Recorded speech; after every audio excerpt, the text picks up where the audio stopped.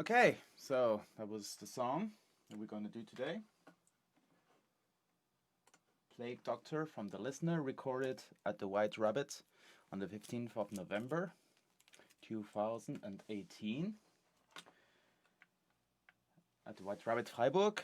Back then, me and some other guys from Amplifier Magazine and Pavement Graphics, we started recording some bands that Lucky Booking booked for playing in the White Rabbit. And two of them are already released. The first one was Iron Cheek.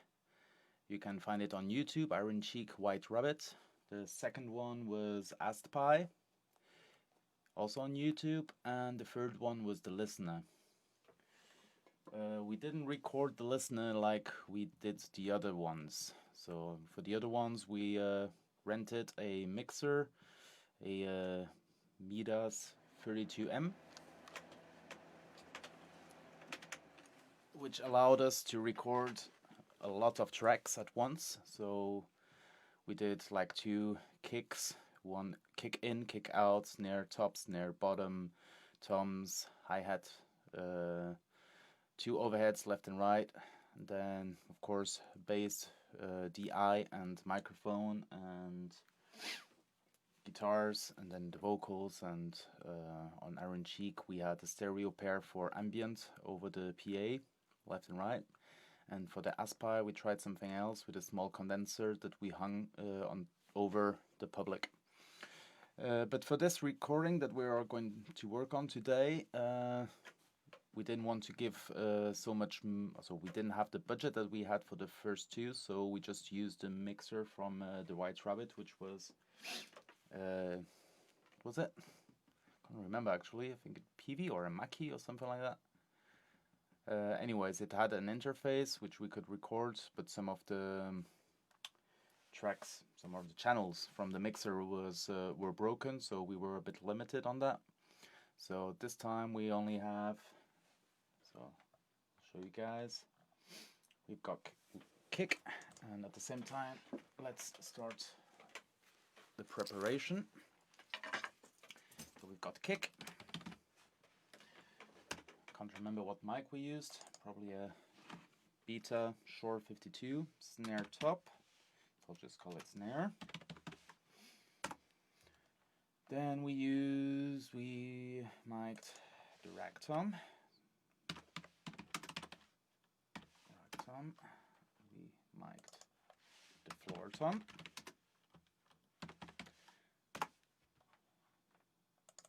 And we have a overhead center. This time we just used one mic as an overhead. So we've got a mono image of the old drums. Thinking of maybe doing a trick to try to do more like have like the cymbals spreaded left and right. Doesn't mean that it becomes stereo. It's called a big mono. We'll do that later. Then we picked up the bass through ADI. The output from the amp probably. Guitar. We got two guitars. I'll just call one left and guitar right.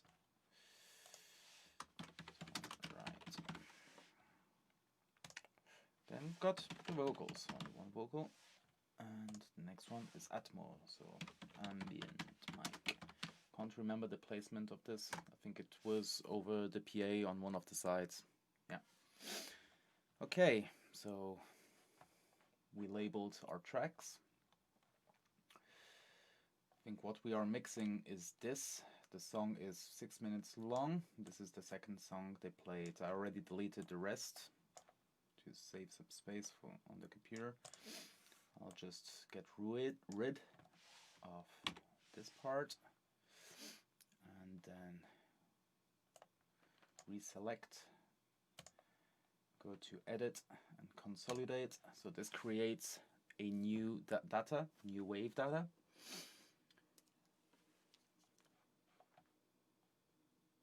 Which will appear in the library on the right side as soon as it's finished.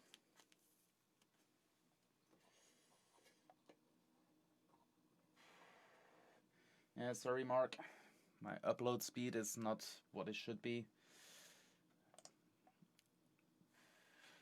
It will take 2 weeks until my upload speed is better.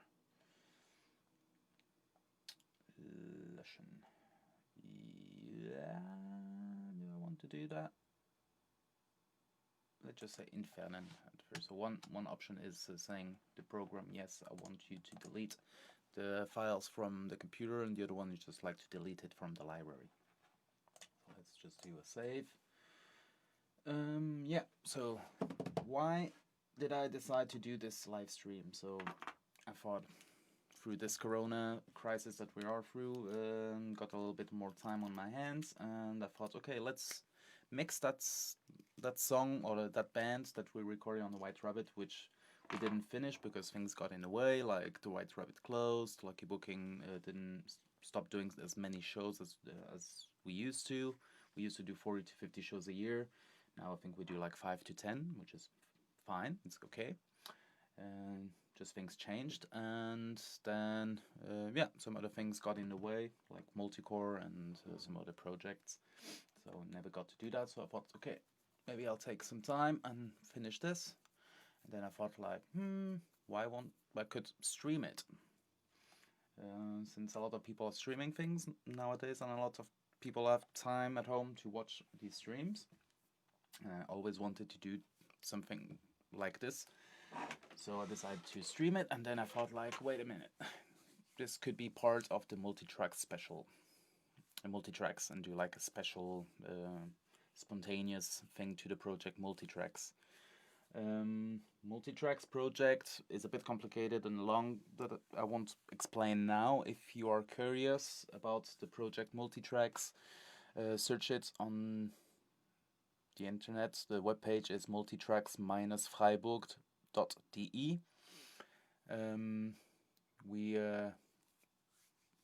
Yeah, just go to the webpage and you can read about it. So today is a test to see if this works and if people are interested. If so, then I will probably do this again next week. I already had some tracks I think you guys would be excited about, but I won't say now what they are. Maybe in the beginning of the weekend or beginning of next week I will publish that. So part 1, preparation. We labeled our tracks. So now I'm going to switch the screen so you guys can see the second screen. So there you go. So usually if I've got 2 kick mics, I do a bus after the kick mics and do a sum from the 2 microphones into one bus, and the same with the snare. We've got a snare top, snare bottom, but we don't have those today. This is a very simple drum setup that anyone could do nowadays. Interfaces are so cheap, 8-track interfaces, and yeah, just lend some microphones from some friends or ask Multicore. We've got some equipment we can lend if you are in the association. So I'm going to create. I created a track. I don't want to create a track. I want to create a bus, stereo auxiliary bus. I'm going to place it after the toms, and I'm going to call it tom bus. So now I'm going to send the output of rack tom into a bus that's already prepared. As you can see, I already have all my buses labeled. This allows me to be quicker and don't spend so much time with technical stuff.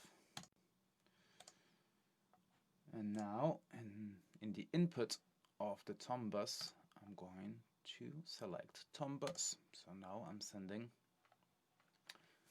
the toms into this tom bus. Oop. So let's see if this worked.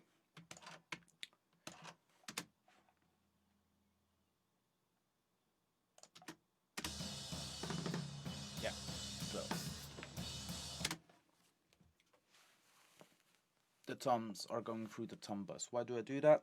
Because if my toms are I want to change the loudness of the toms, I just change the loudness on the bus. I don't have to go to the individual tracks. In the individual tracks, I just do the balance that I want between the toms.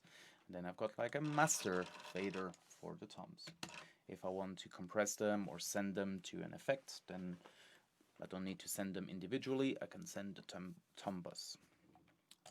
So we're going to do something similar now. So that there's the overheads. Usually the overheads, when I've got two of them, I do the same thing. So I send them into a stereo bus and call it overheads, but we only have one. So for now, I'm just going to do a bus for the drums. So it's like a drum group, drum bus. There you go. So now I'm going to send my individual drum tracks into the drum bus. So let's go to the kick, send it to drums bus, which is already prepared. The same with the snare. The same with my tom bus. The output from my tom bus is now going to the drum bus. And the same with the overheads. And now all my drums are going to the drum bus. Let's see if this is true. Oh yeah, I forgot to tell the drum bus he should grab the sound from the drum bus. Okay, the toms are going through. Yeah, all my drums are going to the drum bus. If I've got two signals from the bass mic and DI, then I do also a bus for it, but we don't have one. But we have two guitars, so let's do a stereo drum bus, stereo guitar bus for the guitars. Guitar bus. Let's send the guitars into a bus that I prepared, guitar bus. Here we go. Always the same thing.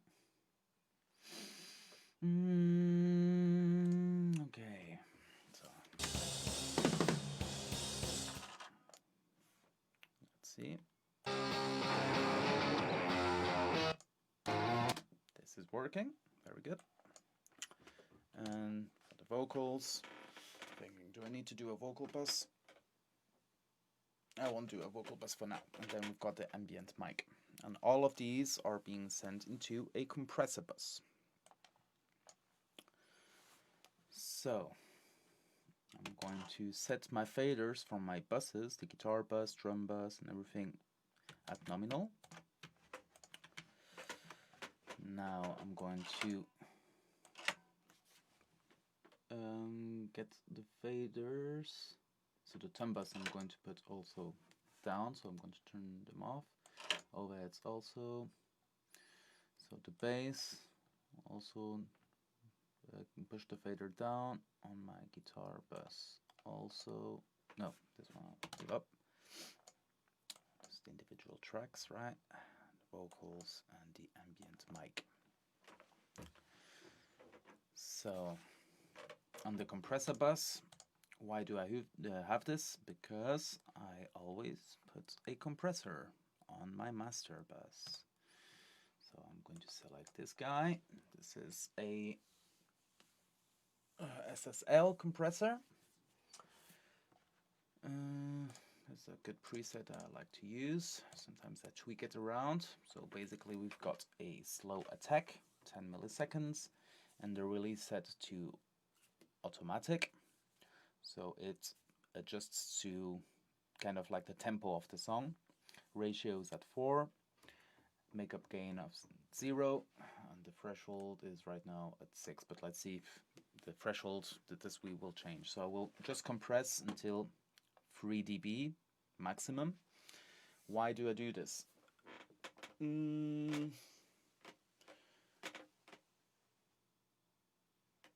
Well,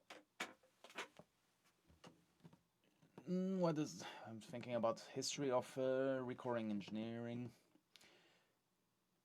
I read somewhere that people started doing this, a long time ago, I think something like in the 70s or in the 80s, that they were putting a compressor bus for, what was it for?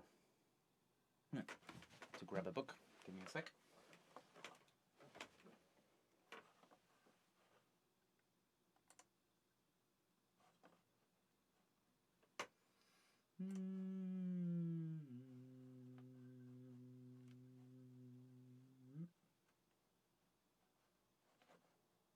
Nah. Fuck it. So, oh, I'm a bit tired right now. Let me think. So, a long time ago, people started putting a compressor on the master, on the mixer, because of the masterings that they need to do for vinyl. And as CDs came into the market, people continued doing that, although they didn't need to, but they recognized that it does something to the sound. It helps glue the tracks together and keep like a coherence. So what you need to know when you do this, it will also tell you if your mix is out of balance. So if your kick is too loud, for example, it will jump out and push everything else back.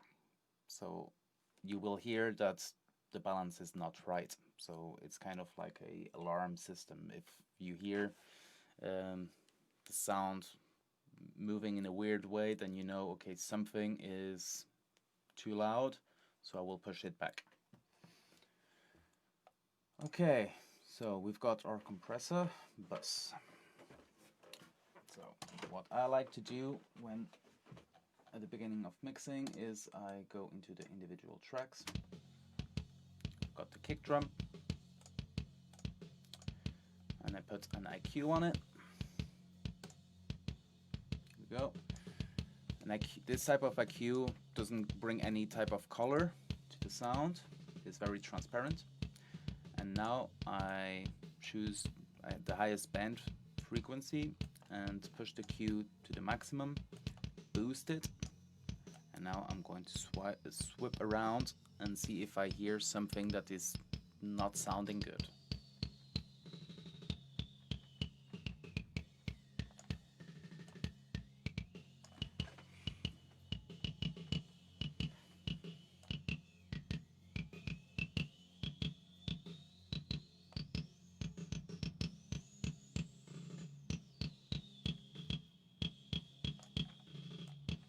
For example, that frequency, I don't like that frequency. It doesn't help the kick, so I'm going to reduce this a little bit, like 3 dB. I'm going to do the same with the next frequency.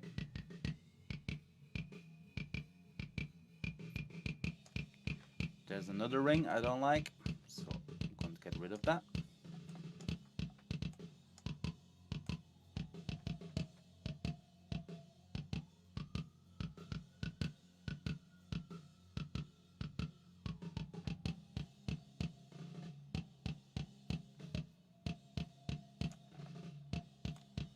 Don't like that either.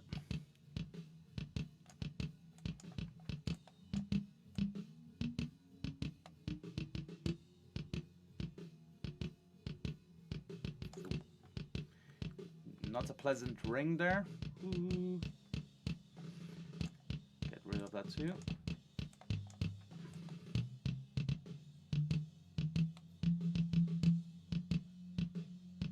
Ooh, that's nasty. Okay.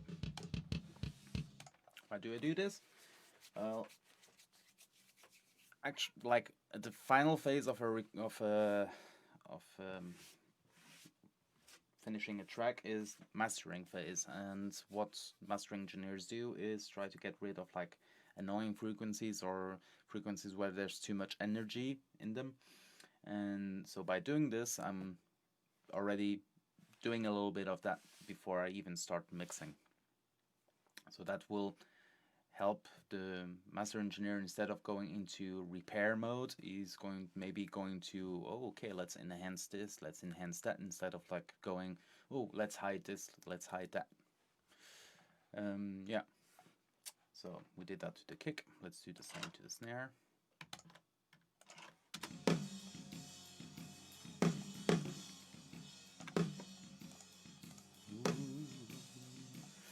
I can already hear a frequency I'm going to get rid of. It's going to be around here.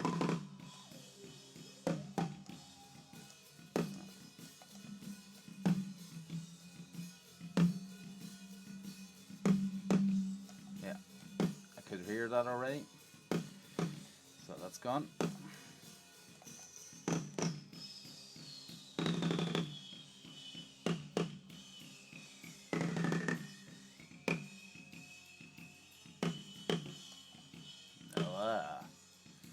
Ouch.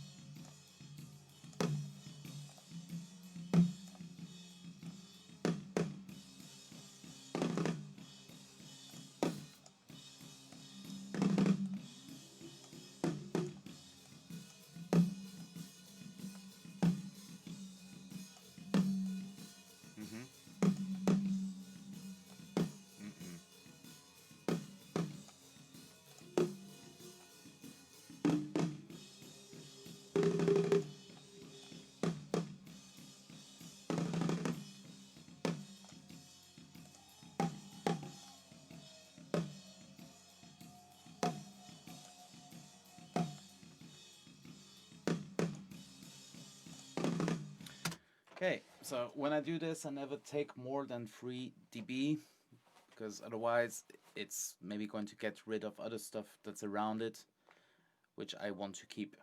Another reason why I do this is that if I want to boost a certain frequency, like at 5K on the snare in this region, if I want to boost that attack, and there's this frequency here that is like ugly, then I'm going to boost that too.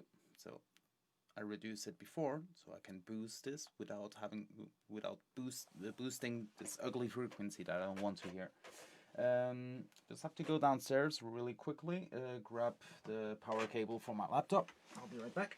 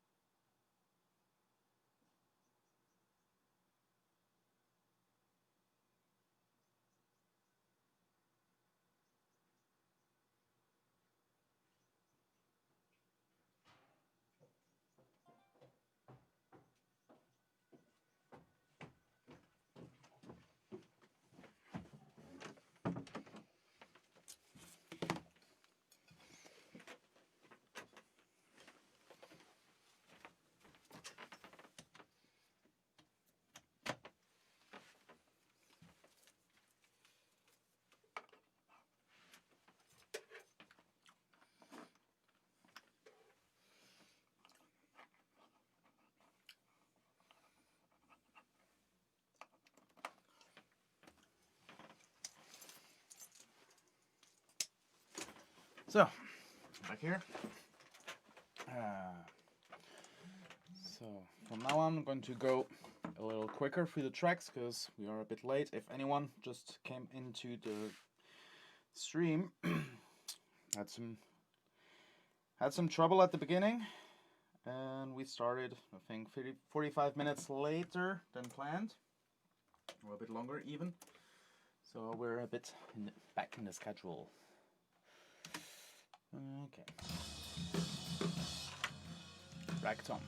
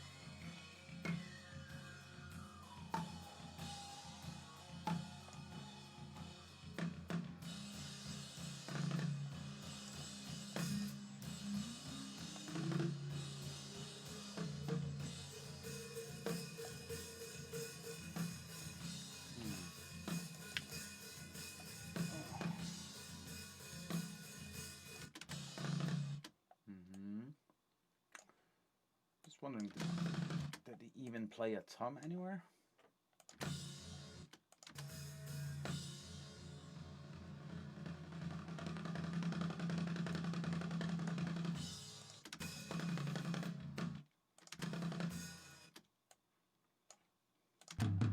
Ah, there are some toms, finally.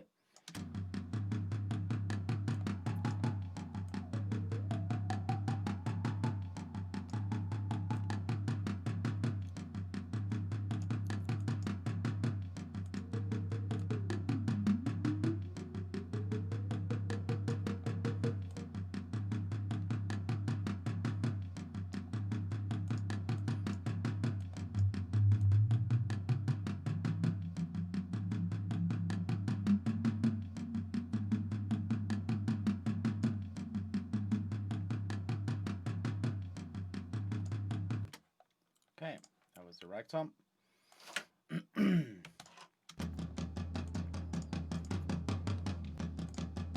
Now to the floor tom.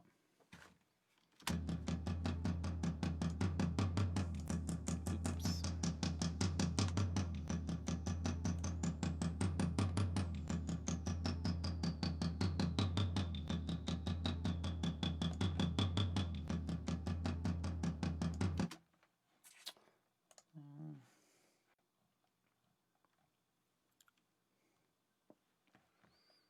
Hi Bea, willkommen.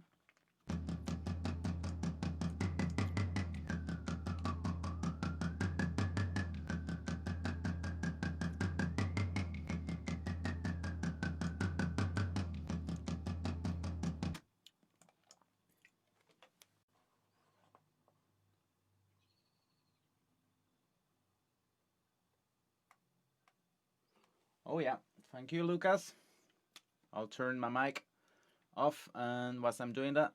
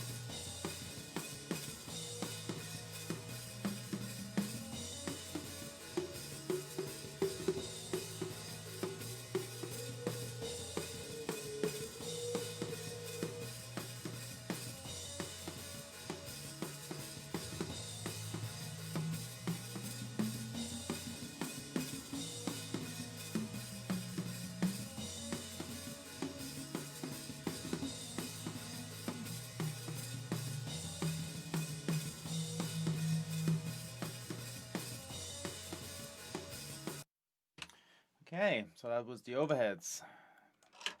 So, yeah. Let's go to the bass. Probably the bass, since it's a DI output, there won't be any much stuff to do.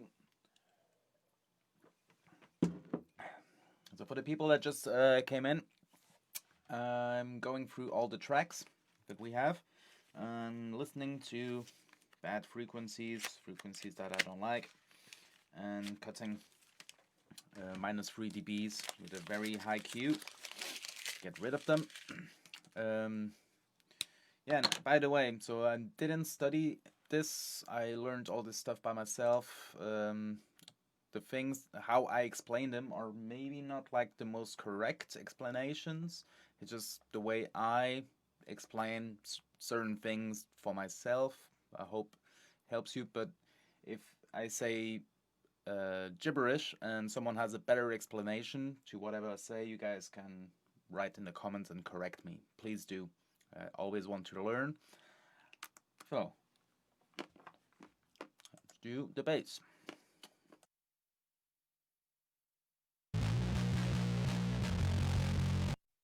Yeah, I love bass with distortion.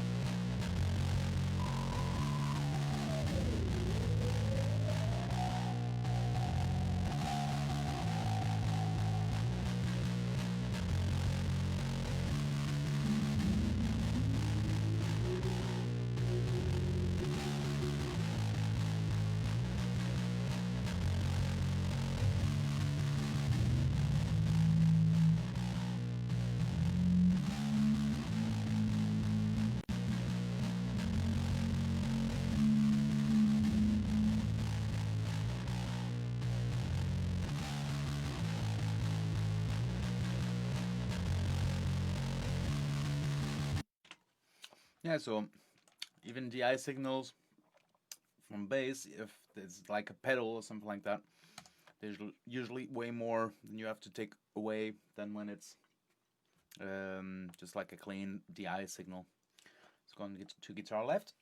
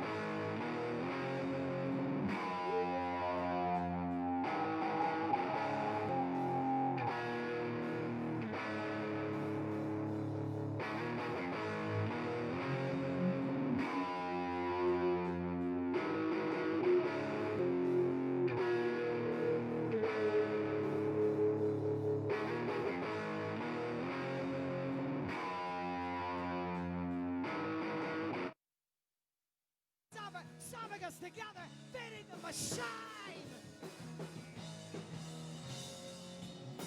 That's some kind of life you got. Kind of life you got. Kind of life you got. Kind of life you got. Kind of life. That's some kind of life you got. That's some kind of life you got. That's some kind of life you got. That's some kind of life you got. That's some kind of life you got. That's some kind of life you got. That's some kind of life you got. That's some kind of life you got. That's some kind of life you got. That's some kind of life you got. That's some kind of life you got. That's some kind of life you got. That's some kind of life you got. That's some kind of life you got. That's some.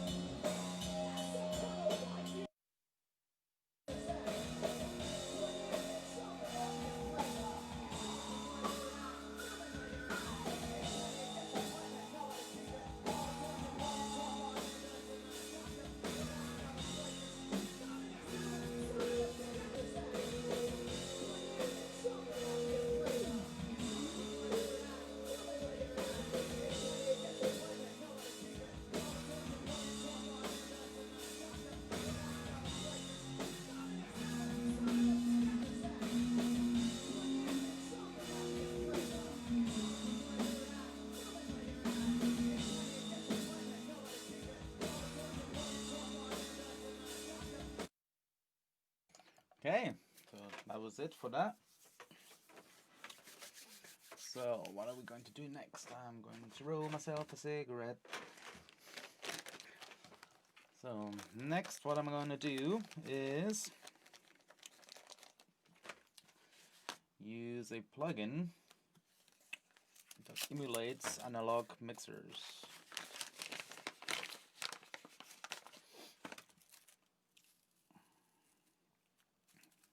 So when I mix, I try to emulate how I would mix if I would be in an analog setup. Also, some of the limitations from it I try to implement in the digital. I find this helps me to make better creative choices. So when you record, well, you go first, you go into a preamp. From a preamp, you go onto a tape. So that's what we're going to do now. There are a lot of plugins that are for free that are also very good. Don't have any right here. Show you guys. But I'm going to do a tutorial, I think, next week where I'm going to use free plugins. So this guy, so we can emulate free type of mixers. I'm going to emulate a Neve. I'm going to place this on all the channels.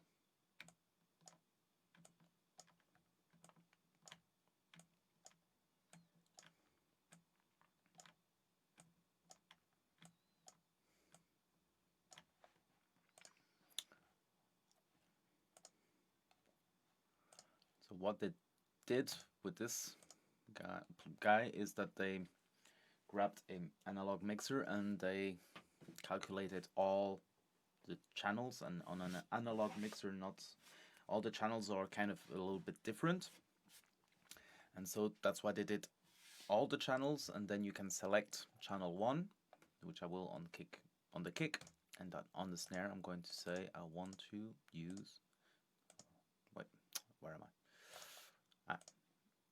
Niveau channel 2.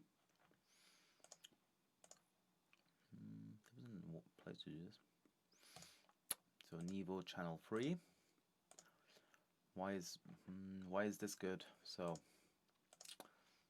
when every channel from your mixer sounds a little bit different, then you already have kind of like a separation happening, a bit more clarity between the sounds.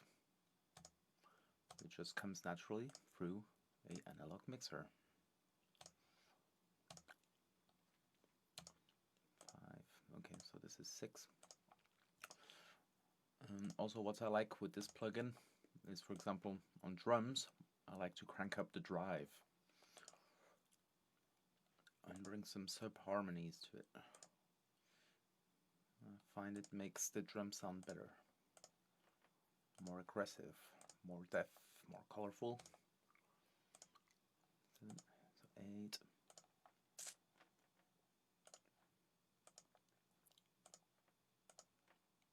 9. 10. Here we go. So now on my compressor bus, where all the tracks are going to, I've got the compressor as I shown before, and before the compressor I'm going to place the other plugin from this type of plugins, which is the summing box, analog summing box. And there are different groups. So all my drums are going to group 1, my bass is going to group 2, guitars group 3, vocals group 4, and the ambient on group 5. So now I've got here a analog summing box, which helps to glue back the things that you try to separate before, like to glue them back together. So now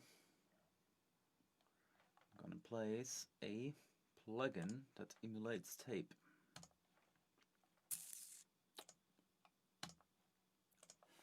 On all the tracks.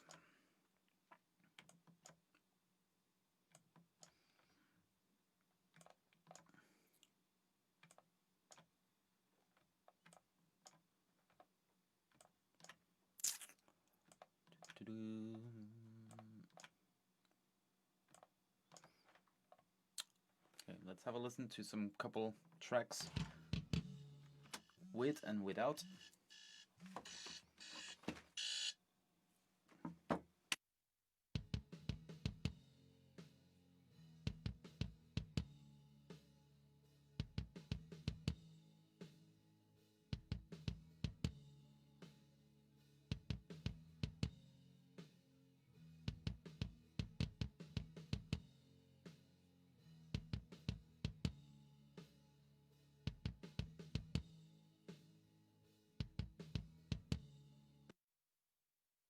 Doesn't do much, it's subtle, but that's what mixing is all about, doing a little bit here, a little bit there, and at the end it does a lot. So if you do a lot at once, at the end it's too much. Words of wisdom. I hope this makes some sense to you, for you guys. I'm talking here. Okay. So let's see what happens when I turn up the drive on the bass drum.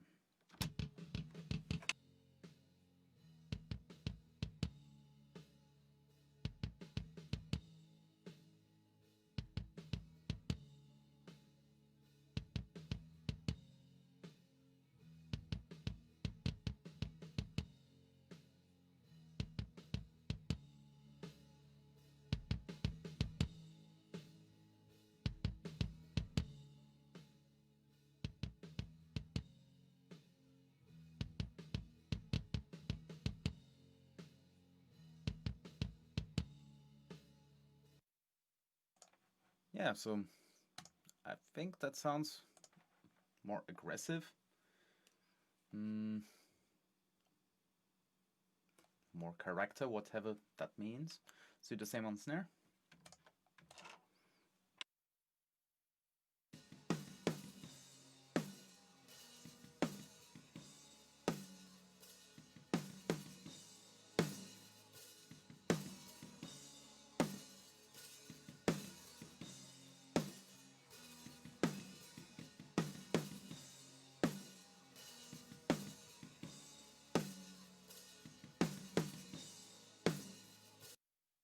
What I need to do on my snare is to trim the output from the first plugin down. I recorded too hot, and then I won't have any headroom later.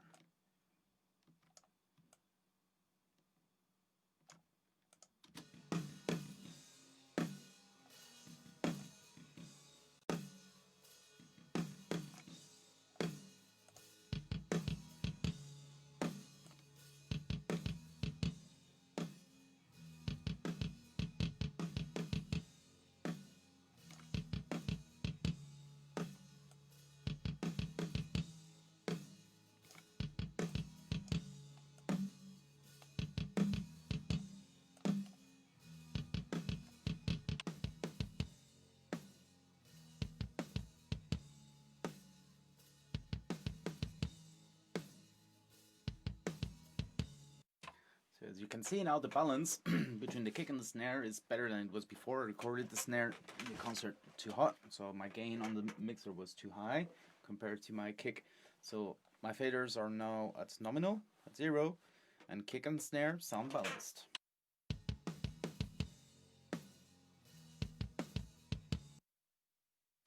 And that's what we want. That's why there's a 0 on your on the mixer, and that tells you where the fader should be. And of course you can tweak a little bit up or high, but you don't want to have to do this.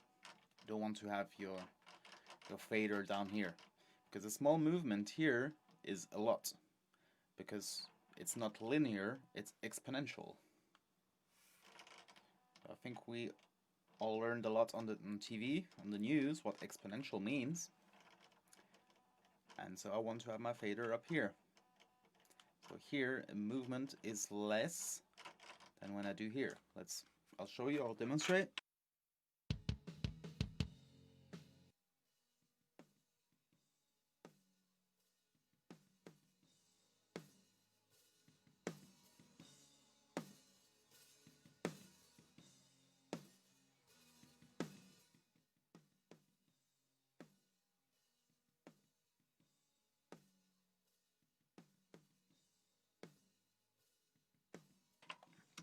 I hope you guys could hear that at home.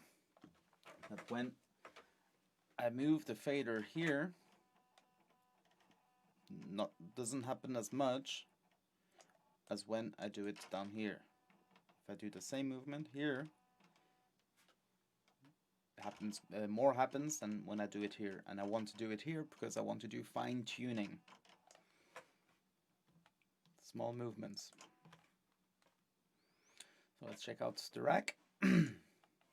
Rack tom, I mean.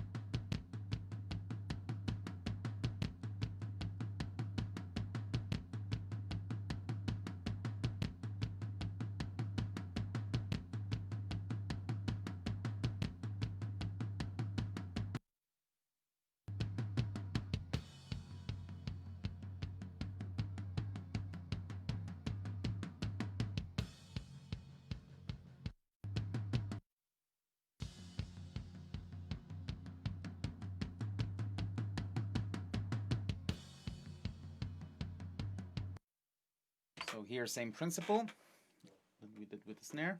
Let's go to the floor tom.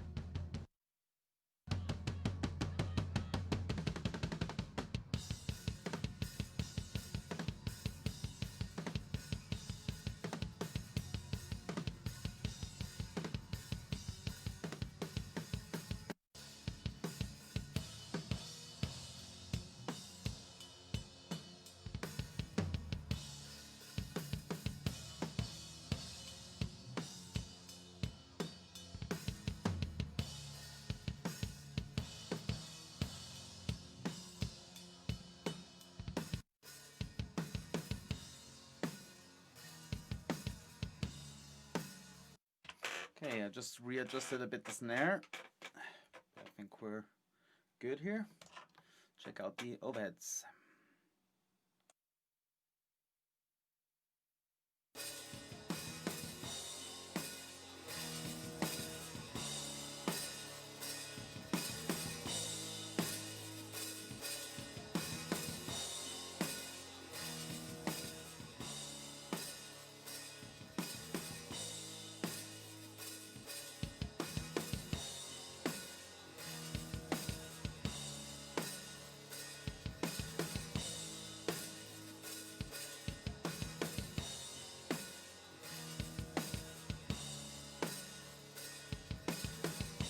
Okay, I'm happy right now with what we have.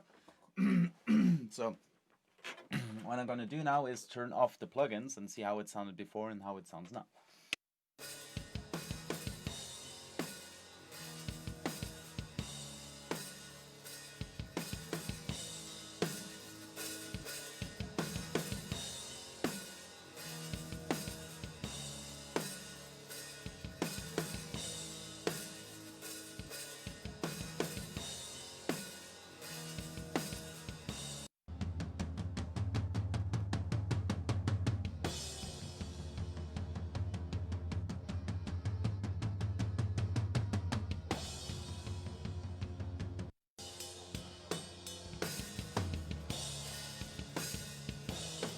Okay, that's I think a good spot where we can listen the cymbals, kick and snare, and then comes the drum part.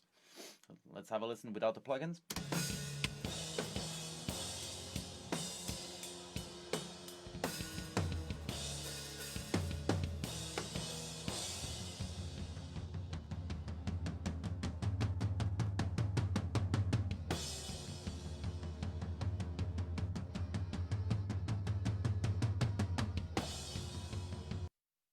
Okay, now with the plugins, turn them all back on.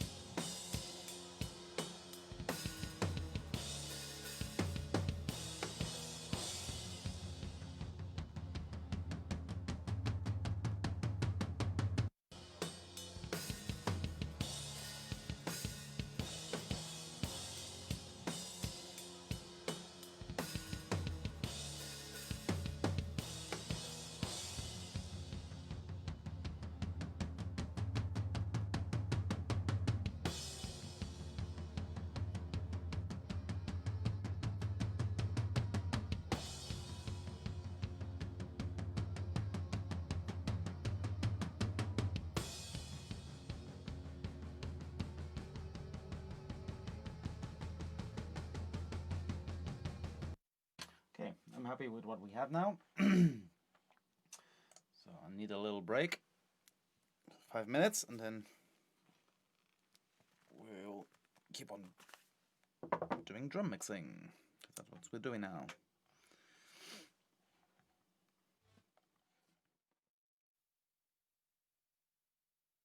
Okay, so we're back. Just made a 5-minute break. Had to listen to the studio recording. So we're gonna do another 40 minutes of session, and then at 8:30 we're going to do a half an hour break. Gonna eat something.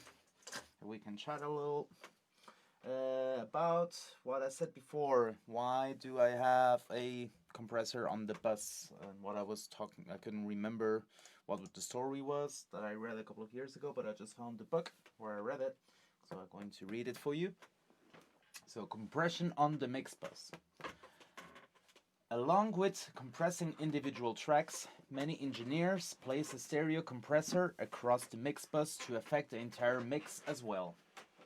Originally, this came about when artists began asking why their mixes sounded different in the studio from what they heard on the radio or when their record came from the pressing plant. Indeed, so back then it was vinyl, not CDs, not what they are talking about. Indeed, both the radio and record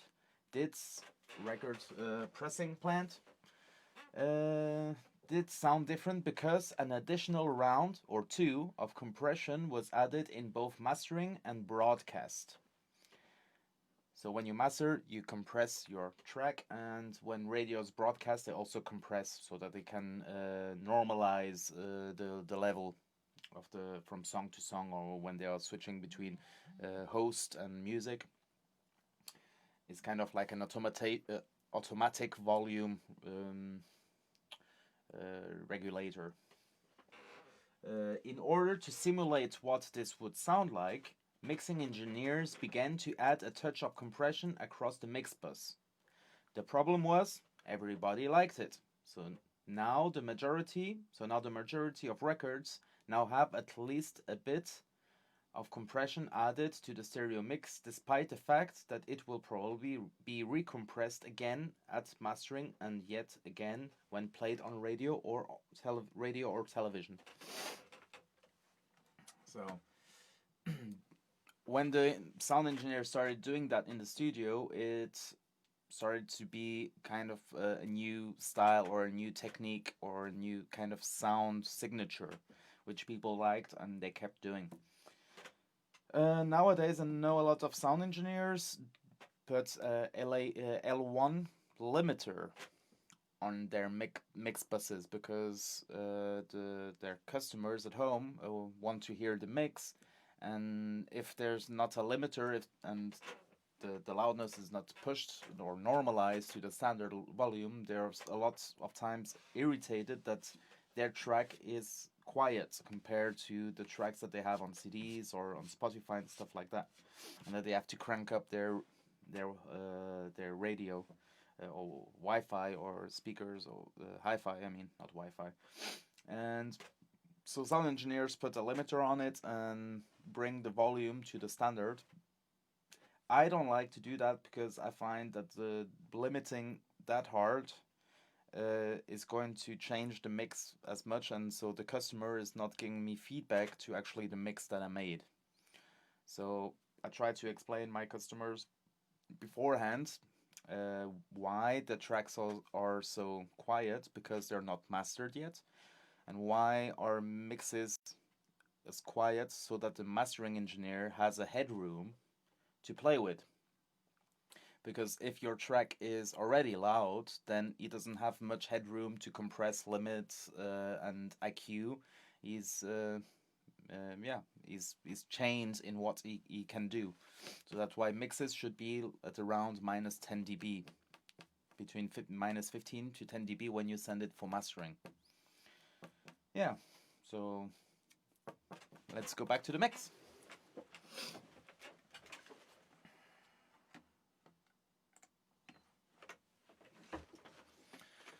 So what are we going to do now? Now I'm going to try. And so what we did was we worked on the gain staging. So we've got our faders at 0 on the drums, and this sound quite balanced. I'm just going to tweak a little bit to taste. And yeah, let's do that.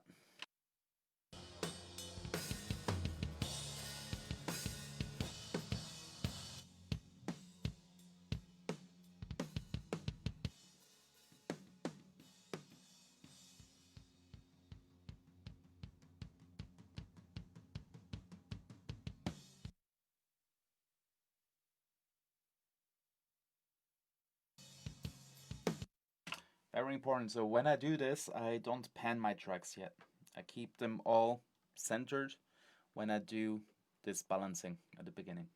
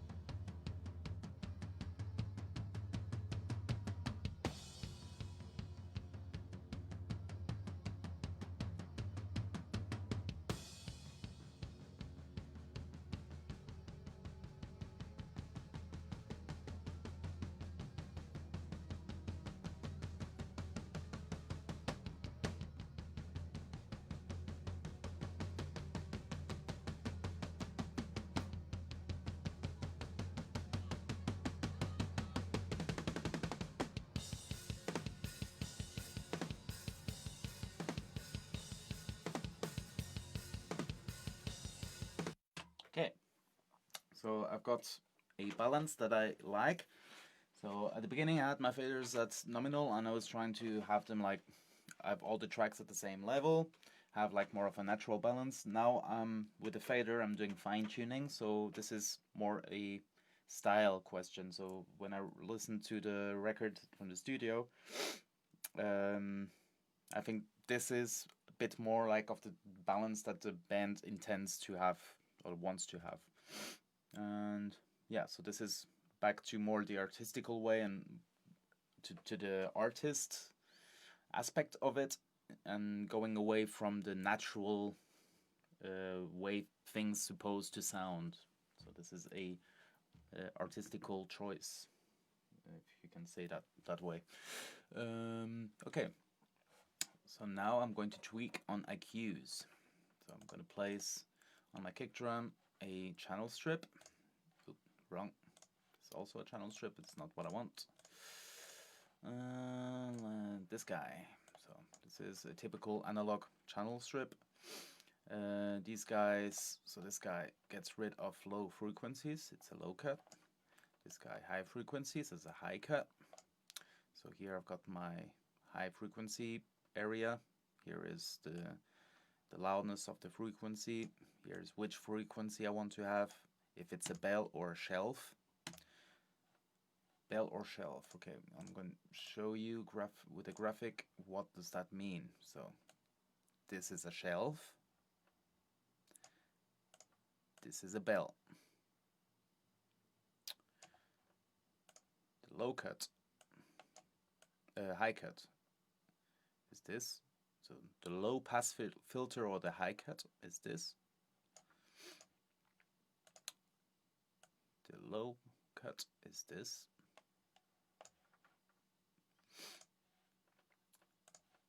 And here are the high mids, the low mids, so the same thing, decibel. So the boost or cut. Here which frequency I want, and here is the Q.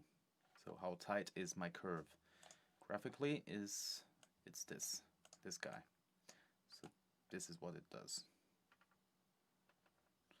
So usually on boosts you want to have more of a broad Q.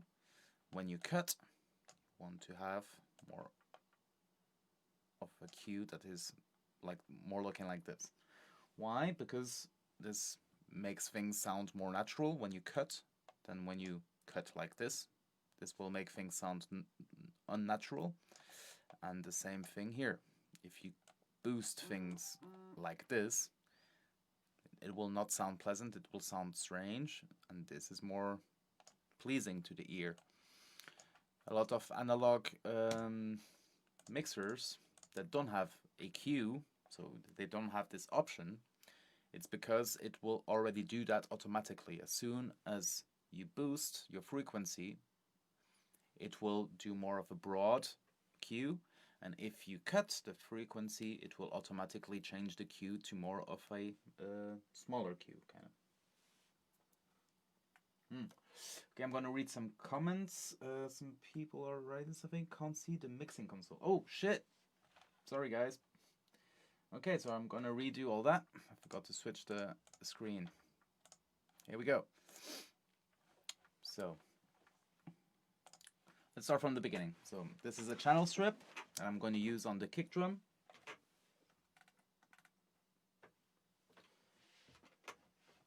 Yeah, so this is an analog channel strip like in an analog mixer. This is the low cut.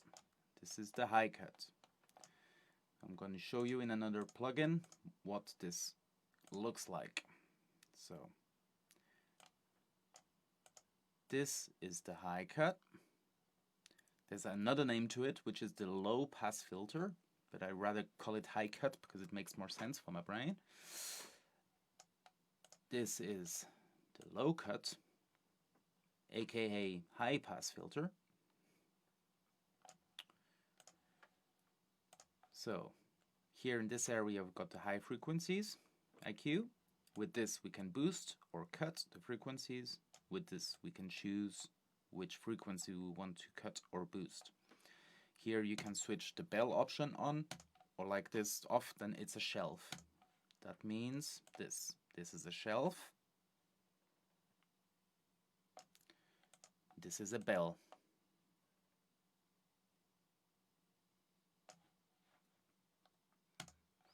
So here we've got the high mids and the low mids. They have the same as the high frequencies, so boost and cut. Here are the frequency, and here's another button, knob, the Q. That's what I was talking about. The Q is this guy. It does this. A broader Q, what's the name for it? A narrow Q. So when you want to boost, you should do more of a broad Q, and when you cut, the Q should look more like this. Like I said before, when you cut like this, things still sound natural. If you cut like this, things start sounding not as natural and bad. The same thing with the other way around with the boost. When you boost, you want to have more of a broader Q. If you boost, you don't want to have it looking like this because it will not sound good. On an analog mixing console where you don't have the third button, The mixing console will do this automatically. When you boost the frequency, it will widen the Q, and when you cut the frequency, it will narrow the Q. Okay.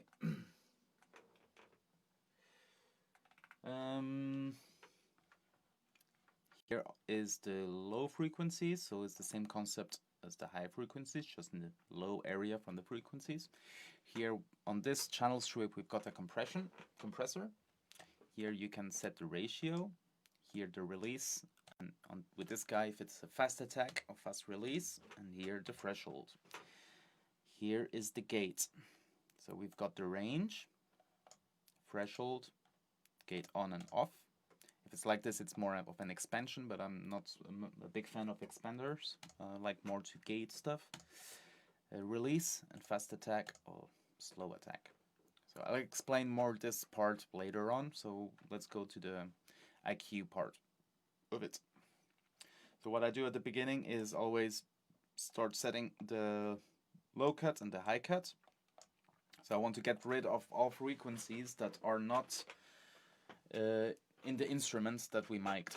For example, a kick drum, it has a lot of low frequencies, but it makes not much sense to have frequencies that's below 30 Hertz, because most of us don't have a subwoofer anyways when we're listening to music, and a microphone will not pick up so much of these frequencies as good. So the only way to get these frequencies really well is when you use a sub-kick. It's a speaker where they use a speaker as a microphone, but that's another subject. High frequencies, so get rid of high frequencies that are not in the instrument. So we are getting rid of sound that we don't need in the channel to save space and energy for what is important. So let's do by doing that to all the tracks, the drum tracks, and then we'll go to really IQing stuff.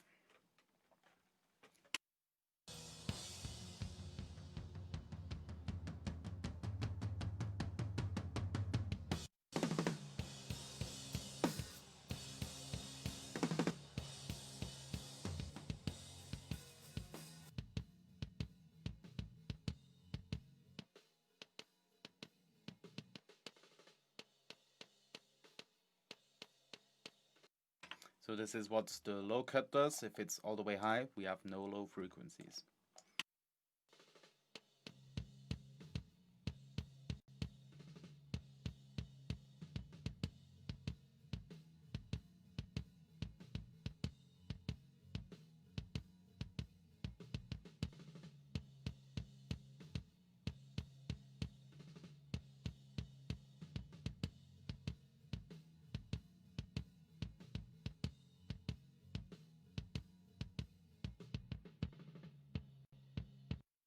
Same thing with the high cut, so we have no highs if it's all the way up.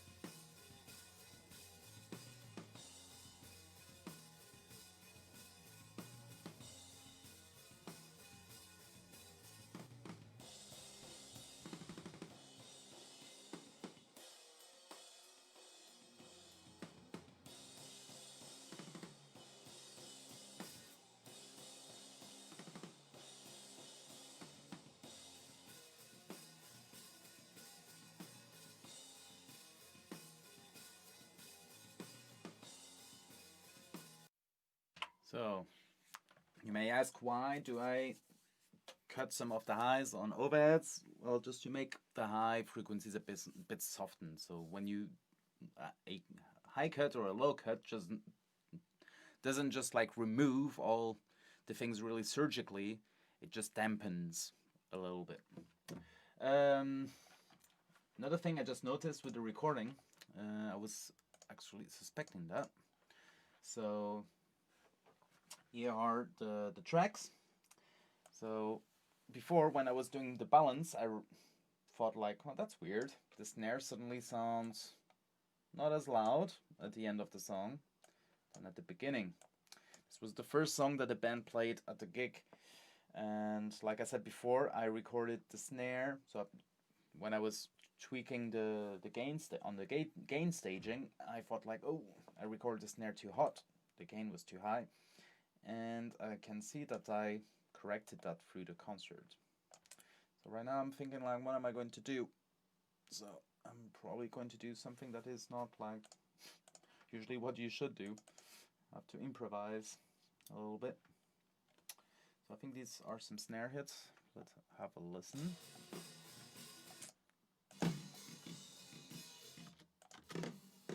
Yeah. Okay, those are snare hits. And compared to these, yeah, not looking good.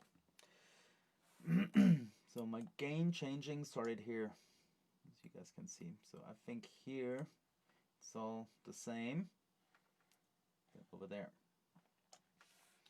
So what am I going to do? I'm going to improvise. I'm going to cut. I think it doesn't work. So I'm going to cut there. Yeah.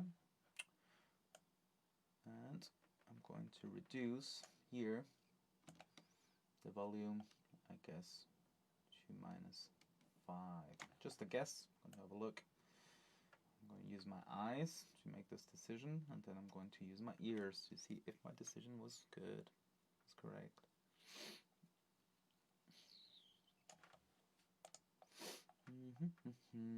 No. Okay, it's going to need -10, probably.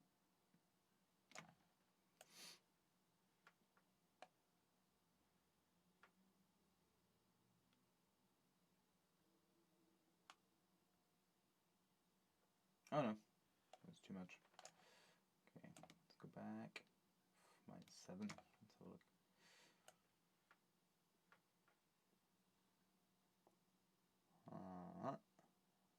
Okay, I'm comparing these guys to these guys. Let's have a listen.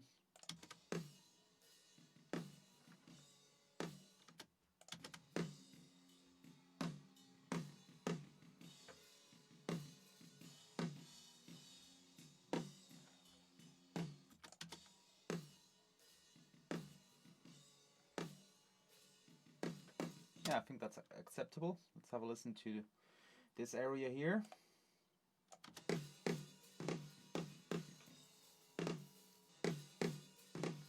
Okay.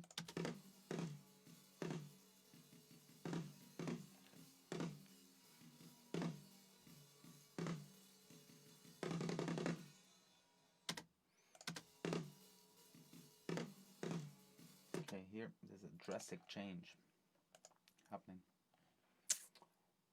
So, I'm going to cut there.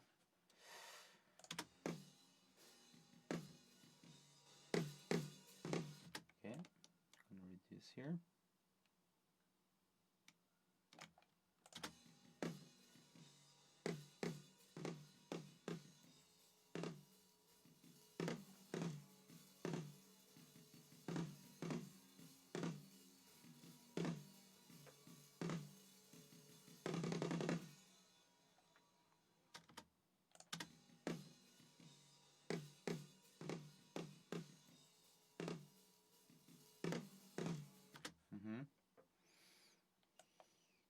So, I think I picked the wrong spot for that.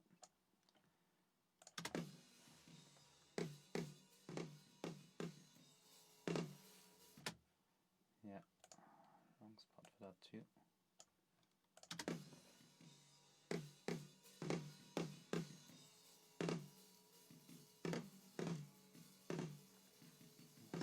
tricky. Guess another cut here. So we went first part is minus. It's now down to -7. Here's -5. I'm gonna do this to -3. Let's have a look.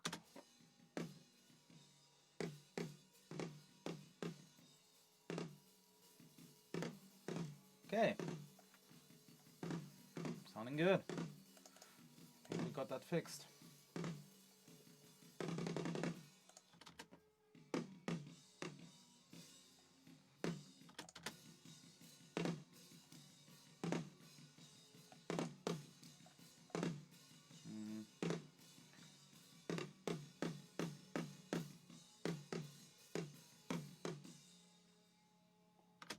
I think I readjusted there. Yep. Okay. So.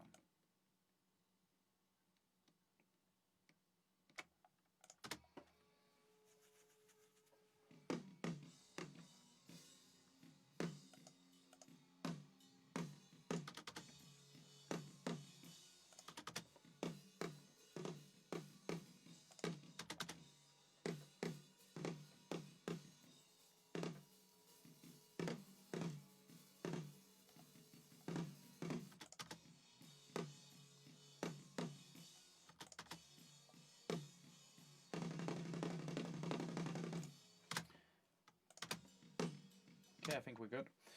I'm just going to check how the balance is now with the rest. Probably have to change something in the gain staging.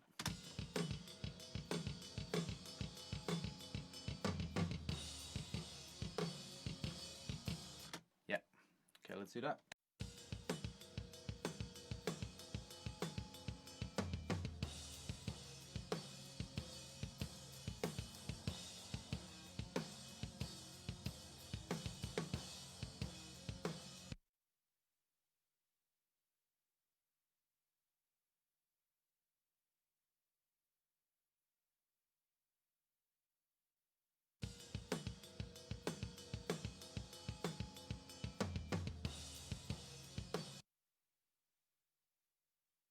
Okay. I'm going to look for a place where he's playing a bit longer the same thing. He's changing a lot what he's doing there. Something a bit more straight. Something like that.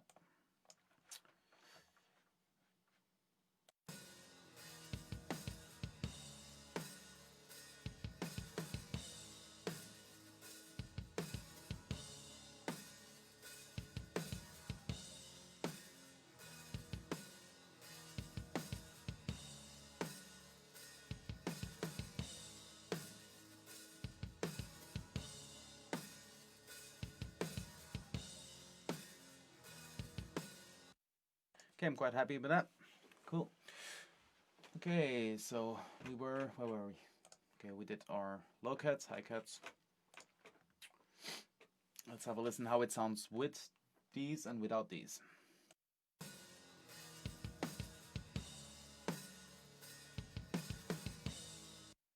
Okay, to explain, when these guys turn blue, it's without, and when these guys turn gray, it's with.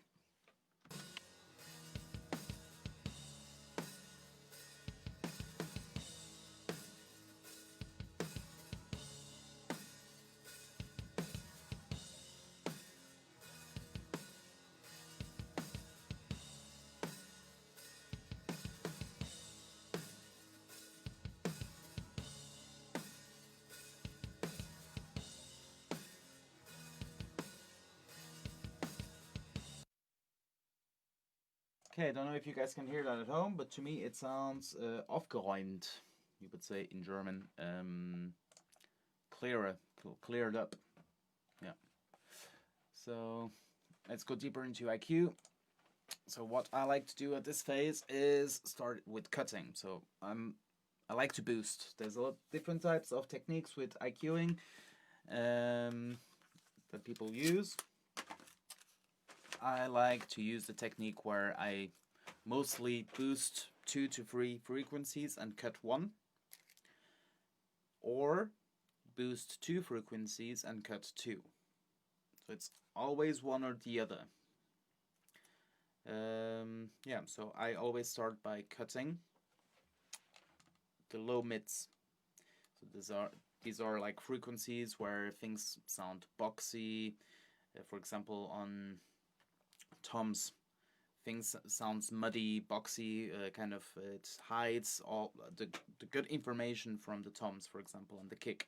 Same thing. On a snare, this frequency is a bit higher, and what happens? It sounds nosy. It sounds a bit more like this, the snare. No?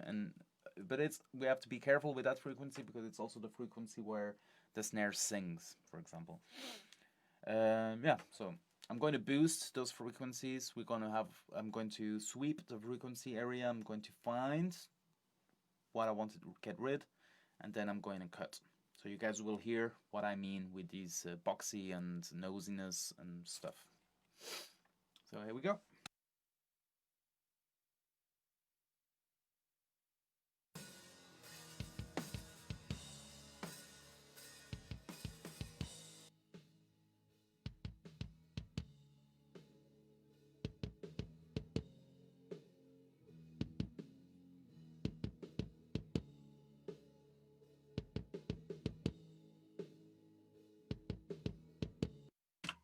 So this, for me, sounds this frequency as if I would have like a cardboard box and I would be hitting with my finger on it. This is how I describe this sound. So this I don't want. Now I'm going to cut this.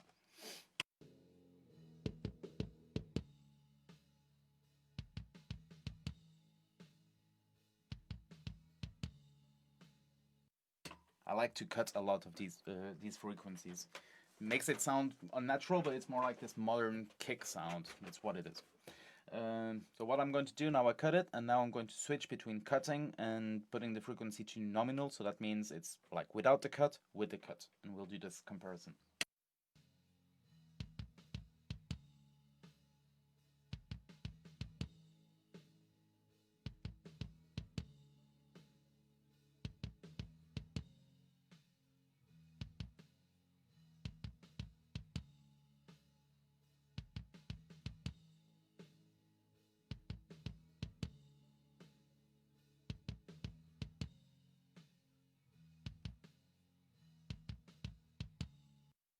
Okay, for me that sounds cool. Sounds exciting. So let's do that for the snare.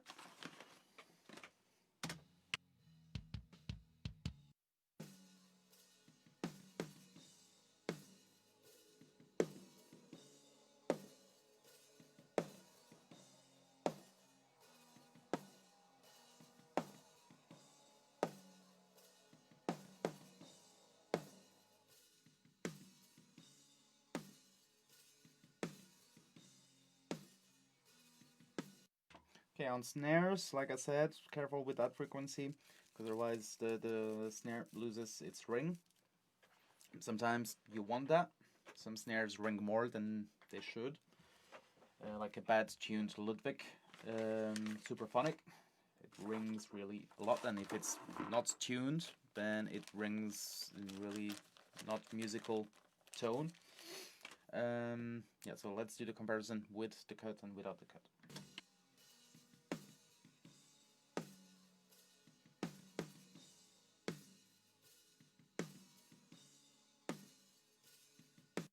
So pay attention to a certain ring, to this frequency.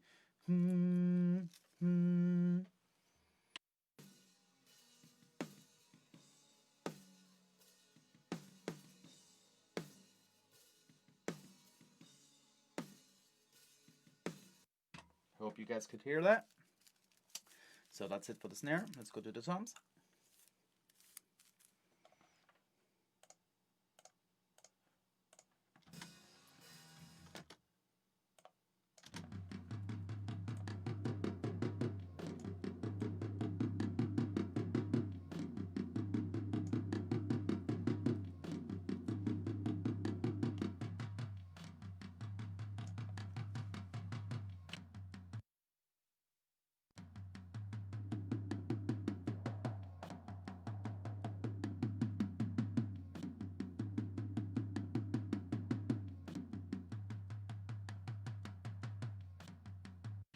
So for me, a tom with a lot of these frequencies sounds like a metal can being hit.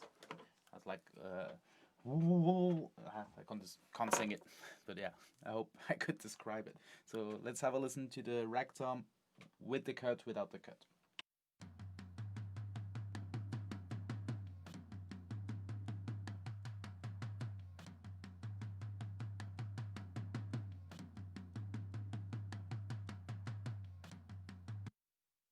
Okay, that was the rag tom. Let's go to the floor tom.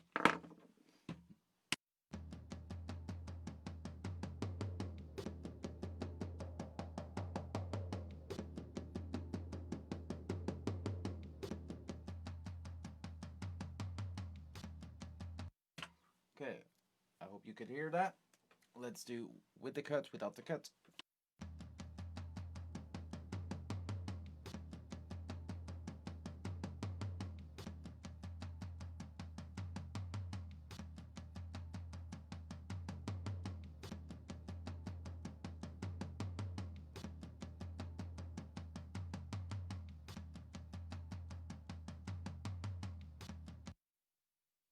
Okay, I hope you could hear that.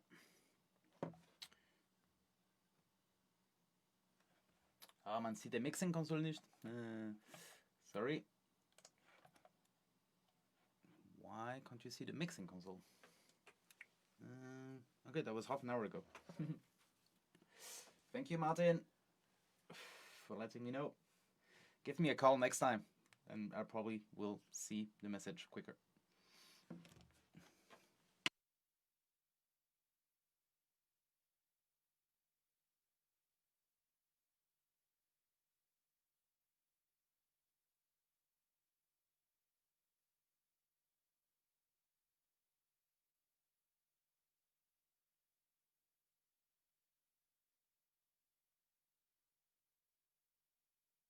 Okay, let's do the overheads.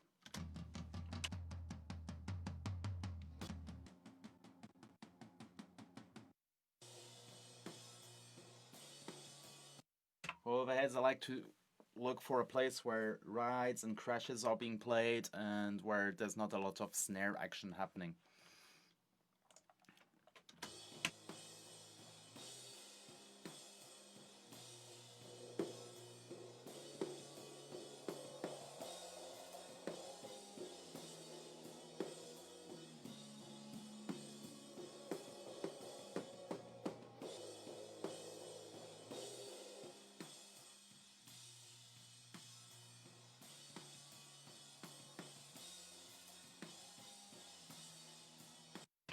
Okay, to me, these frequencies sound as if someone would be doing this in the mic. I don't know if you guys could hear that too back home. Let's have a listen.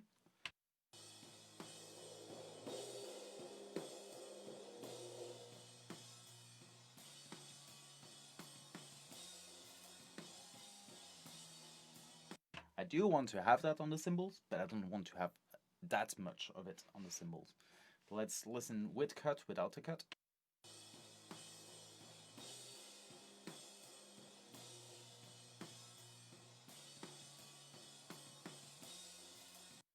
Yes, now I can hear the brilliance of the cymbals and also the body of the cymbals, and not have this constant over everything.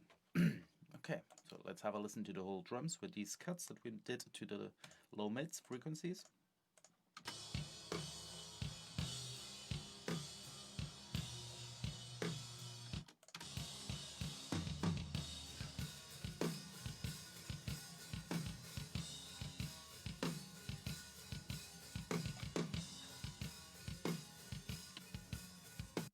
Sorry, I forgot to turn off the mic, so let's listen again.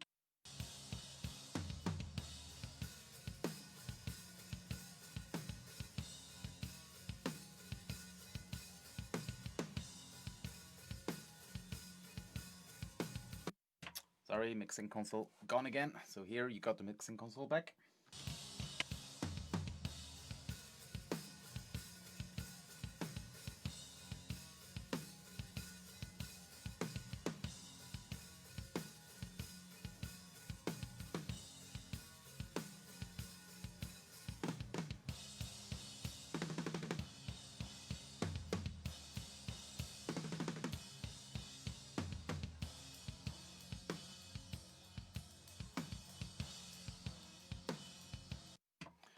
Okay, so I did a balance decision right now. I turned the cymbals a little bit down. Somehow cutting these frequencies made that I could hear the cymbals more than I could before, so I turned them down. So what are we going to do now? Next, let's... I wanted to do a break now, but I think I'm going to do another 15 minutes, and then let's do a break. I want to get into boosting frequencies. I love boosting. So let's start with the kick.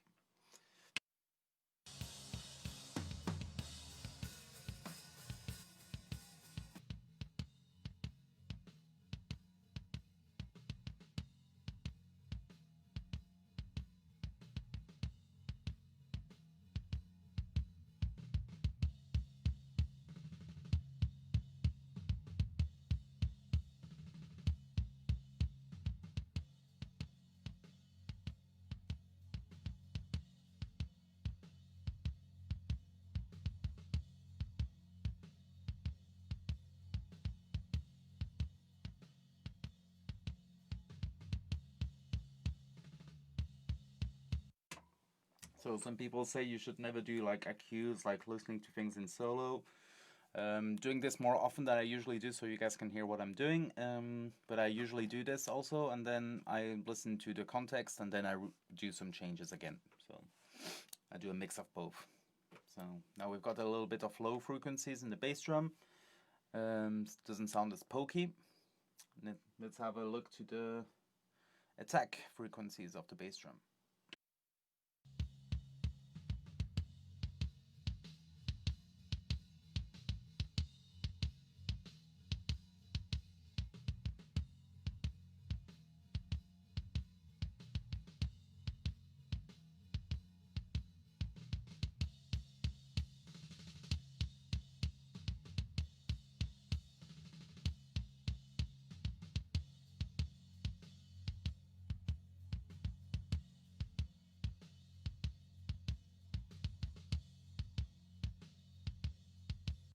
Okay, I find that's cool. Let's see how it sounds in the context of drums.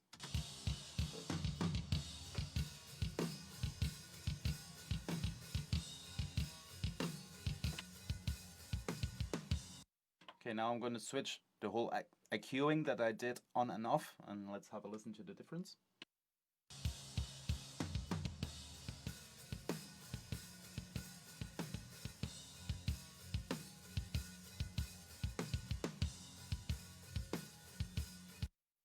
Day and night, right? Day and night. And let's do that to the snare.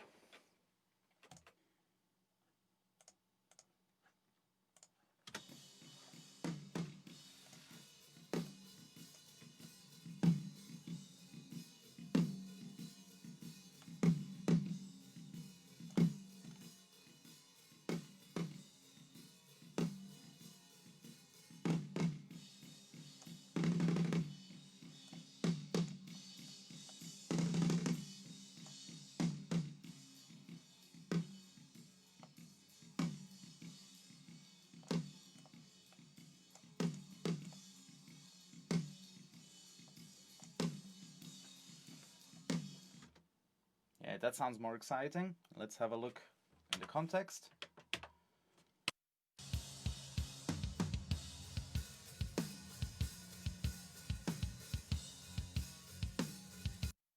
Okay, enjoying that. I'm going to switch the snare EQ on and off and have a listen.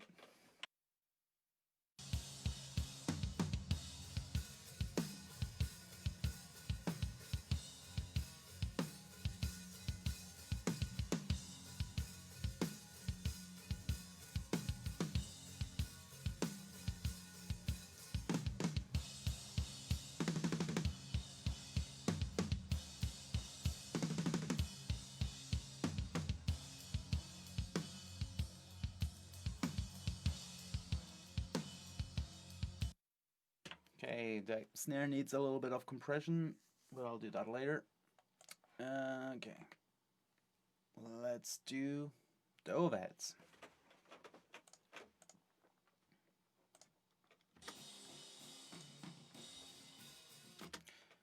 So the overheads is usually one of the things I like to cut twice and boost twice, and not like with the snares and toms where I just cut one and boost 3.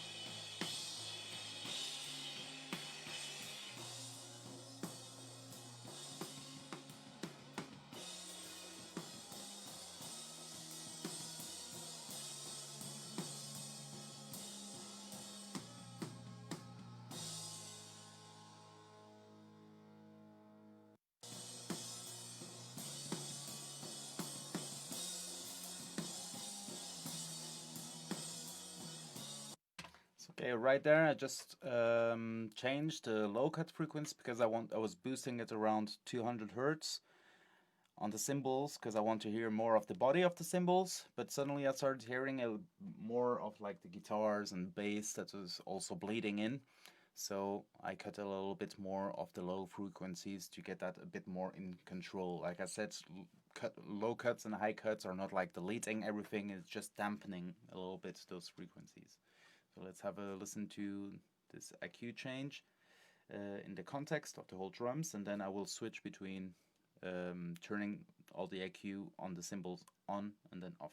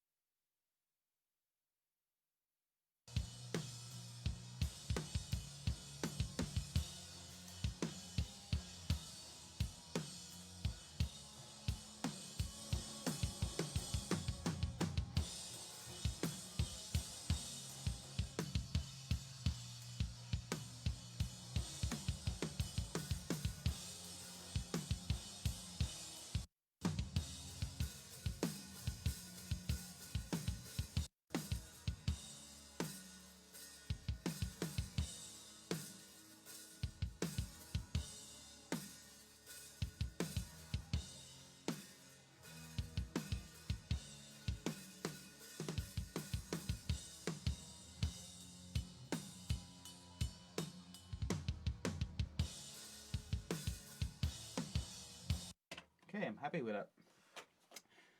Okay, so I need a break. Like I said before, breaks are important. Not work hours at once with the same thing. Get tired. I'm going to turn the studio recording from the band back on in the meanwhile. So I'll be back in 6 minutes because the song is 6 minutes long, and then let's chat a little bit on the comments. Oh, sorry guys, the break went a bit longer than expected. Yeah, let's do 10 minutes chatting a little bit. I just replied to a question that Anna Sand asked about tape emulation. Why? What's the sense behind it? Well, I think it has a lot to do with what your ears are used to. It's more of a question of taste. It's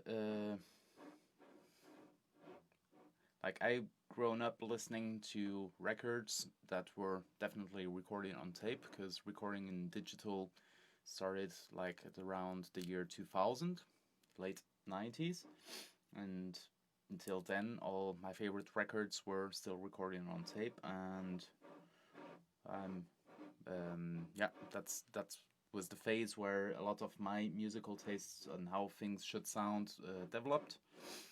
So that's why I like to still use it. I guess someone that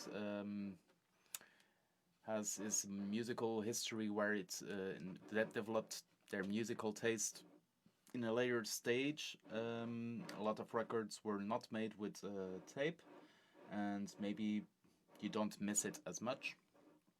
But yeah, tape saturation brings more depth, warmness to the sound, thickens things up, like I answered to your question. And it's kind of like why when I okay, small story. A couple of years ago, when I switched from playing bass to guitar, I had no clue about guitar sound, so I wanted to try out different type of amps and figure out, okay, what would be an amp that I would like, what is my sound. So I went to a shop and I tried every amp, and suddenly I plugged into a Marshall amp, full tube Marshall amp, and it didn't matter what I would do in the knobs, all the settings, to me it sounded pleasing.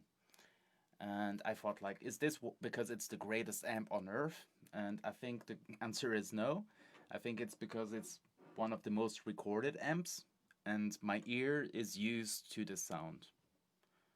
It's like a like I talked before, talked about the Ludwig Supraphonic, Ludwig Supraphonic snare and Black Beauty sound great because it's one of the most recorded snares. It's this sound, rock sound snare that we all know, and that's why it's still nowadays a lot of people use that or replicas from those snares. So yeah. Oh, someone's calling. I'll be right back.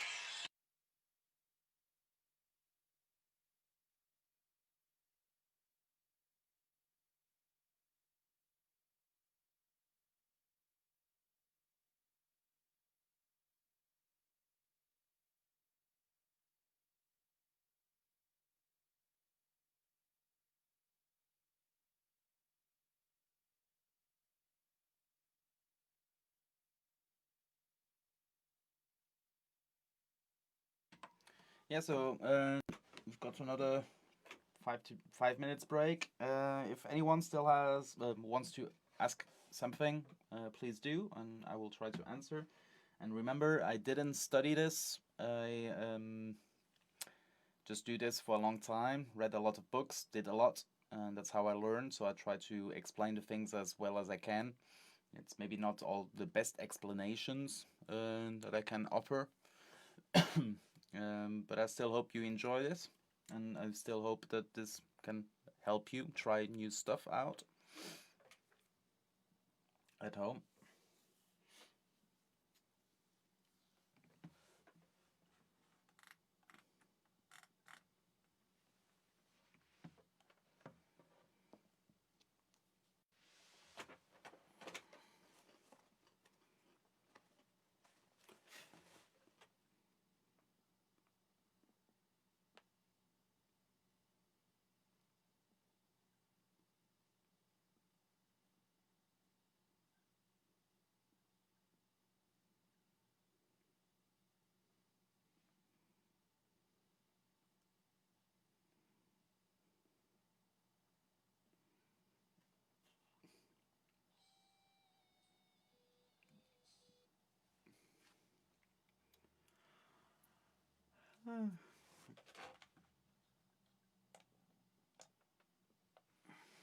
Hi Peter,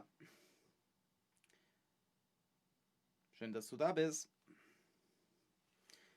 So yeah, so thank you to everyone that is tuning in and having a look and having a listen. My first time doing this. I had some troubles at the beginning setting up this. It was a bit more complicated than I expected. I think now things are working fine. Maybe the sound quality is not the best, and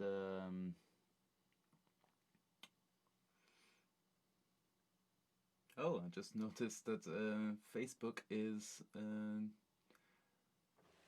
writing the things I speak, I say. Okay. Anyways, what was that? Yeah, it's been a long day. So, I see no questions coming in, so I guess we'll keep on with the mix. Doing the mix. So now I'm going to do some EQing on the toms, and then I'm going to do some compression and gating, maybe some editing, and I'm going to try to use a trick to spread out the cymbals. So we've got one overhead mic. So what we mic'd is kick drum, snare, the two toms, rack and floor, and we have one mono overhead. And why do I want to spread the cymbals? So that I've got more space in the center for kick, snare, vocals and bass, which will be placed in the center. So we won't have a stereo sound, we will have a big mono. The technique is called Fattening. Don't know if it will work or do what I hope it does, because I never tried it on overheads. It's something I usually do on guitars. When I've got only one guitar player, I do this to spread the guitar left and right and have some space in the center for the rest. So we'll see. So let's do some EQing on the toms. So we did some cutting on the low mids, and now I'm going to do some boosting on the lows, on the high mids, and on the high frequencies. Here we go.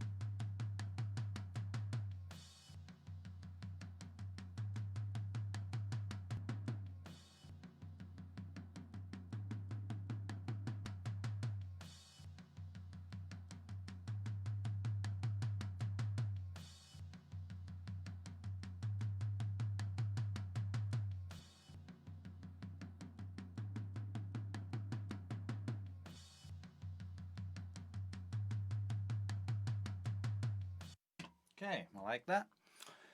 So as you see, what I do is I boost, swipe around, find the frequency I like, pull back my boost to nominal, to 0, and then add slowly.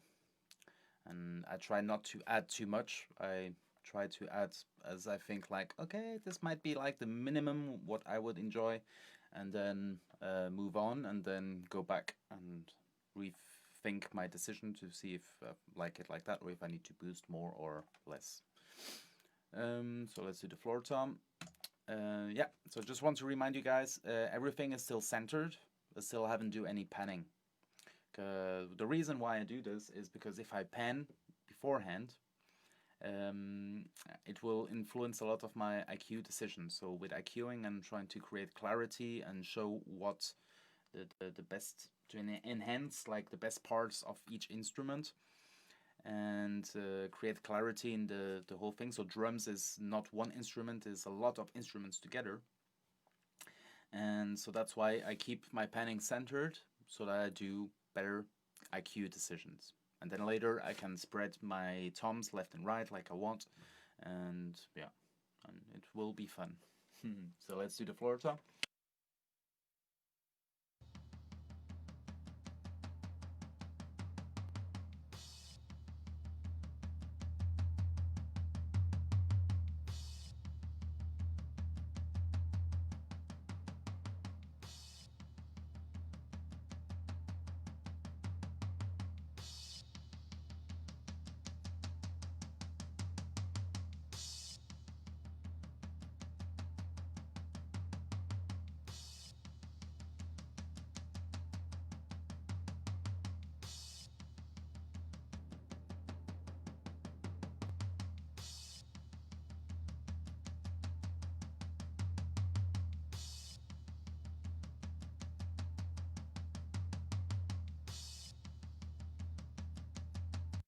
Okay, I like that.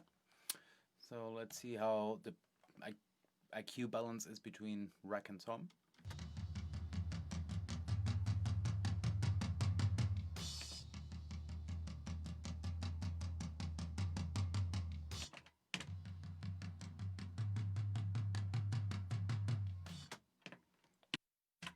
Okay, sorry, I forgot to turn off the mic, so I will redo this without my microphone, so you guys can have a better listen to this.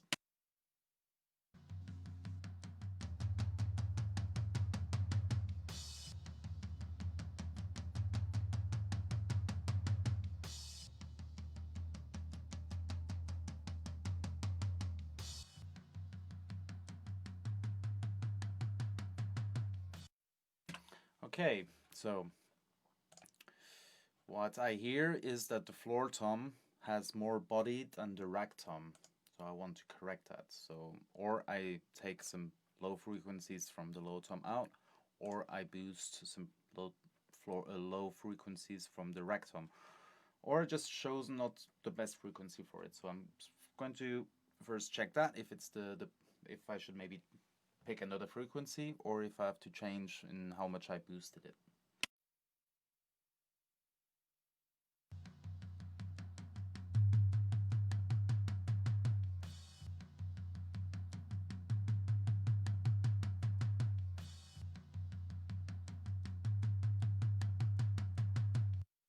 I think it was approximately the right frequency, so I'm just going to change how much I boosted.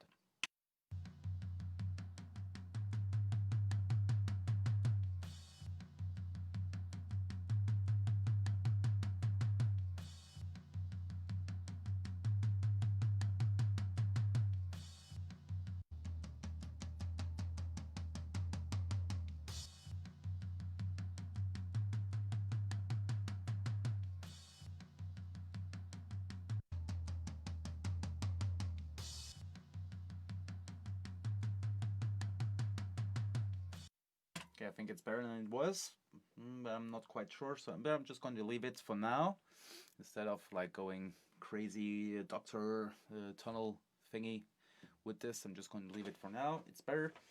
I'll come back to it later. So let's have a listen to the whole drums.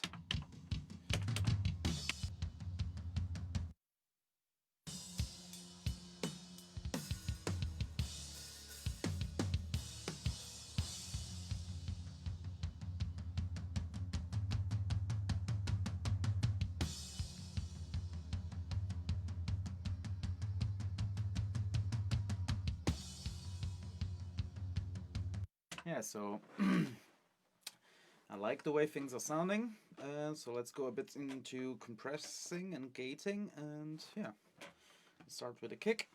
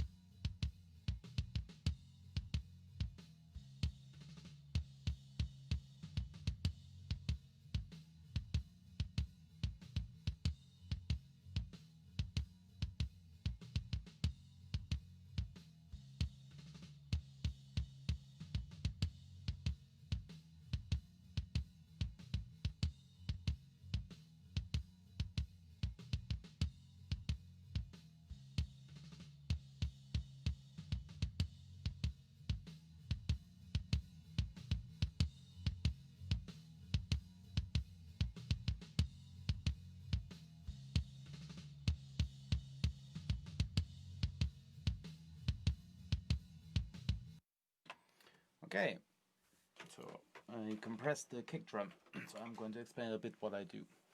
I set my ratio always to 4, just by habit. What is the ratio? So I'm going to show you this with another plugin, which which you can see a bit visually more what it does. Explaining compression is a tricky one. Whoop. Okay, so that's 4.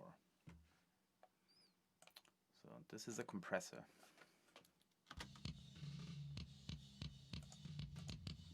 What was that? Lower the makeup, attack, release, PDR. What's that? Okay. Okay, so you guys saw this guy shows the volume from the kick drum, and when it reaches this area, it lowers the volume of the kick drum. This is the threshold. At what volume does the compressor start activating? This is not the type of compression I wanted. It looks a bit strange. No, that's even worse.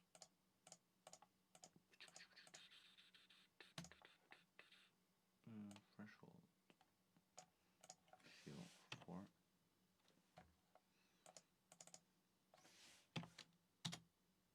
Okay, here we go.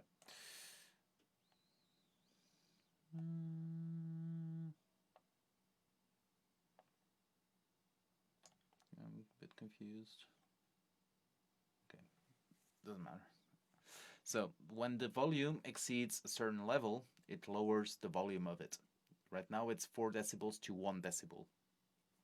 So it lowers 4 decibels to each decibel that it goes up. I could set it to 2, for example, and it's going to lower less of the decibels. But it also depends where my threshold is. So that's why I just set usually my compressors on 4 by default and play around with my threshold. If I find myself that I have to go all the way down, then I higher my threshold. If I find myself that I'm too way up, then the other way around, basically. The attack. So I set a slow attack. On here, just have fast or slow attack, and a relatively slow release. Fast release. Yeah, sorry. Why? So I want to keep the first transient of the bass drum intact. So I'm going to switch to the other screen to show you what that means. Please remind me to switch back to the console if in case I forget.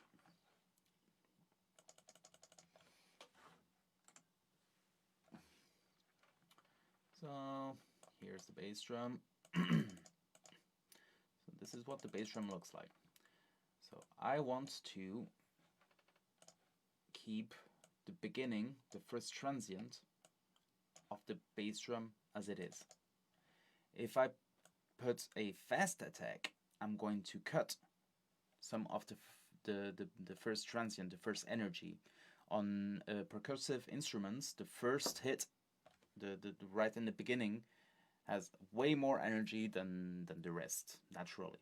What I want to do with a compressor is to make it even more this way. So that's why I do a slow attack so it doesn't react and doesn't push the volume right away down. I want it to push the volume in this area so that this seems louder than it used to be. So this gives more punch to my my bass drum. Why do I have a fast release? Because I want it to release before the next kick drum comes. If I've got a slow release, then the compressor is still activated when the next bass drum comes, and so it will my bass drum will the second bass drum will be lower in volume. So what I do, you can use your ears to do that, or you can also use maps. So if you tap the tempo of the song on an app on your mobile phone, for example, or know what the tempo of the song is, you can calculate how many milliseconds a 16th of a note is, or an 8th of a note. So this song is approximately 94 BPM. So a 16th of a note is 160 milliseconds. So this is what I set my release to, so that it's activated around in this area and deactivated and ready for the next hit. And since my attack is slow, it will leave the beginning of the transient as it is, but lower the volume afterwards. So it will be punchier. So let's go back to the other screen. Yeah, I remembered. Well, okay, wrong screen, right screen. Let's go back here. So here, release 0.16. So it's 160 milliseconds. And I compress 3 dB. So I don't want to compress too much of it, because otherwise it's too extreme what I'm doing. I just want to give a notch, help the bass drum be punchier in a more natural way. So let's have a listen to see how that sounds with and without. Oops. Let's look for an area. Okay, that's not pleasant.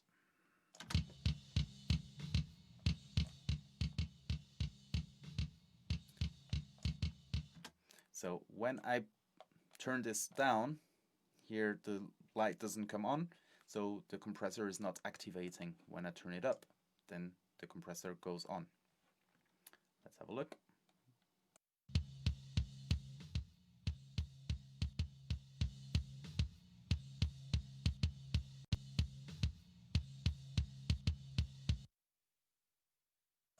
You see, I changed my ratio, so what happens is that I don't have to have my threshold all the way up, and now it goes until 6, so that I've got more headroom. So now I can turn this down. So usually I've got it on 4, this time I'm having it on 8. So I'm going to adjust my thresholds so that only this small light, the first one, will turn on.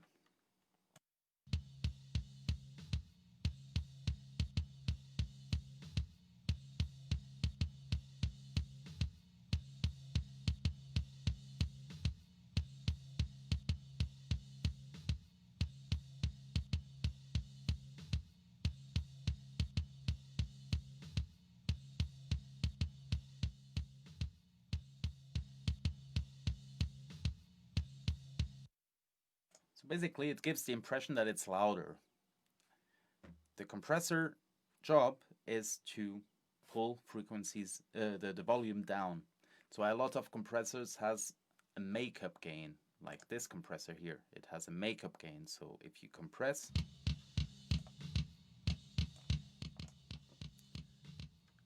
a lot, the volume goes down, and with the makeup gain you can adjust and turn it up back up. Boom. So let's go back over here. Yeah, that's it. So this guy here does that automatically.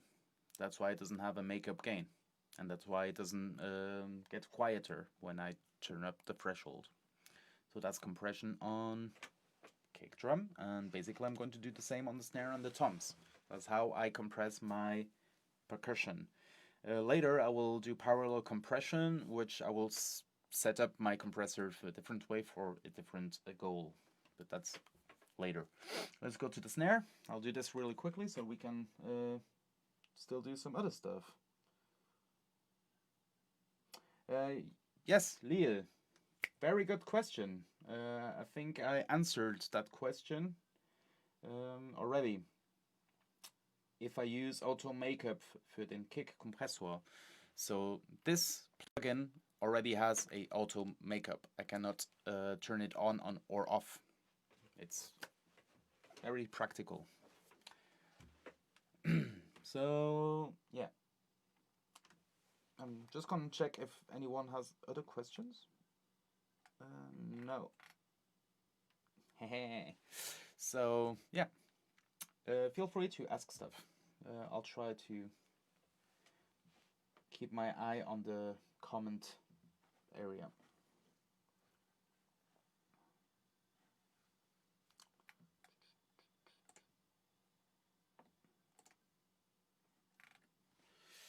So let's do this very quickly for the rest.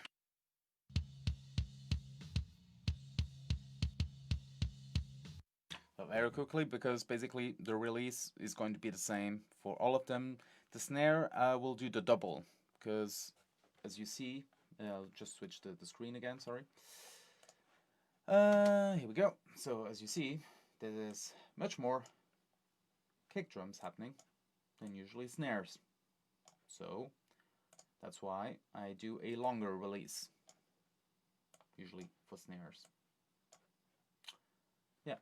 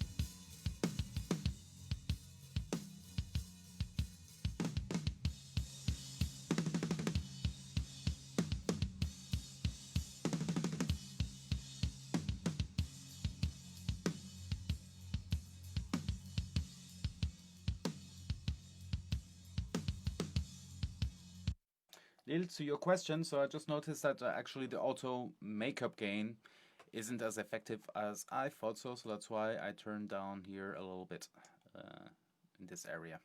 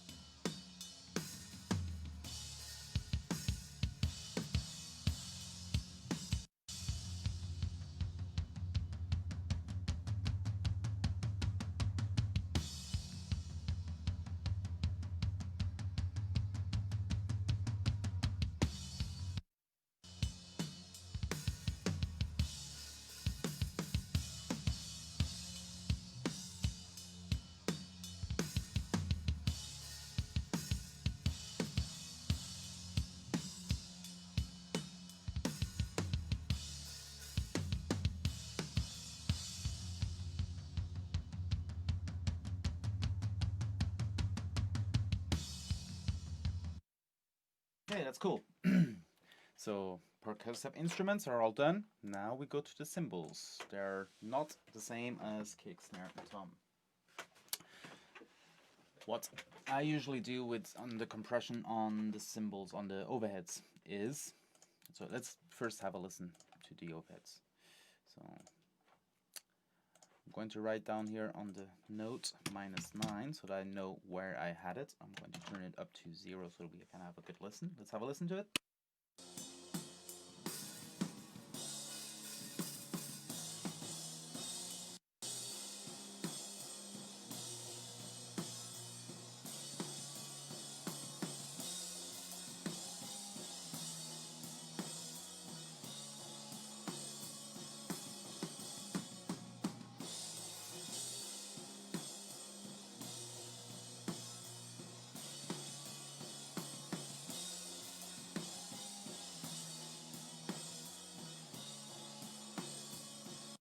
I just did some EQ changes there and I found them a bit too bright.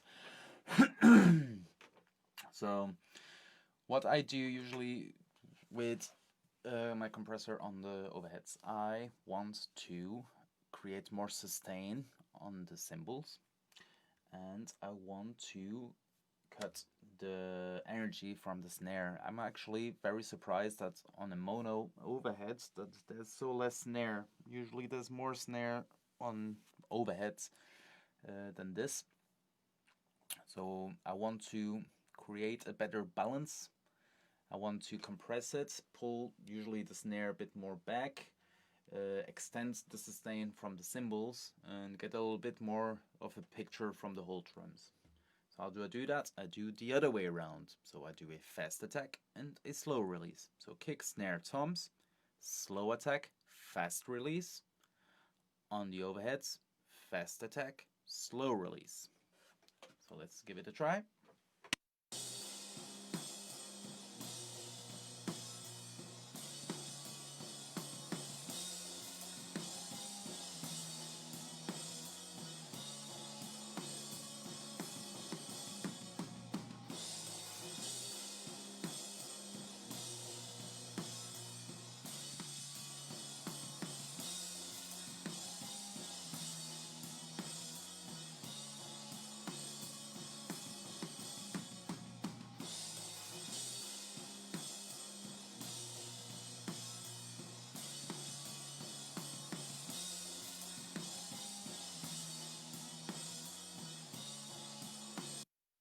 There you go. So my release is at 0.32, so double as 1.6, 0.16, and fast attack. My threshold is set so that it's mostly on 3 dBs, and on the harder snare hits it touches a little bit on the 6. What happened? The cymbals have more sustain, and you have a better balance on the drum. So now I'm going to turn the threshold down, turn the compressor off, and then on, and we're going to have a listen.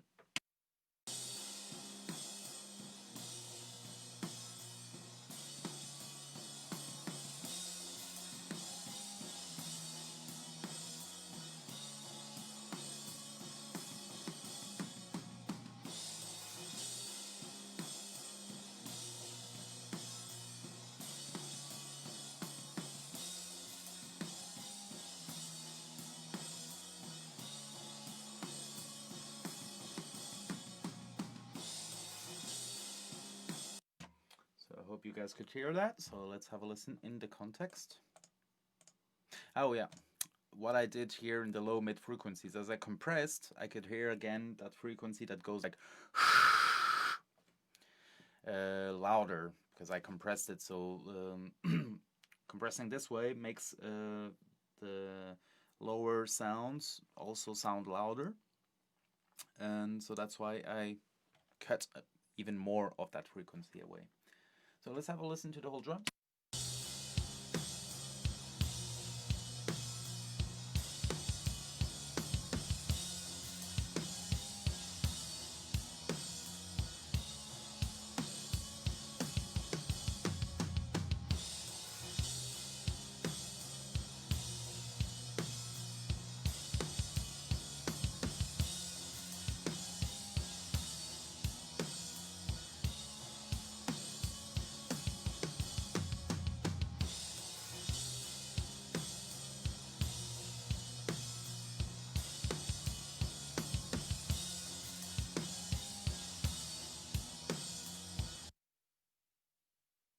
Oh yeah, my cymbals are too loud. I'm going to turn them back down to -9.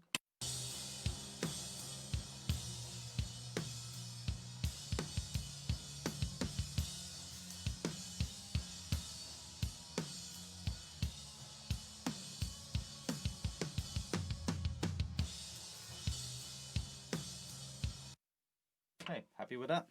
So now let's try this big mono thing I was talking about. Am I showing you guys this right screen? Yeah, right screen. Very curious if this is going to work. Let's see.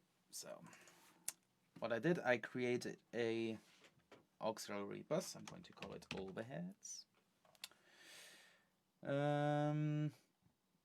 So what I have to do now So what I usually do when I've got two microphones, a stereo pair, is that I do my EQs on the stereo sum of it, not on the individual tracks. I do sometimes do EQ things on the individual tracks if I find that something is out of balance, but usually when you use a matched pair, it is not the case. So you can do that. For example, if you don't have two same microphones and you're using two different microphones as overheads, then you want to have the stereo image, then you will probably have to EQ and compress and do stuff to the individual microphones to get them a bit more into balance with each other. But it's not our case. We've got just one mic, so I'm just going to have a look at what I did over here, and I'm going to copy it over here. 18. So a 3.3 boost minus 4.3. 1.96. The Q around here. Minus 9.5. 9.4. That's around 157. 205. 6. With bell.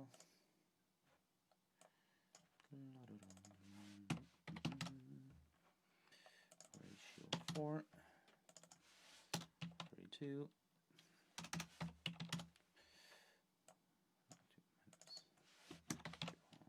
2.5.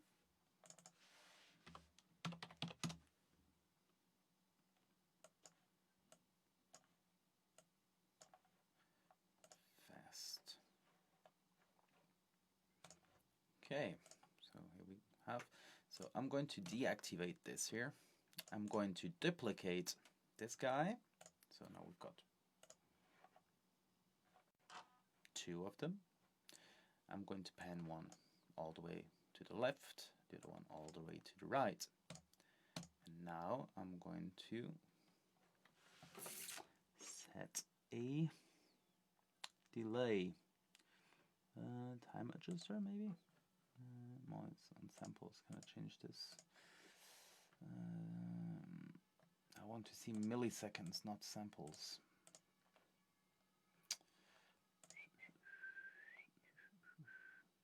This is all going to be that long delay. No. Short delay too. Mono, slab delay, short delay. Yeah. Okay, so mix to 50%, so no low pass filter, delay to 0, def to 0%, rate to 0, feedback. So now when I press play, I should have a mono signal. Why?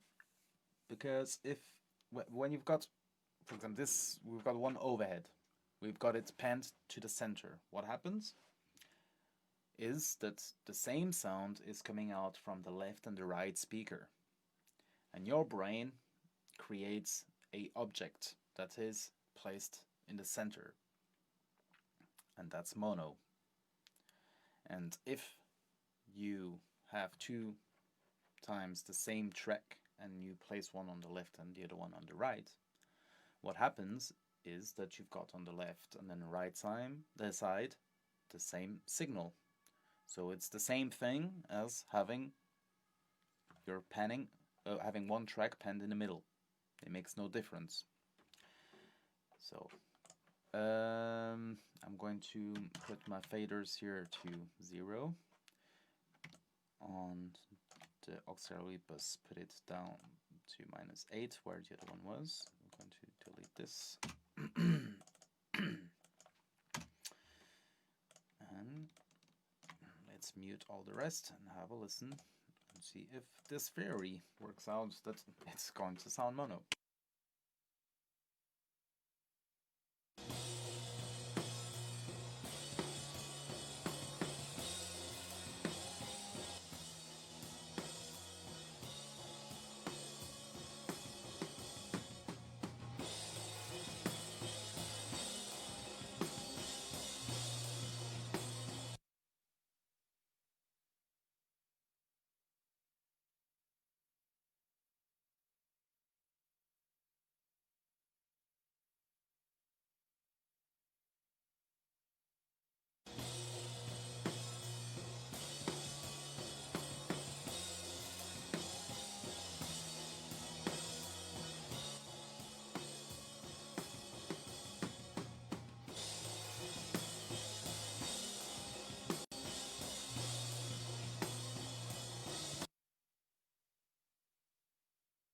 Okay, to me that does sound pretty much mono, but I recognize that when this plugin, although it should be set up in a way that it's not doing anything, still does something. So it does give me a bit of a sense of like a stereo signal. I was not expecting that. I'm just going to flip the phase and see what happens. That was crazy. Okay, we're not flipping the face of this.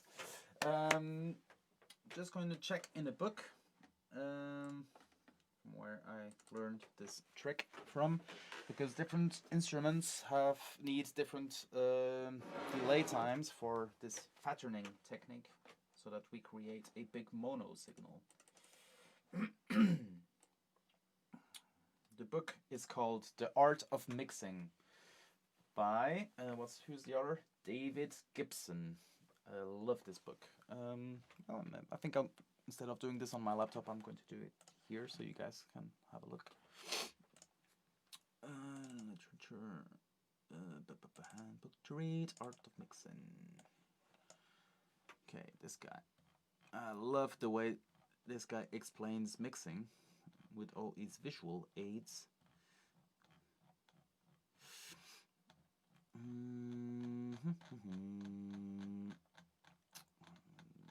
So,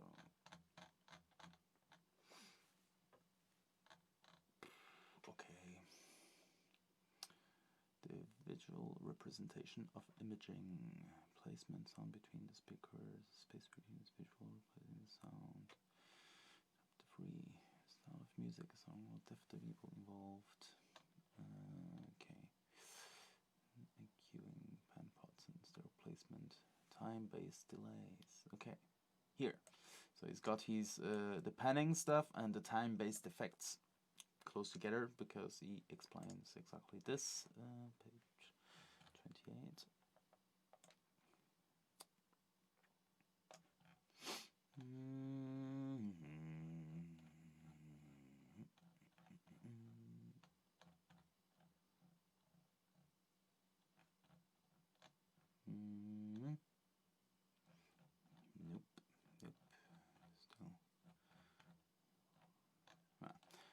Example, stuff like this helped me a lot learning how to mix, to know which frequencies I cut and boost. Tables like this, where you've got like bass drums, so you've got your bottoms at around these frequencies and the presence around here and around that.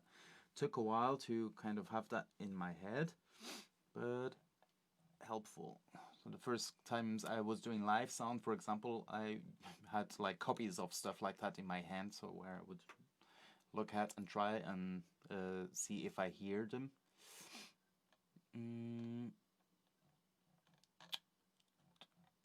Okay,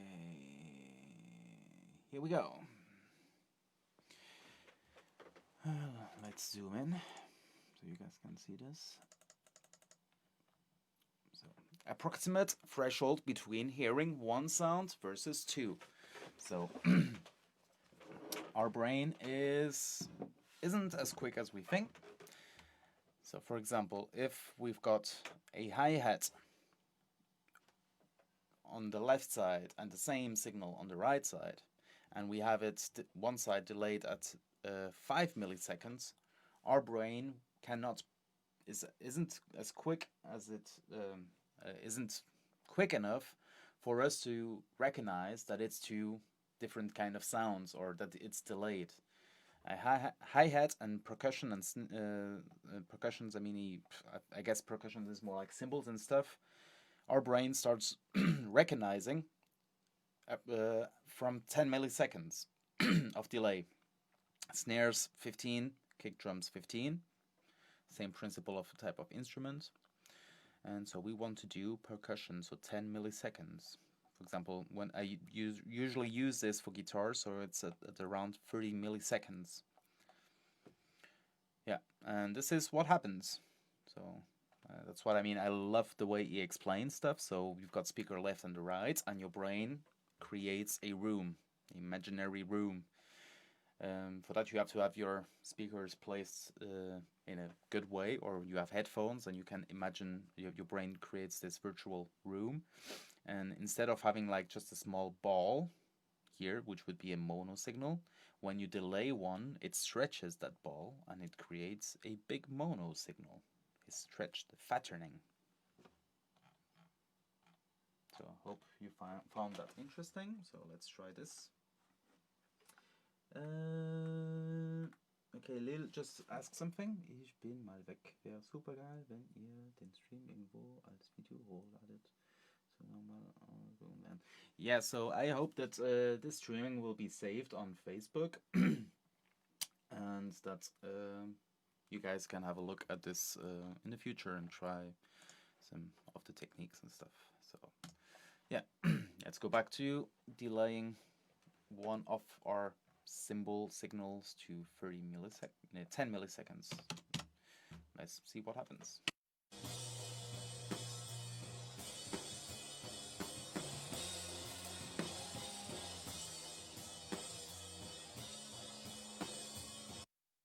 Hooray! It worked like I wanted. Cool. Big, huge, cool. Yeah, so let's have a listen to that again. That was fun.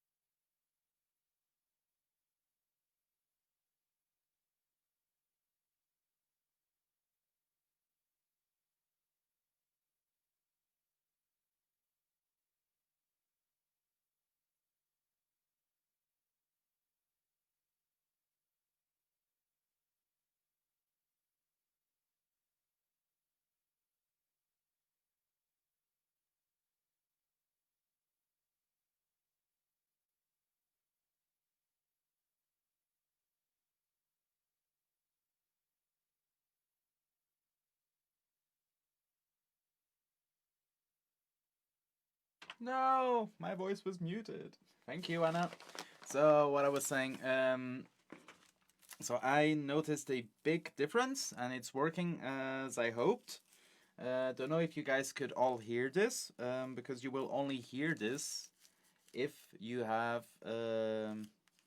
two speakers placed in left and right from you guys. Or have headphones. If you guys are watching this stream from your mobile phone or from your laptop, you will probably not hear this, so I will give you guys 2 minutes to grab some headphones if you guys want, and then I will show you with and without this delay from one of the signals, and we can hear how it goes from mono to big mono, kind of.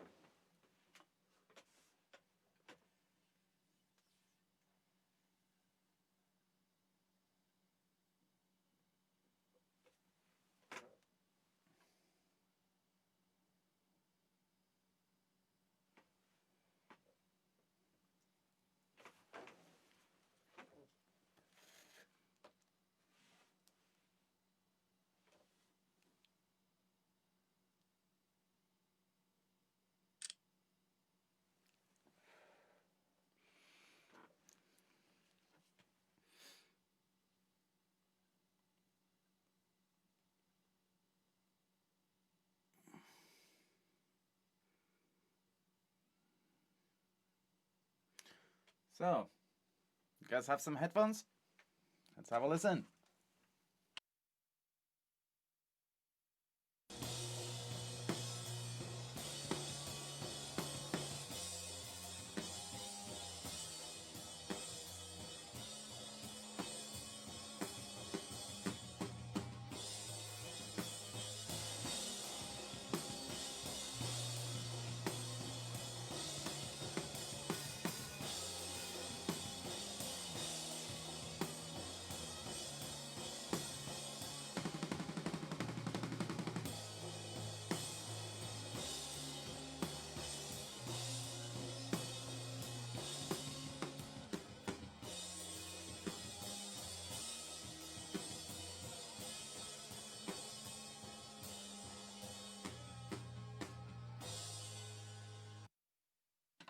So I hope you guys could hear the difference.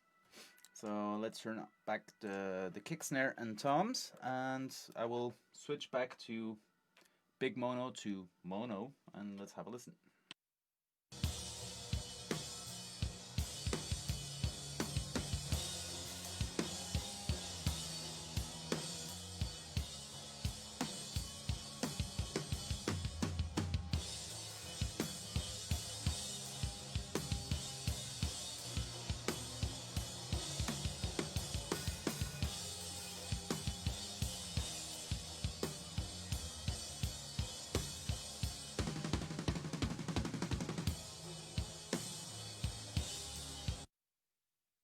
Okay, that's cool. But I'm kind of hearing something is happening to the snare. I'm just going to see, probably it's doing something with the phase. So I'm going to see if it's better if I flip the phase of the snare. How do I do that? Using this knob. Where is it? Here.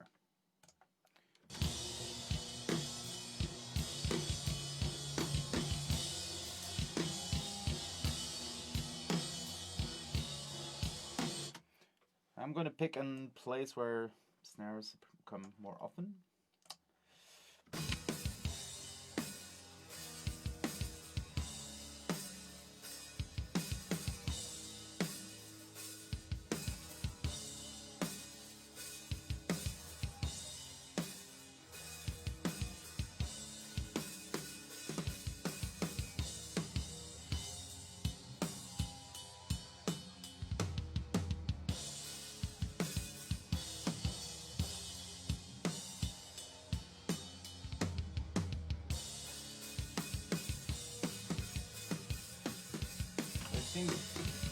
So it seems like yeah, the snare is better in the phase if I flip it, and the bass drum too.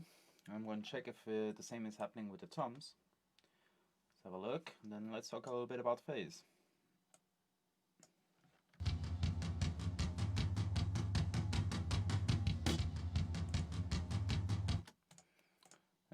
Let's place a transparent plugin on the auxiliary bus from the toms. That's why it's useful to have stuff like that. And I'll flip the phase of the toms.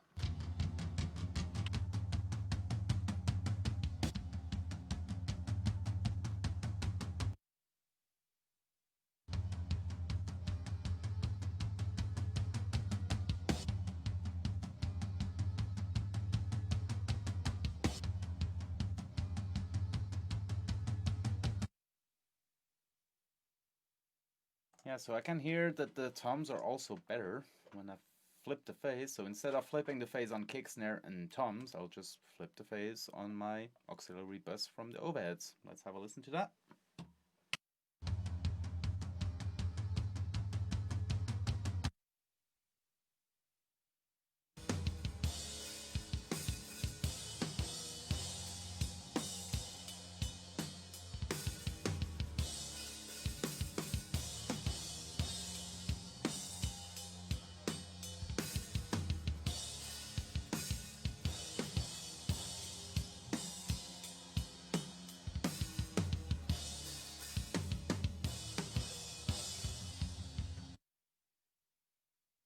Oh, I think my phase issue is not with the overheads, it's with the toms.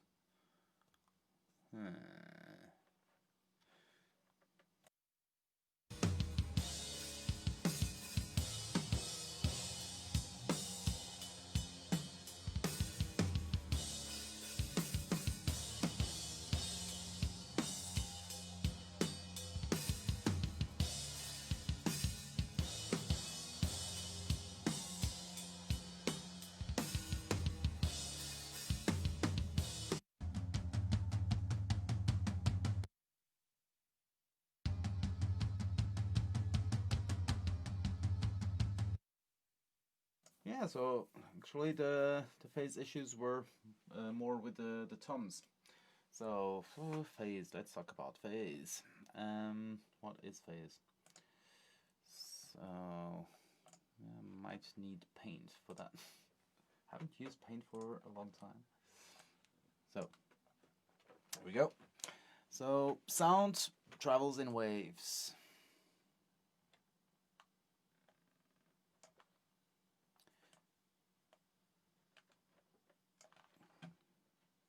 Here is 0, here is +1, and here is -1.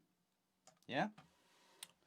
So, if you've got the same instrument in two different microphones and they're out of phase, this would be microphone 1, and for example, microphone 2 would do this. So, the opposite phase. What happens? Here is -1, here is +1. -1 + 1 equals 0. So they cancel each other. So imagine there is a wave like this for every single frequency. Yeah? And frequency is how long or how much time the wave needs to travel from this point back to this point, I think. I'm not sure if it's here or if it's over here. But let's imagine it here, yeah? So, you've got a wave for every single frequency. If you've got the same instrument in two microphones and they are out of phase, so frequencies will be cancelled. The first frequencies that are going to be cancelled are the lower frequencies. The lower frequencies, it takes more time to travel from one point to another. So you will have how do I explain this? You will have more frequencies out of phase than in the higher frequencies because the time from one point to another is shorter, and they happen more often, and the how do you call it,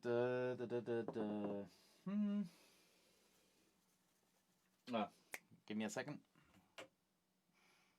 Wahrscheinlichkeit. How do you say Wahrscheinlichkeit in English?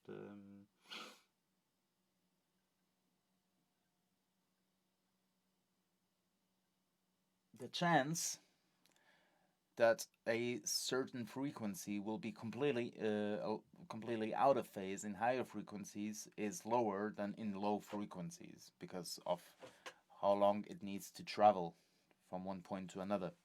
So that's why the low frequencies are the first affected of phase problems. So if you want to check if it's better flipping the phase, you have to listen to if it loses body or warmth on the sound. I don't go crazy on phase. I don't go like trying to pull waves left and right so that everything is perfectly on phase, because things out of phase is just what happens when you record things, when you, especially on drums, if you have so many instruments close to each other and you've got so many microphones, you will have phase cancellations, and that's part of it, and that's part of the character from a certain drum recording that you did. So instead of fighting against phase problems like crazy, use it or see it as what gives character to your recording, as something more positive. Try to have less phase problems by just like checking microphone positions. If you move them and stuff, you will have less phase problems. But it's not my style to go like really like a doctor and try to get everything perfectly into phase. Why? Same principle, same thing like I talked before. The records I grown up with were recorded on tape, and so the only way you could fix phase problems back then was by moving microphones, flipping phases, and stuff like that. So you had to live with phase problems. Nowadays with computers, you've got like plugins and you've got some manipulations, options, things to pull milliseconds to the front or to the back and stuff like that. So you can go crazy and have stuff perfectly into phase. But do we need it? Do we have to spend so much time with and energy into that instead of trying to do things that are more fun and embrace more like the fun part of recording music and being creative and taking those things as something positive and being the character of your recording? Well, I'm more into fun, and this phase things that I was explaining, once again, I'm not a scientist. It's how I explain these phenomena for myself. If anyone has a better explanation, write down in the comments. I'm happy to learn more and understand things better. So, we've got our phase problem rid. We've got our overheads into a big mono. So now let's pan our toms. Let's see what happens with phase when we pan our toms. So I'm going to use the perspective from the public because it's a live recording. When I do studio recordings, I like to pan things in the perspective of the drummer, because when I listen to a record, I like to imagine I'm behind the drums, playing the drums. So I want to have my hat on the left side and my right on the right side. But when I'm listening to a live recording, I like to imagine that I'm in the public. So I'm going to put the floor tom on the left side and the rack tom on the right side. Let's have a listen.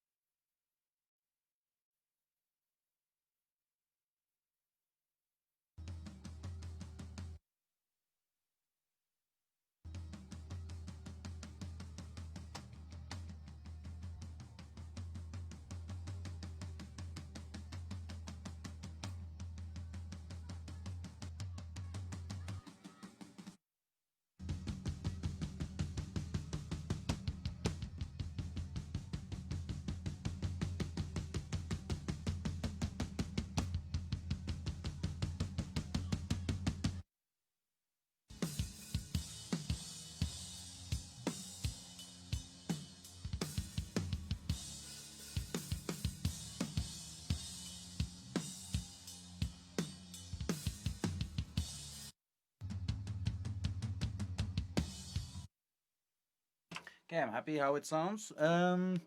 Just recognize that I forgot to route my overheads to my overhead bus before. So the overheads we were listening to didn't have the IQ and the compression. That's why things were sounding a bit weird and it took a bit longer to do that.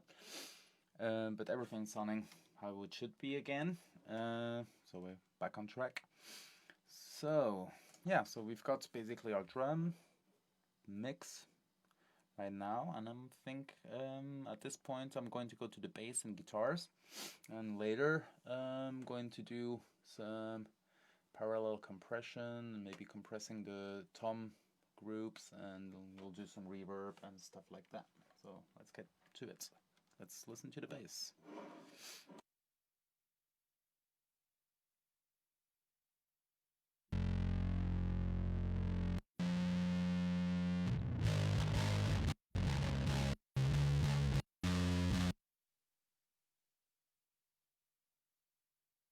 Okay, so I was just checking if the bass is distorted all the way through. It is. So let's have a listen.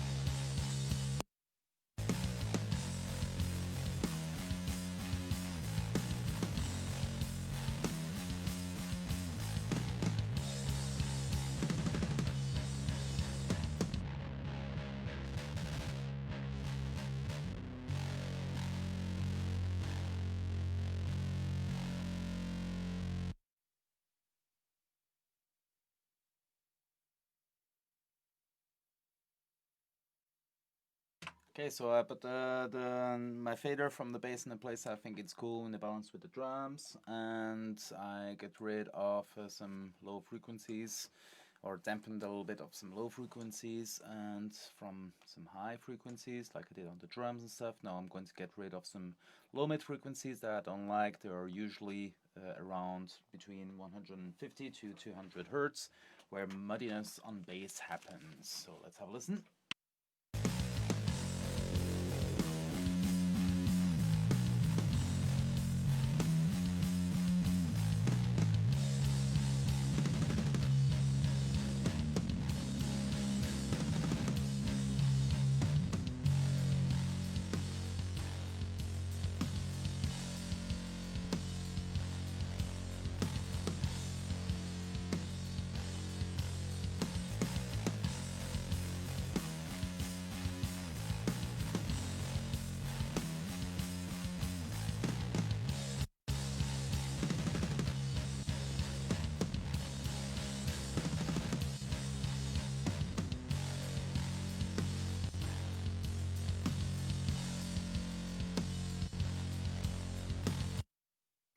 So to do that, I decided to use another type of plugin, an IQ, IPI. It's more like of a transparent IQ kind of thing. I'm placing it before the mixer. I'm actually going to even place it before the tape machine, because that's if I would be in a studio recording, I would go into a preamp, which we are doing. After the preamp, I would go into a IQ if I want, because that would be one of the things I would do in the recording process, so I don't have to do it after in the mixing.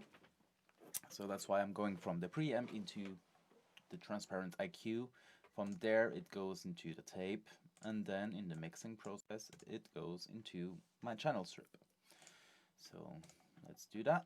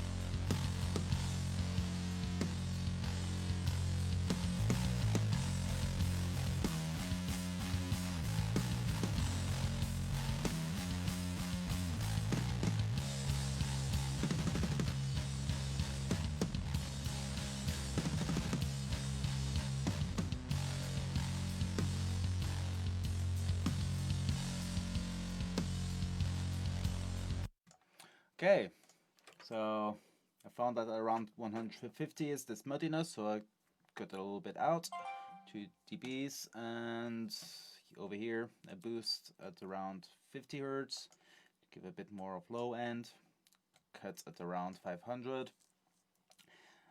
Yeah, it wasn't sounding good to me, so I took it off at around 800. This attack from the bass, so I can hear a bit more the hits from the pick that the guy is playing, and a bit more of highs, so that it's more open. I put a lot of high frequencies on bass. Don't know if anyone else also does that. But I find it helps to bring transparency.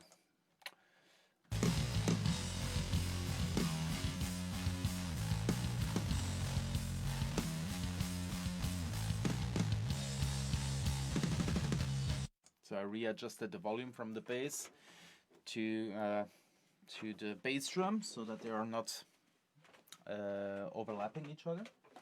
Now I'm going to compress the bass. I'm going to use not the compressor from the channel strip. Use this guy. This type of compressor you cannot set the attack or the release. It's already set to a fast attack, and the release is kind of like a auto release kind of thing, very musical. I find it works very well on bass. It's also very known for that. Turn this off. Oh yeah, there's something I forgot to turn off before I think on all. Did I turn that off?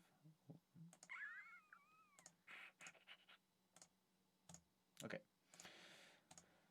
So let's have a listen.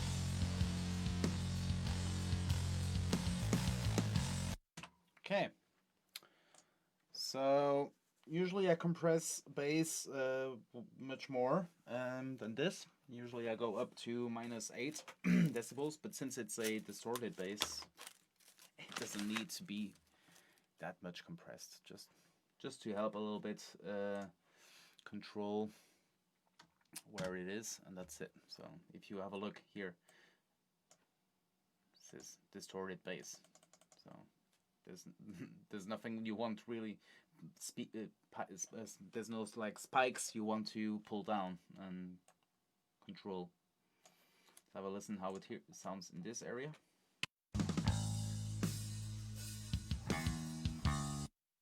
Aha! There's an area where the bass is not distorted. So I think I'm going to duplicate this track. Ooh, not deactivated, duplicate. Duplicate. And we're going to do some editing. So one track will be the distorted bass. New group, edit, bass. Okay.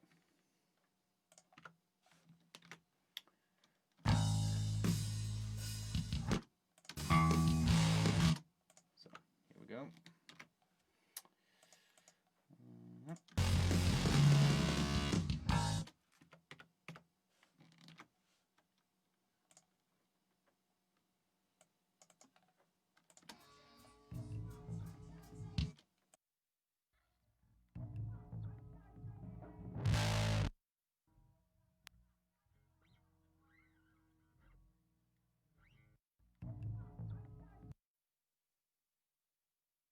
That's very funny. So this is a DI signal, right? And suddenly as the guy in this area turns on his distortion pedal, and the pickup of his bass works like a microphone, so you can hear some bleed.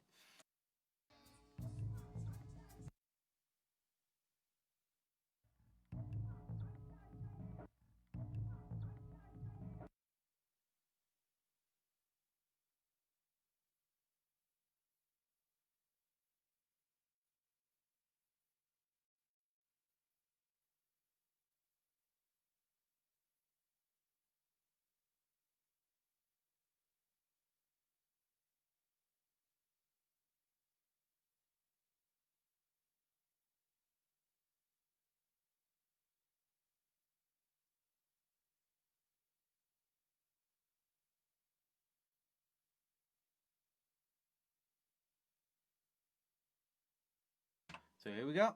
We got one track with third bass, clean bass, third bass, clean bass, third bass, clean bass, and we have to treat them differently. So we've got our third bass sound, that's what we did now.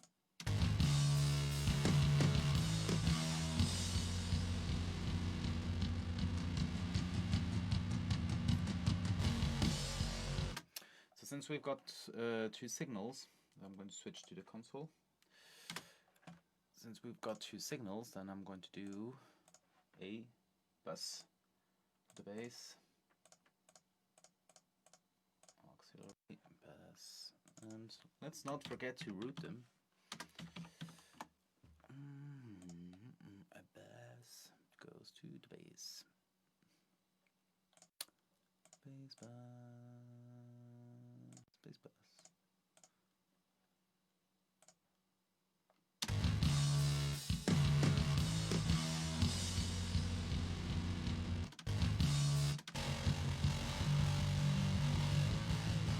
That's cool. Let's have a listen to the clean bass.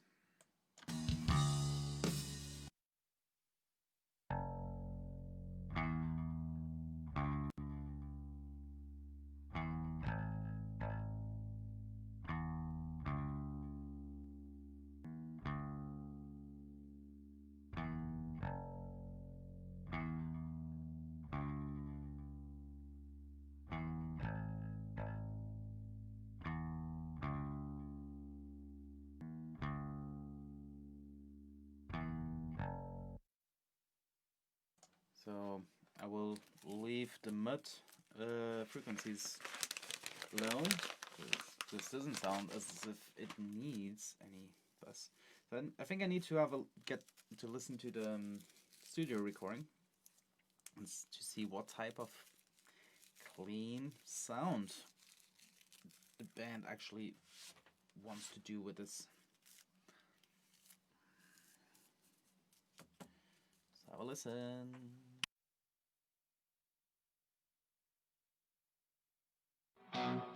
Vibrating.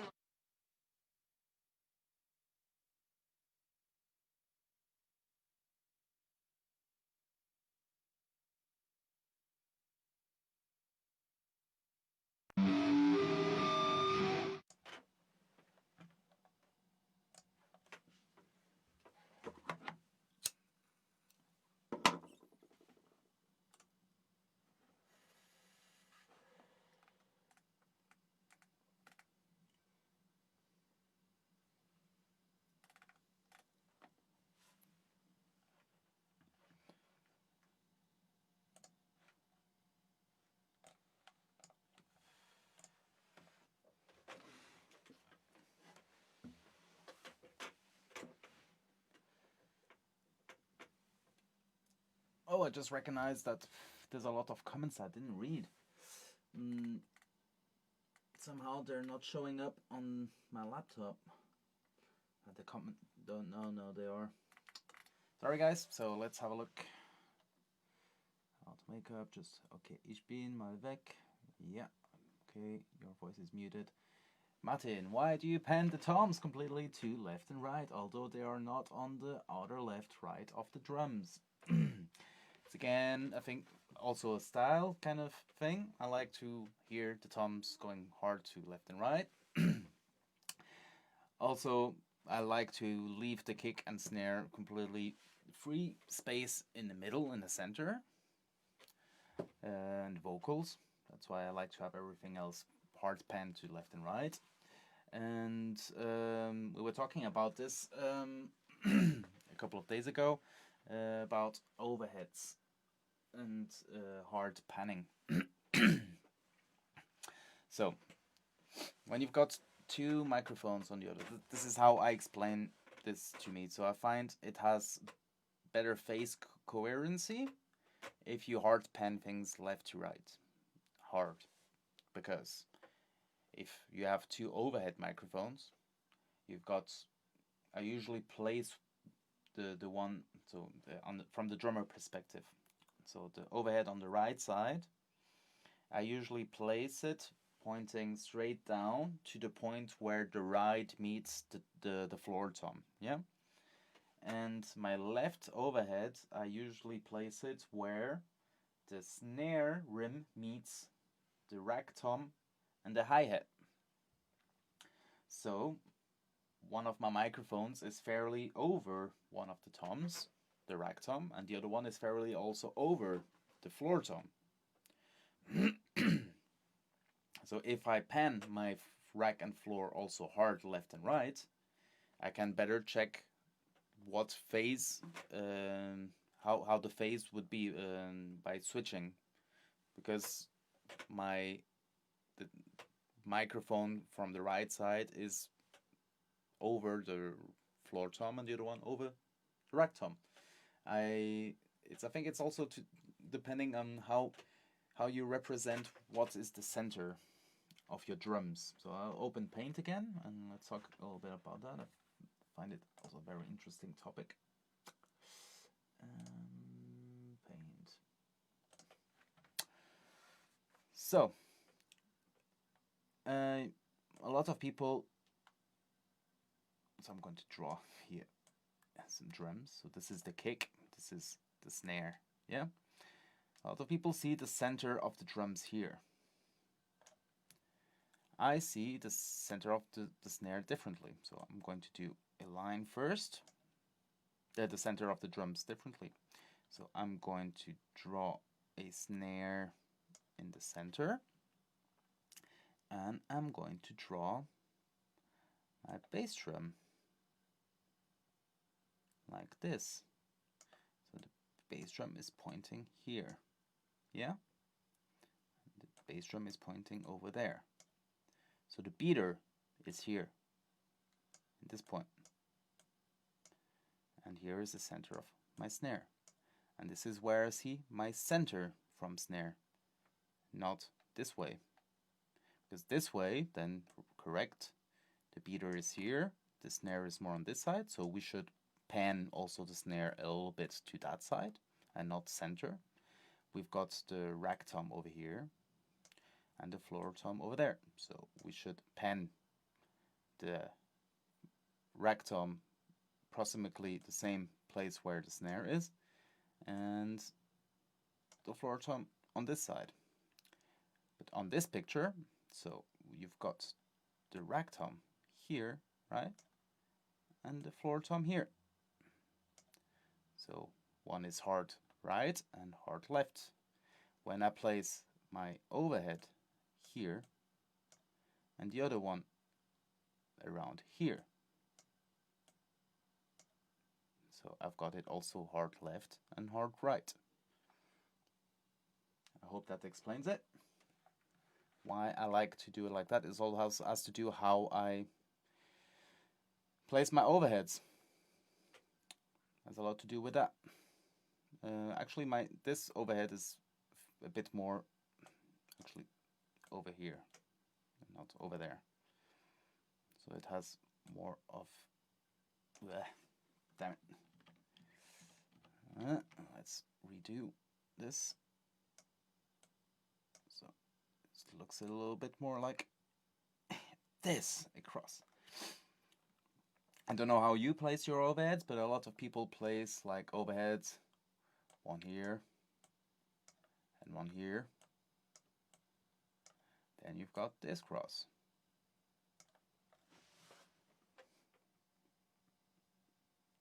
Yeah.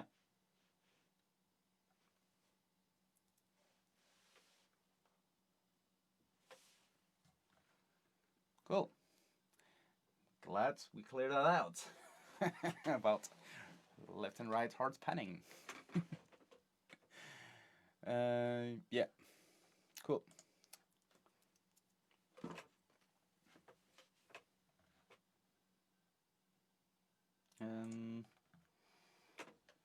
I'll look if there's another comment I should answer to. Okay, that was it. I'm glad you're watching.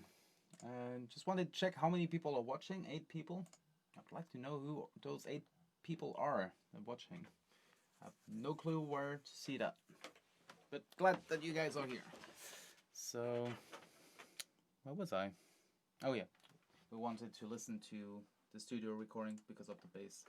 So I had to turn on Spotify on my laptop so that I can have a listen to it, because Spotify on the studio PC, you guys hear it, not me. He's a computer. So I'm going to find the spot, have a listen, and then I'm going to show you guys.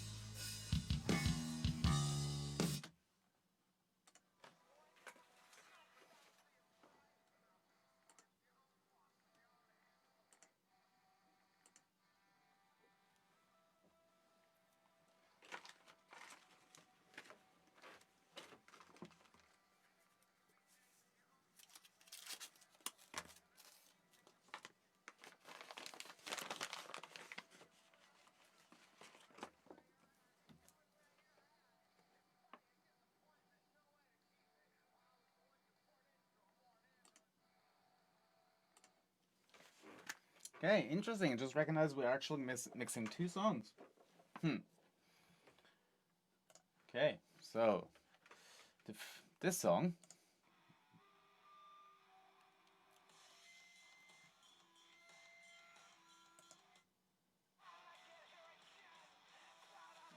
Oh yeah, it's playing on the wrong computer. You'll be singled out, face the palms up where we can see 'em.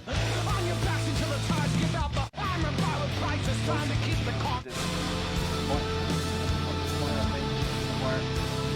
From that point somewhere, there's like this long instrumental kind of post-rock kind of thing going on.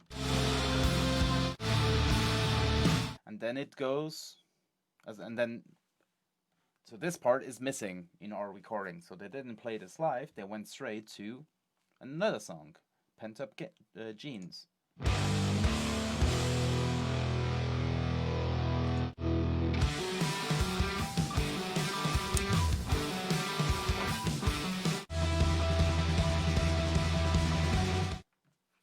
So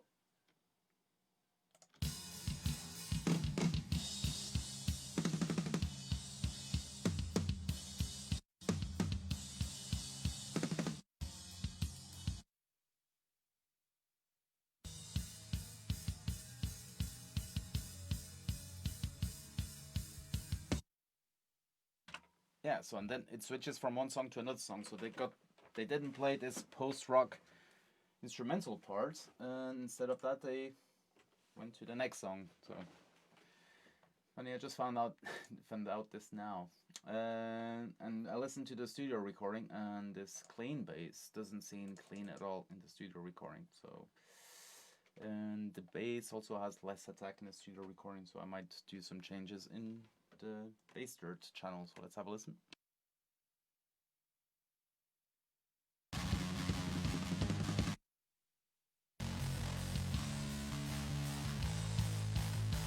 Actually, it's fine with the attack.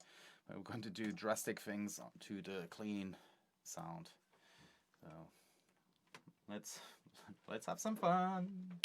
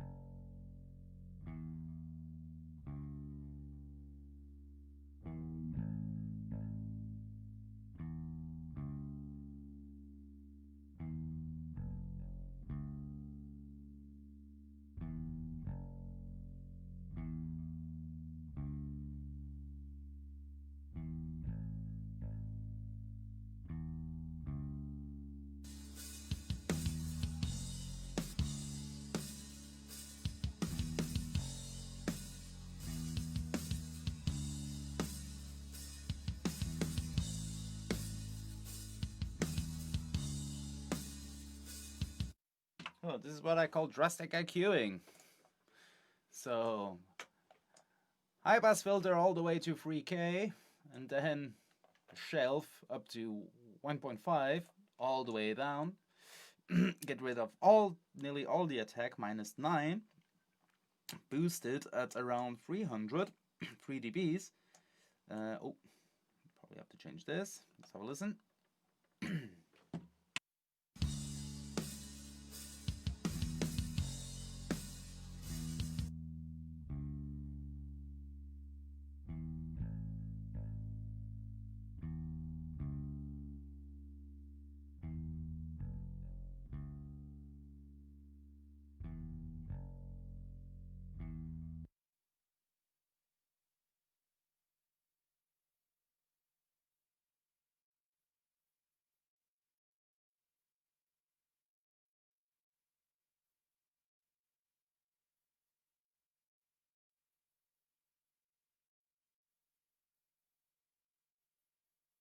I just recognized I was talking here by myself.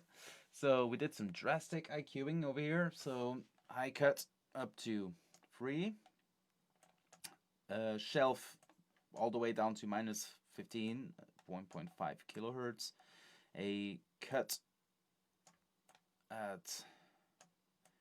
in the attack frequencies.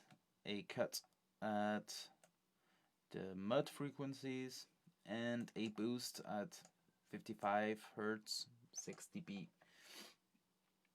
And yeah, so I'm going to turn on and off the EQ and let's have a listen.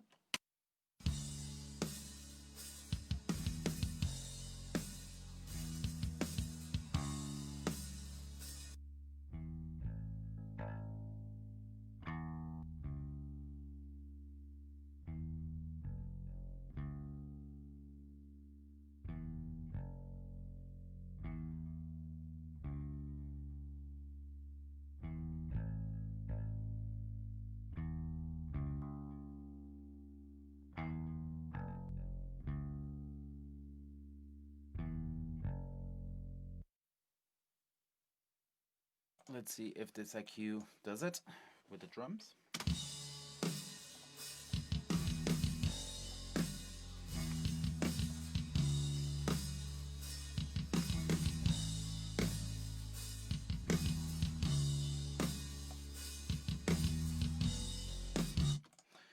Okay, let's have a look how it goes from the dirt part to the clean part, if it's working.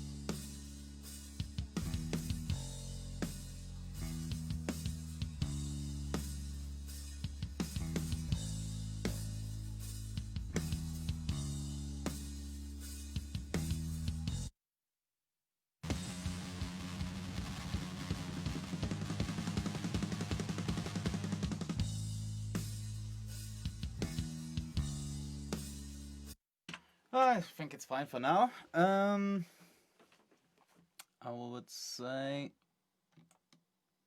I'll turn the bass a little bit down and let's work on some guitars and then let's go back to that. Hi Phil. I hope that Facebook will keep it. So I set the option to save it, and I hope it works. Had some bad experience 2 years ago. I did also a stream, and at the end, Facebook didn't manage to save it. But I was using my mobile phone for that stream, so I hope that this time it will work. Thank you for being there. So let's go to the guitars.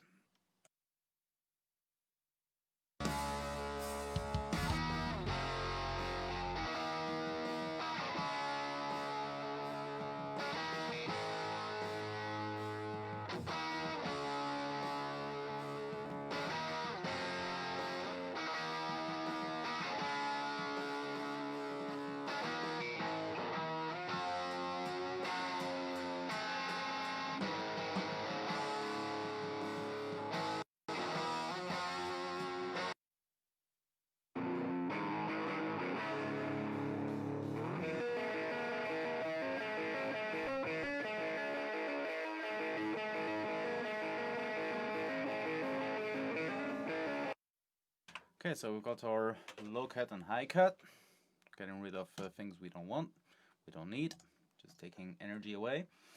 And let's then start with the low mids and see what we want to get rid of in that area.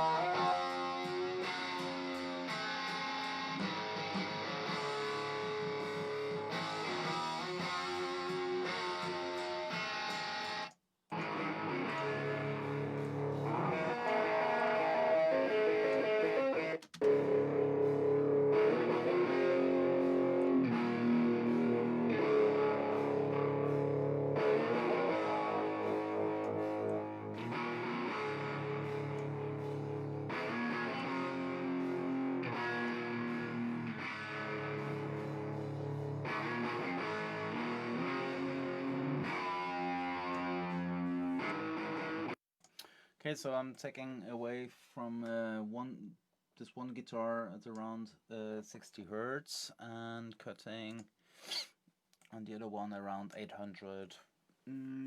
Why do I do this? Like some amps, especially like 412 amps, have a lot of frequencies in this area, and I usually cut them so that the snare has a bit more of its mid-range presence, has more space to cut through the guitar sound. So let's go down to boosting. I'm gonna start with low frequencies, seeing where the fundamental note is, then high, mid, boost for attack, and boost high frequencies for some air.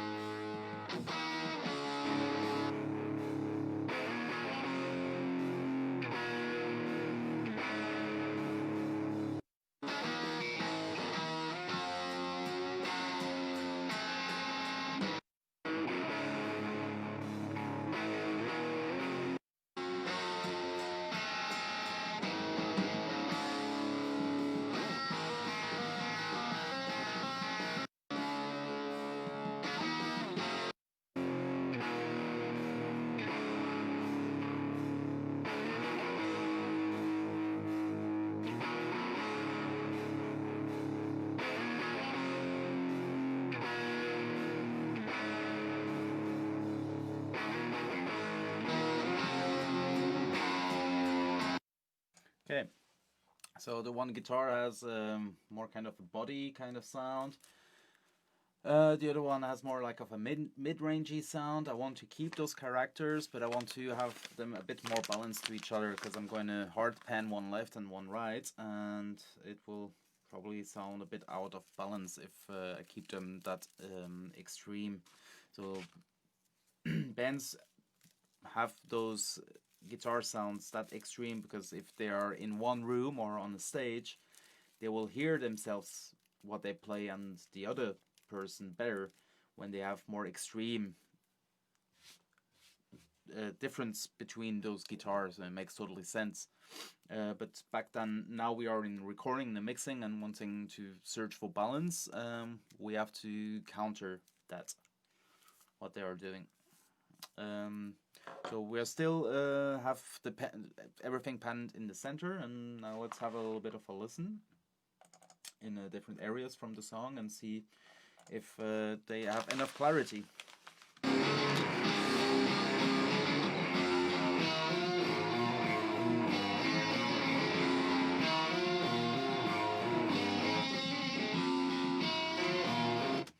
Yeah, so the more mid-rangey kind of guitar is more doing those lead things, and the other one is more rhythm. Yeah, which makes sense.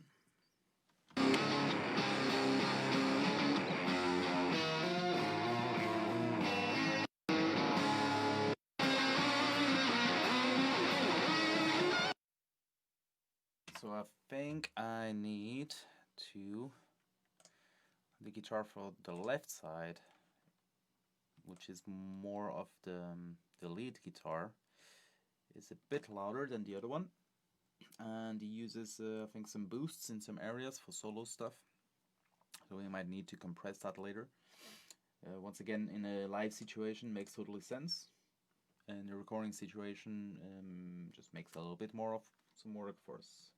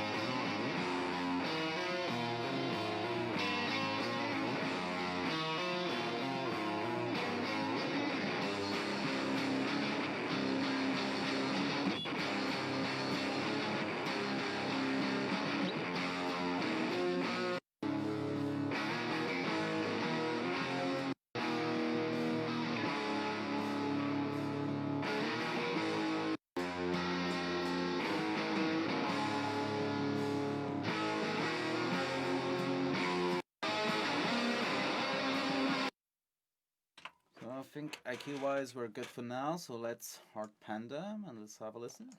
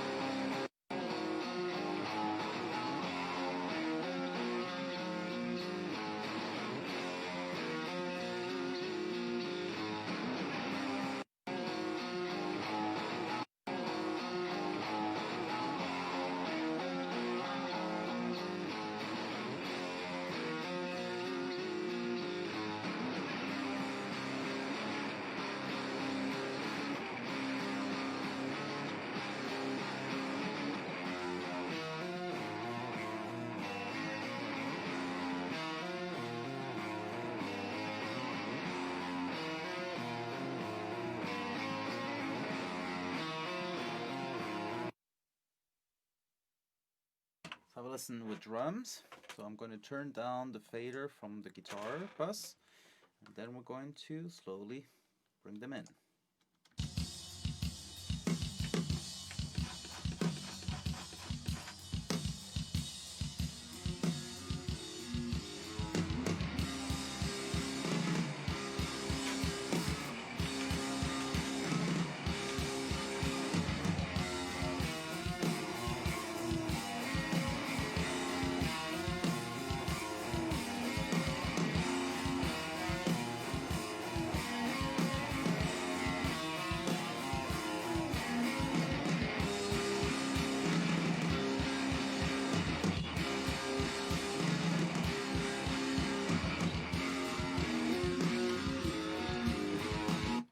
Okay, let's bring the bass.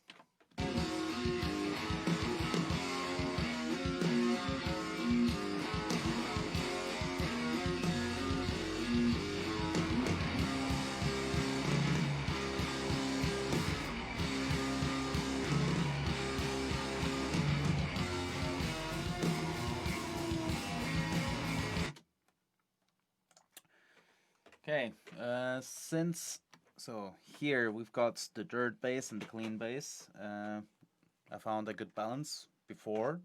I want to keep this balance, so I will have like a bass group. I have to. Let's have a look. Yes, I've got a bass group, so this means I can pull these guys up and keep my balance. So they're moving together. And now I've got a bit more headroom with my bus fader.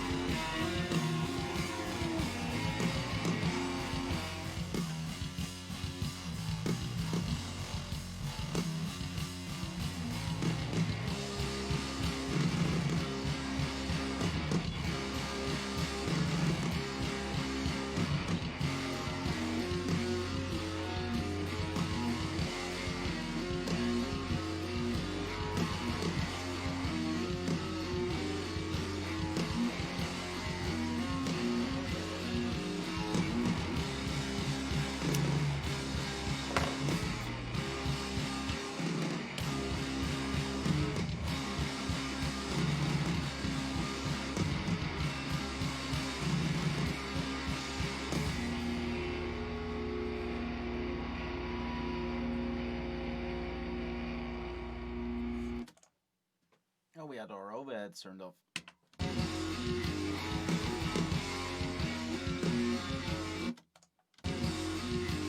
Oh, I think I programmed automation by mistake. Could this be? No. Ah, I know what's going on.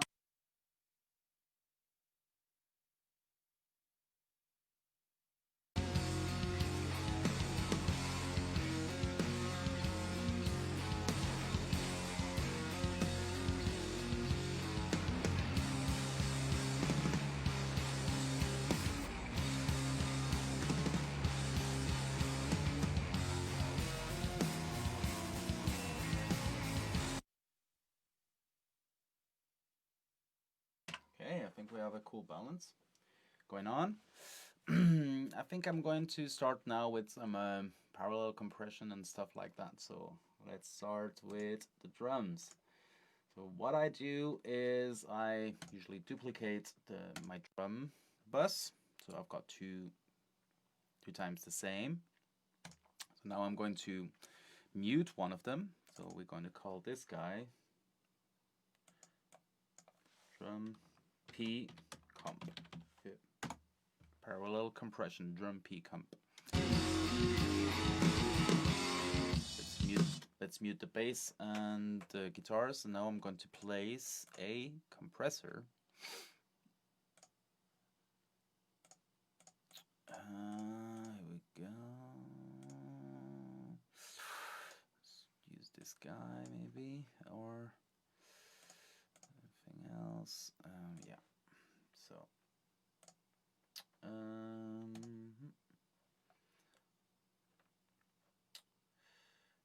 Okay. Yeah. Oh, where is it? No, here it is. So. Put the peak reduction lower and let's start compressing.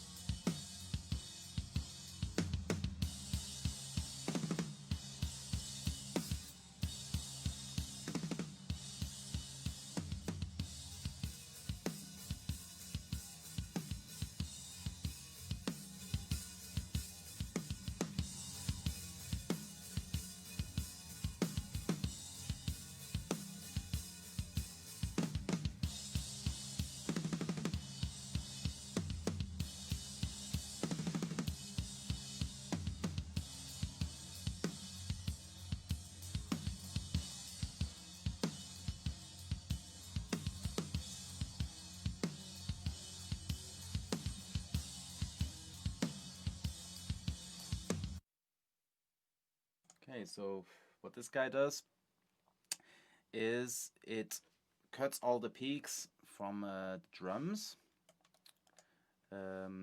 holds it more together, and because it has a slower attack, and it creates more sustain. So we've got our individual tracks with a compressor that is creating more attack. And now I'm going to pull up my parallel compression, and hopefully the kick, snare and toms will have more weight and more sustain.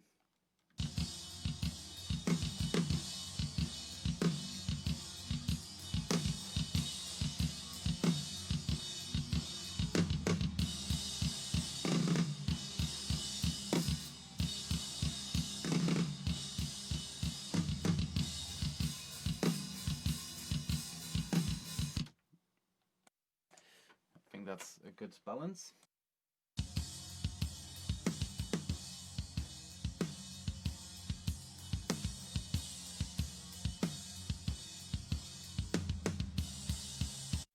Always important to check the mix compressor, that it's not going too high, so I'm trying to keep it like at maximum 3 dB.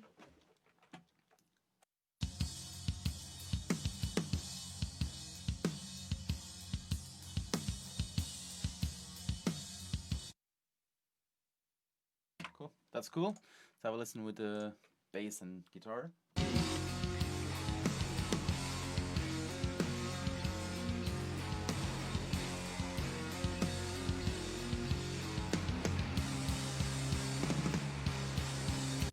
Okay, so our drum now has more weight without it's starting to mask my guitars and bass. Yeah, so that's working. So what I'm going to do now is place a compressor on my bass bus. Why? Because we've got two signals, a clean and a distorted. And I want them to glue better to each other when, also the transitions from one to another. So for that, what are we going to use? I think more like of a transparent compressor, because we already have compressors that are, yeah, something like that. Okay, so again. Oh, that's what, in milliseconds. So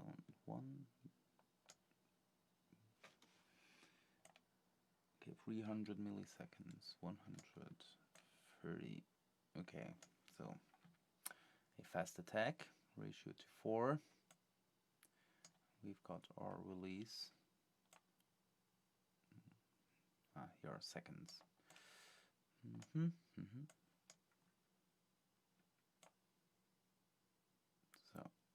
Let's place the release to the tempo of the song, 300 milliseconds. And let's play around hard knee. I want a medium knee. Normal. Okay, so let's play around with this.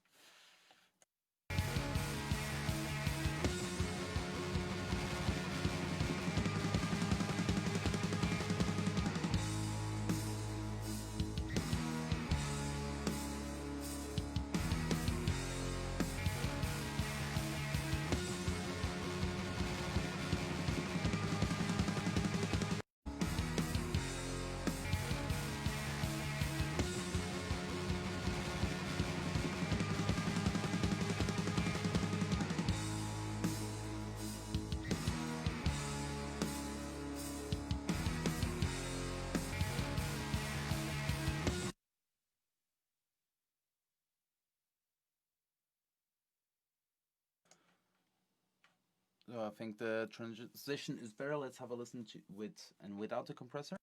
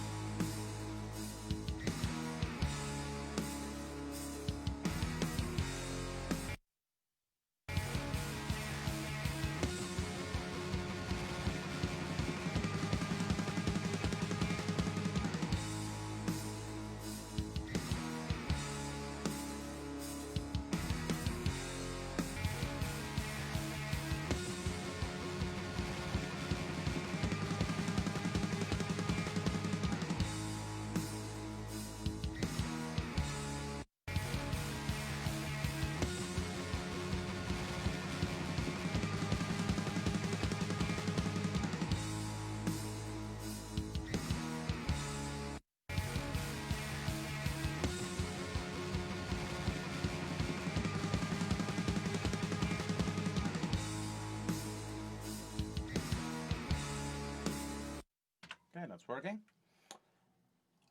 Good. Let's go back to the guitars. And also place a compressor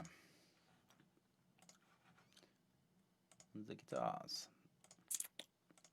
on the guitar bus. So I don't have to do so much automation later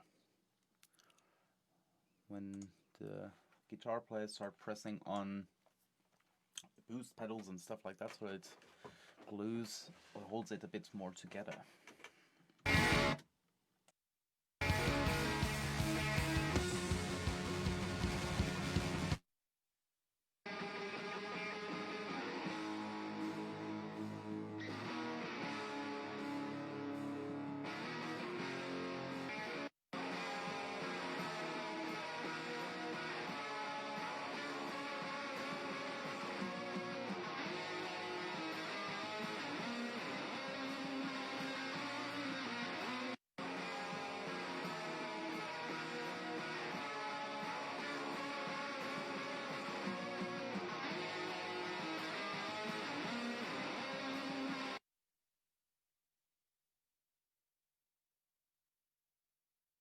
Edit was okay, so that's working. And that solo part, the guy presses a boost, and now it's not as harsh as it used to be. Let's have a listen with the drums and everything.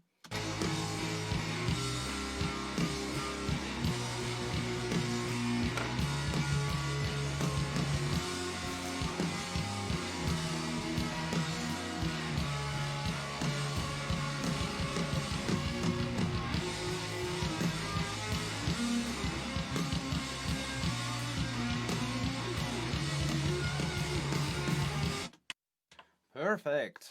So I'm getting a bit tired. Sorry if I keep forgetting to turn off and on my microphone in the right moment. So we still don't have like anything doing ambience and stuff like that. We've got an ambient mic, and it's already 11 o'clock. I wanted to finish at 11 o'clock, but we also started later, so let's do it a bit longer. I have to go to work early tomorrow, but fuck it. Let's do some mixing. Drums. I'm going to do a drum group so that if I need to change the volume of the drums at one point, then I will keep my balance between the drum, the parallel compression and the drums. Okay, ambient mic. Let's have a listen. Let's mute all the rest.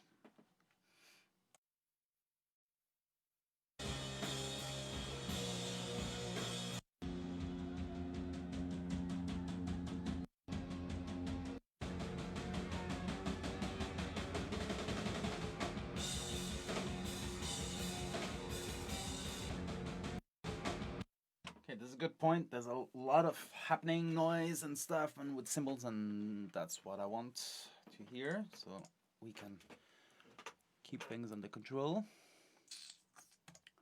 Let's place a channel strip and let's start hearing. So, and this is another thing. I do 2 cuts and 2 boosts usually. Maybe I do even more cuts on this. Let's see.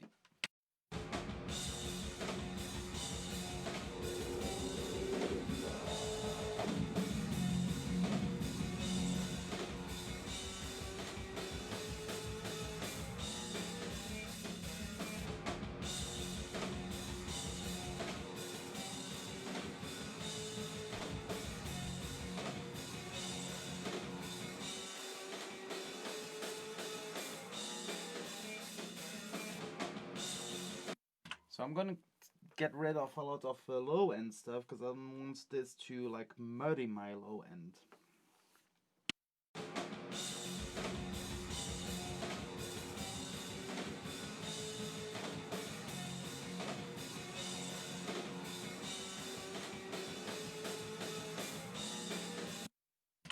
I also probably going to cut a lot of high frequencies because I don't want this to be like all cymbals. I also want to hear more of other stuff.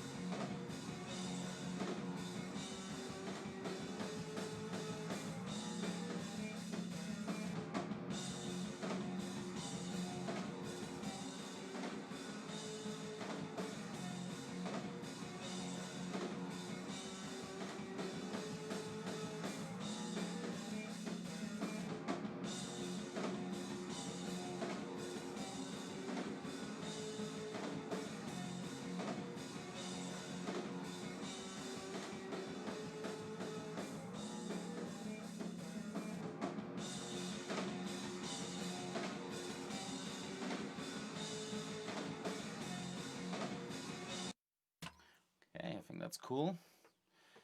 So now let's have a listen to this in context.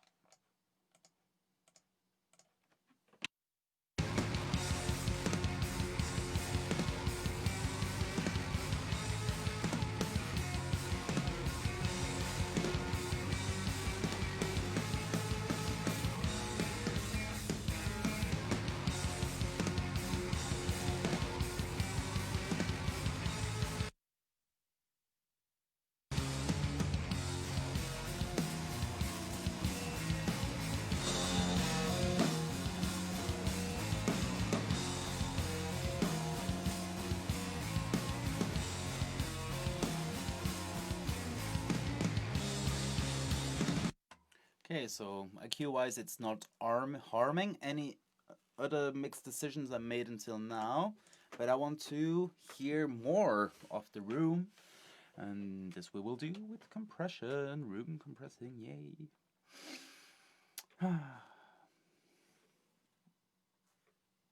Okay, yeah. Yeah.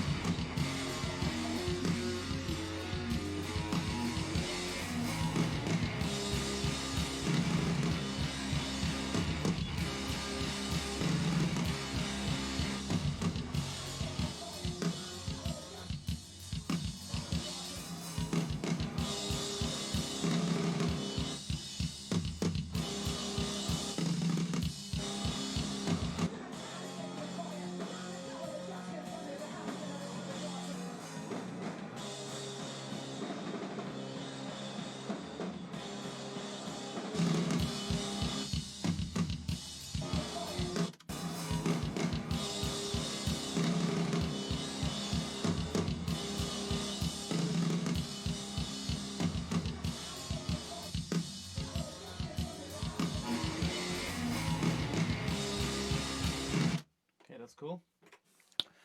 Yeah. To gives us a bit more of this live sound kind of thing. What I really want to do now is some snare reverb. So I'm going to do a stereo auxiliary next to the snare. Call it snare reverb. Give it another color coding. And we're going to place a plugin, reverb plugin, a lexicon plugin. Love those. A vintage plate. Drums, big drums. We want plate gate. Drum plate. Let's see what that sounds like. So we're going to send the snare into that.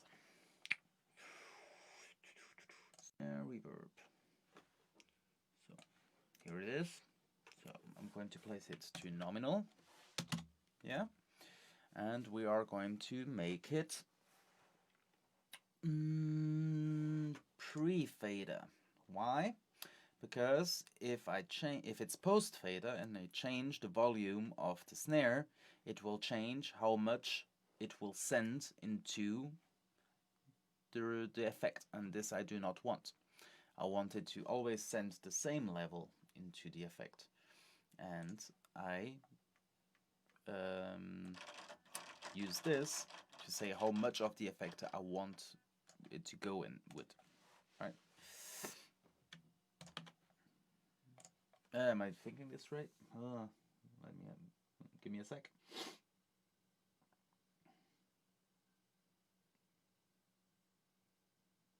No, right, the other way around. I want it to change because I want to keep my balance.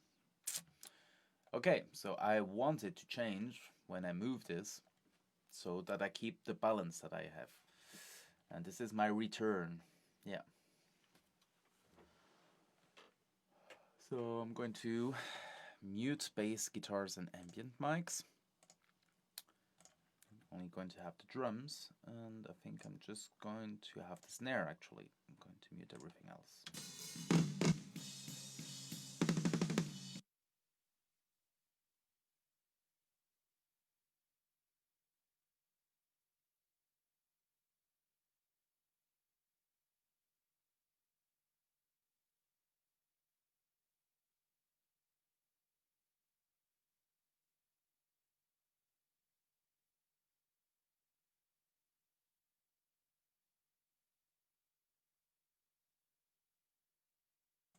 Okay, so I've got my return set up. I'm sending in, and the output of my return is going to my drum groups. I like to send them to the drum groups because for once, if I want to change the volume of the drums, then it also goes with it, and I like the way it also sounds when it's in my parallel compression. Yeah, it gets more this reverb effect in the sustain part of the drums, which I want.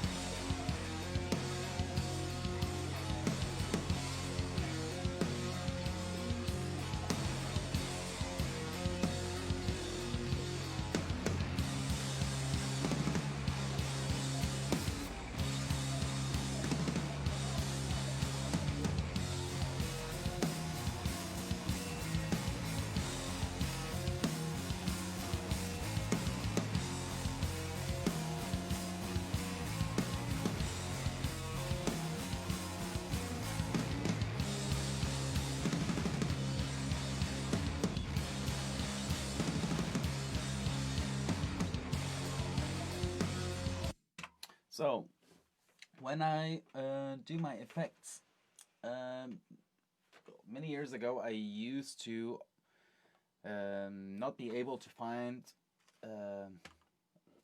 reverbs that I really liked, and I tried to solve the problem by reducing the volume of my return, which is not the best method. So I find it the best method is to have it also at nominal, like the snare, and tweak my effect, or go through different plugins until I find one that I like, in this way, because if it sounds good, that loud, then it will sound awesome when I pull it down.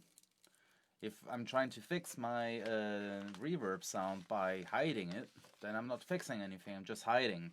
So yeah, something took me a couple of years to figure out.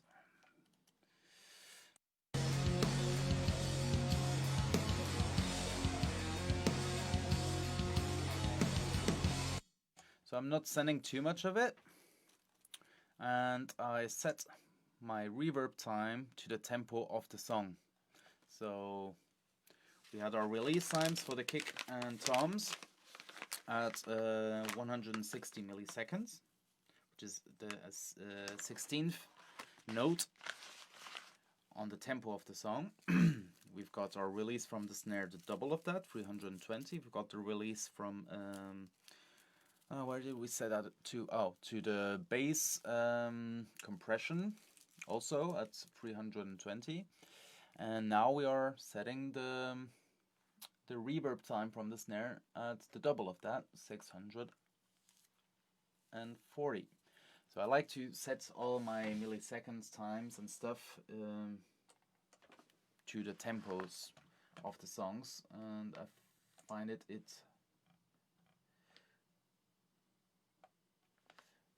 yeah, it just works together, moves together in the tempo of the music. Guess that makes sense for everyone, I guess. I want to try something, and that is on our ambient mic. So I'm going to make a note. It was at -5. I'm going to place it at nominal, and I want to throw a reverb effect on it, a room, and maybe try to make the room sound cooler, more exciting.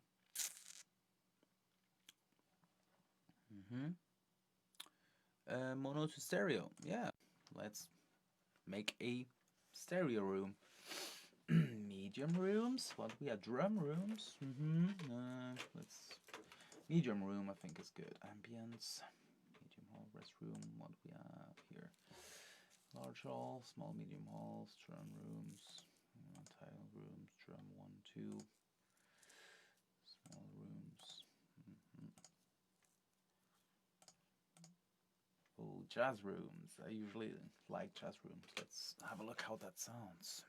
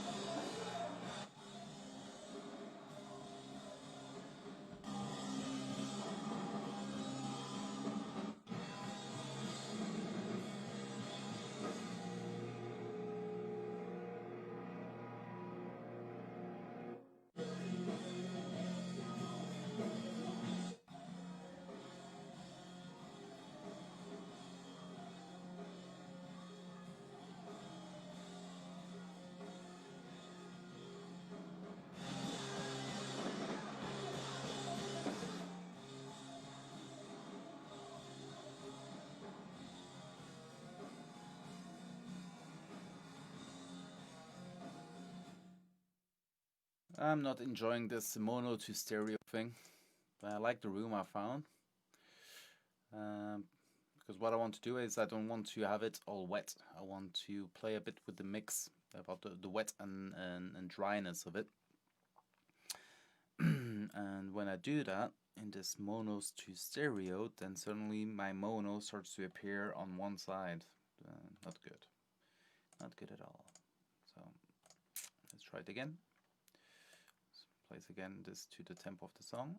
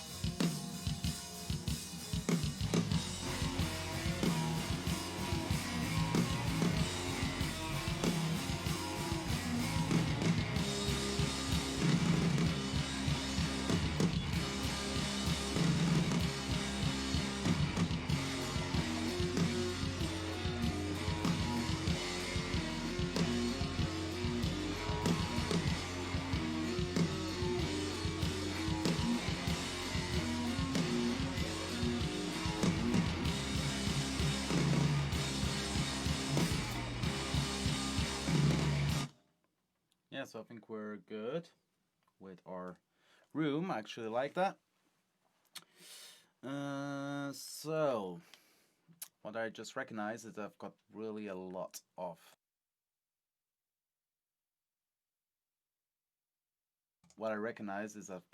really a lot of cymbal bleed on my tom mics, and just a quick recall, we still haven't gated anything. Crazy. I usually start gating way earlier. I'm really liking how this mix is going, even without gates. So let's start gating.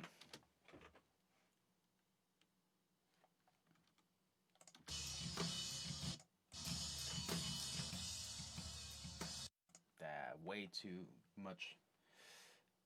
Way too much. What I think I'm going to do is something I was talking to Martin about a couple of days ago. A lot of people edit the parts from the drums on the toms away. They delete it completely where there's no toms playing. Because this is what you try to do with a gate, right? You try to get rid of all the spill. So why not just cut it instead of going crazy with your gate settings? So the only part also in this song where there's toms is this area here. So everything else is just rubbish. I mean, what's rubbish? Depends on the style and your taste. Some people like to use the spills of the cymbals and stuff on the toms, but I think that would be more for like country music, jazz music, and more like ambient type of music. And in a rock track like this, it doesn't help us. It's not the sound that we know from rock records. So let's delete all of that. And let's go to the beginning of the toms, and let's start with the rag tom. Oh. Okay, so this is where that part starts. Probably the same thing on the floor tom. Yeah. So always troubles on the tom mics are these cymbals. So I'm going to see if I can cut. So I have to use my eyes, and my ears. So around here is when he starts playing that floor tom. So I'm going to do a small fade in here.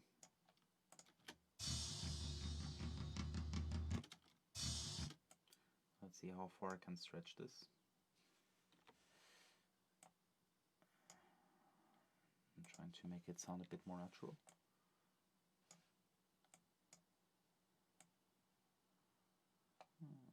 I guess I even will. Okay, let's do it differently. And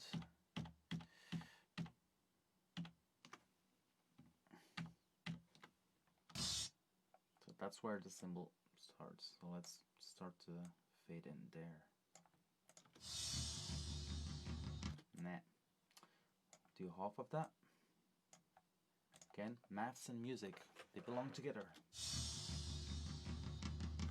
Half of that.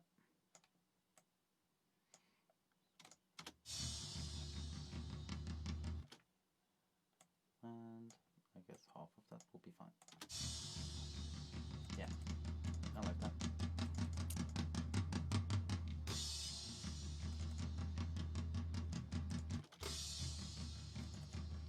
So the guy only plays, the drummer only plays the floor tom from this point. Since there's not much bleeding in, I will leave it there so that it sounds more natural. Because if I cut this suddenly in this part, I think that's going to be noticeable and not pleasant.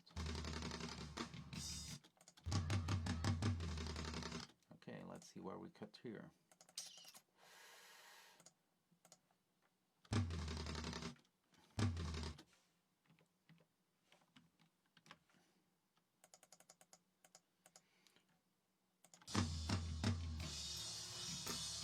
Ah, just found some more toms over there.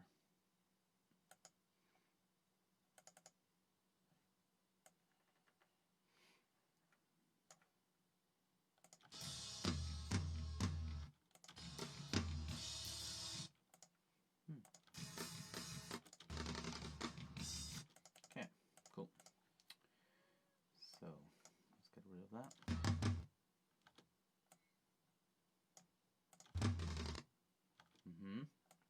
Can hear the tom ring out. So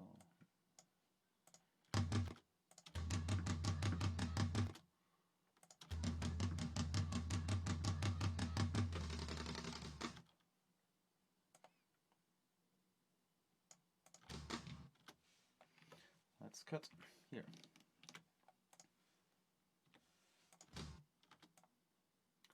Do a fade there. Same here. Fade here. Okay, so let's delete all of that. Go here to the next floor tom hit. Delete all of the rest. And cut there.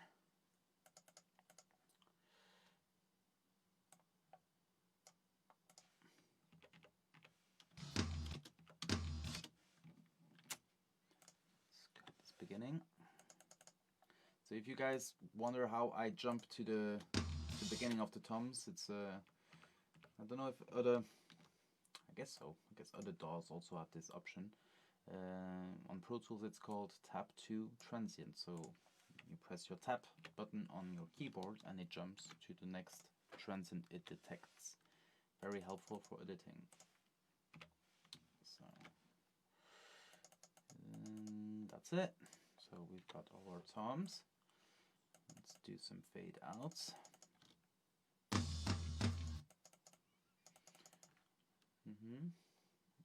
Overhead.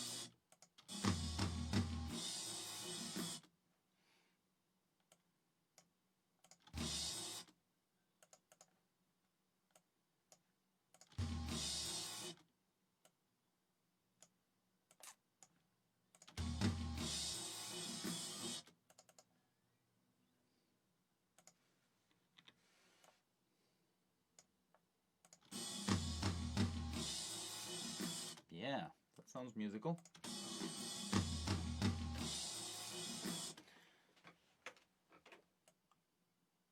When you do this, try to do things that feel musically good or sound musically good.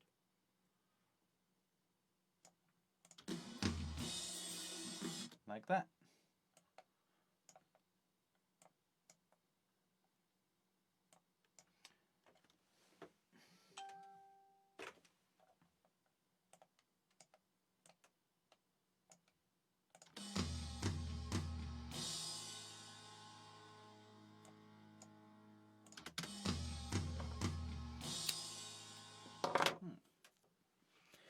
So there you go. So I will still set up a gate on this to have better fades in and fades out. So let's switch the screen again. Yes, any questions? No, no questions. Still 9 people watching. Awesome. Hope you're enjoying.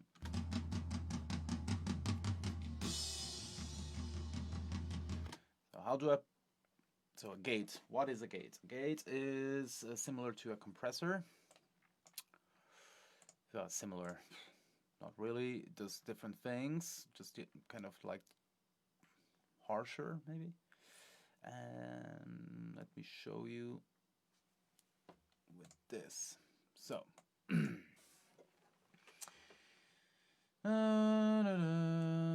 here is our threshold. So when a sound is, the volume is down here, then there's no sound coming out. As soon as the volume goes over this point, then the sound comes out. Let's demonstrate that.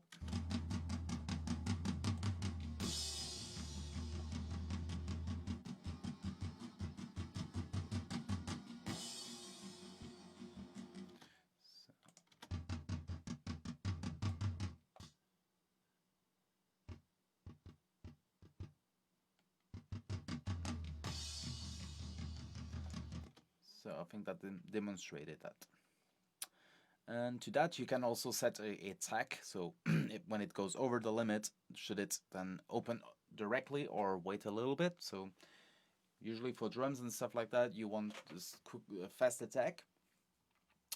Slow attack kind of settings, I think it's more like if you want to do like crazy effects kind of thing. On other type of instruments like keyboards and synths and stuff. Release, same principle than on the compressor. You set the release to the tempo of the song. So here we have our threshold, like I talked. Here we turn the gate on, and here we've got our release. Oh, I forgot something. The range, very important to make it sound a bit more natural. So when it's down here, it's totally off, right? But you can also, so here it's called floor, but it's, and the other one is called range. So instead of being totally turned down off, the sound is just not as loud. So let's demonstrate that too. So if I place here, we can do crazy effects, so it's louder where it actually should be lower.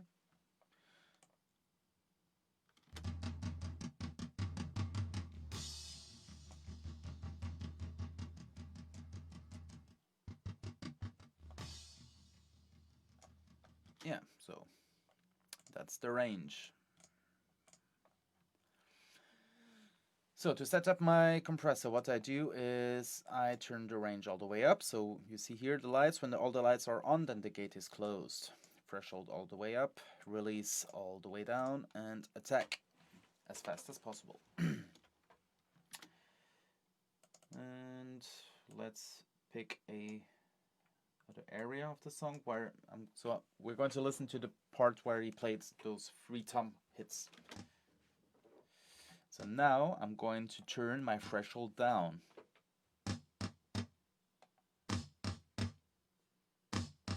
Until I hear all the 3 hits.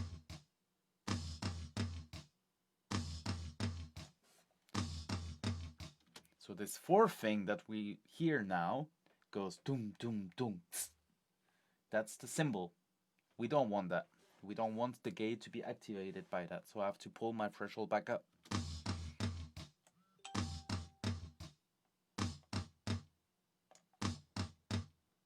And there you go. So now we only hear those tom hits. Let's see if it also reacts the same way on other tom hits. Yes, that was supposed to be just a 1 tom hit. And now let's see if this happens also at the end where he plays those 3 toms. Yes. Perfect. So, since I'm going to switch here the screen so we can have a look at both. So, in this area here, he's not playing as loud, so that's why we need this range. Because if the range would be all the way up, then here it would be totally silenced until the gate is activated and then the sound will come.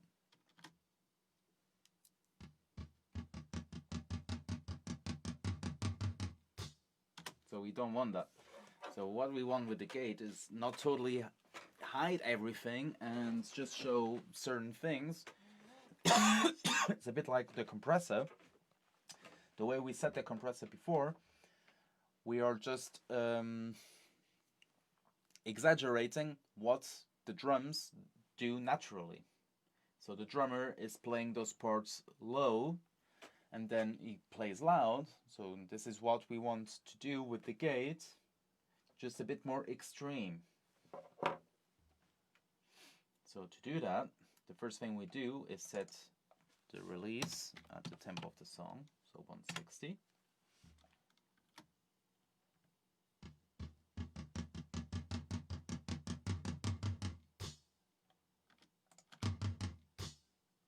Okay, I'm going to try to see how it sounds, the double of that. It sounds more musical. In this area where he plays the tom and there's a break, it sounds better than when it was at 160. So we are setting it to an 1/8 and not to a 1/6 of the song tempo of the beat. That doesn't sound good. That sounds better. So now let's play with the range.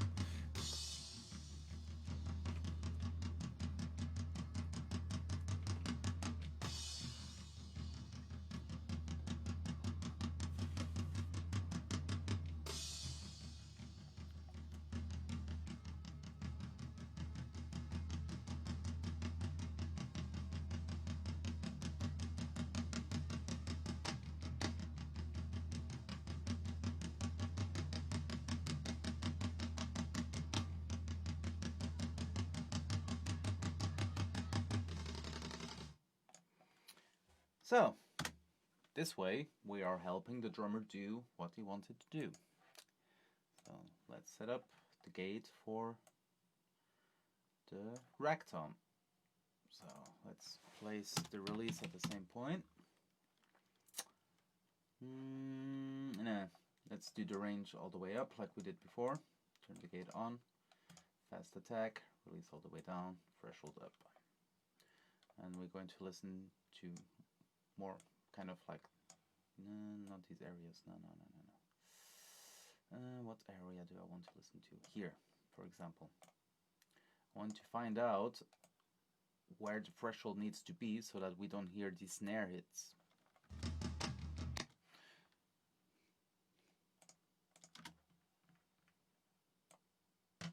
Oh, there it is. Okay, let's see how it reacts over here. Good.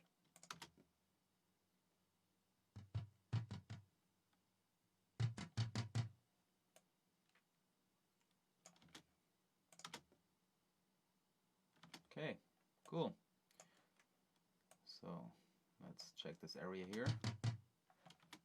Let's set the release to a musical time. Cool. Let's set the range the same way we did on floor tom. Cool. Let's listen to all of it.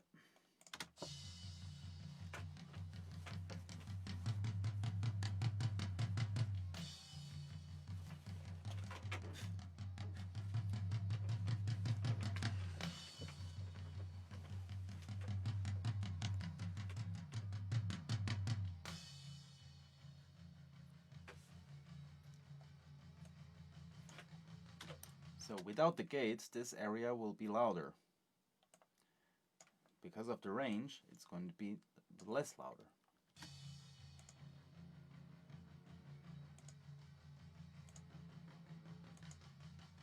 And this is what we want. We want to show the toms, help the drummer do his dynamic thing, and keep things a bit cleaner.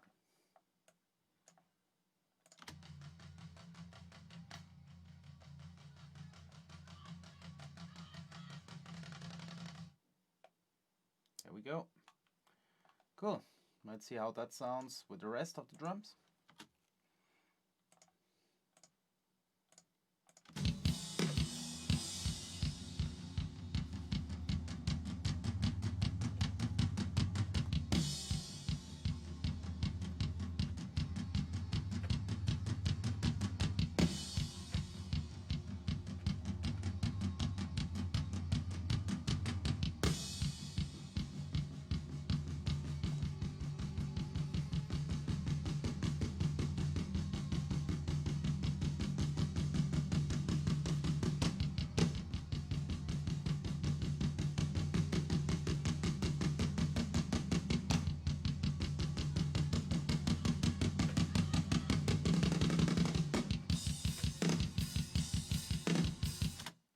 Enjoy that very much. Let's see here.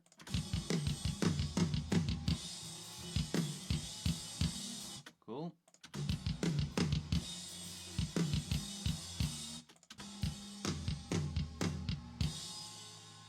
Perfect. So the only thing I'm going to do now is these snares here on the tom mic. So I could have placed the floor tom mic maybe a little bit better. As Martin knows, I'm sometimes a little bit lazy with that.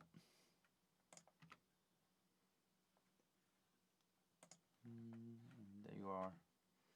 That's a reason I should not be that lazy. So those snare hits. Why is this not working? Okay. So I'm going to select this to the next point. Snare hit to the next point. And I'm going to turn them a little bit down so that the gate doesn't react to it, but they are still there and it still sounds natural.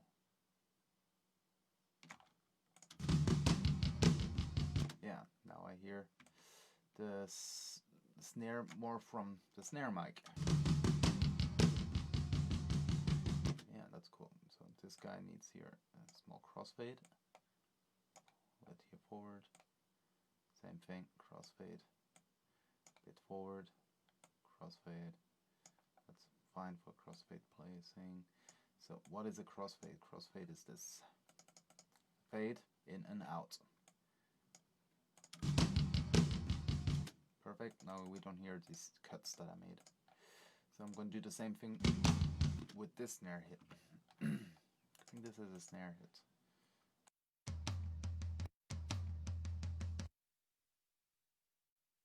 It's a floor tom hit, but I don't know. Let's turn it a little bit down. Yeah, sounds better. Okay. Cool. So we're done with toms. Let's have a listen to the other drum parts, where I found that there were too much cymbals coming through the tom mics. Now maybe I can turn my overheads up.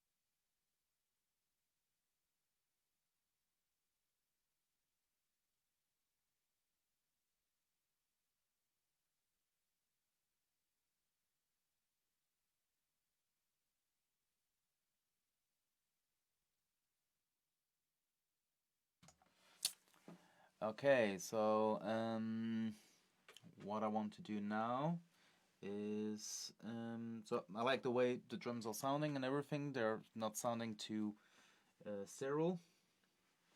Thank you, Anna. I noticed my mic was turned off. So the drums are not as sterile, not too sterile. They are clearer, cleaner, but they are still a bit chaotic because of the ambient mic.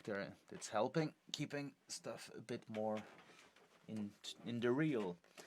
What I'm going to do now is place a compressor on the snare, because there are some hits. They are more like rim shot kind of hits, and they have too much energy. They're poking a bit too much, so I'm just going to compress like 1 decibel a little bit, keep them a bit more controlled. For that, I like to use this compressor. This one brings also a bit more of a dirty character to the snare. So a fast release, a relatively slow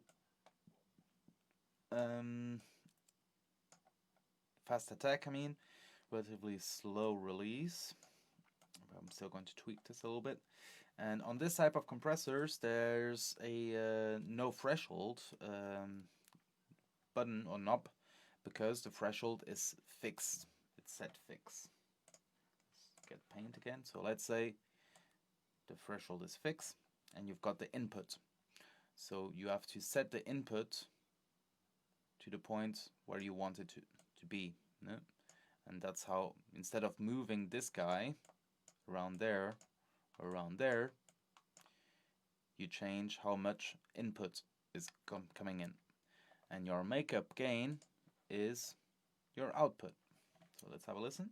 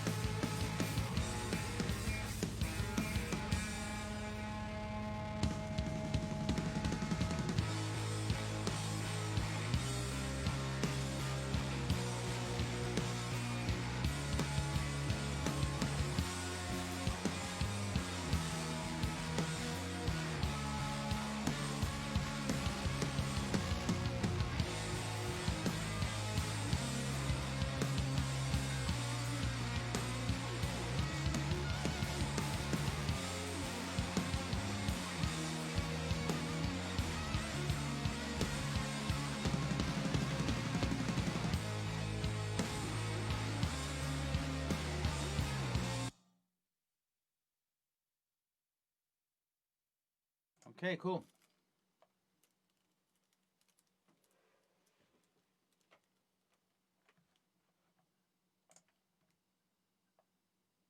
Yeah, Martin, you're totally right. I forgot to mention that. So the higher the number, the faster it is. So that's why fast attack is not this way, it's this way.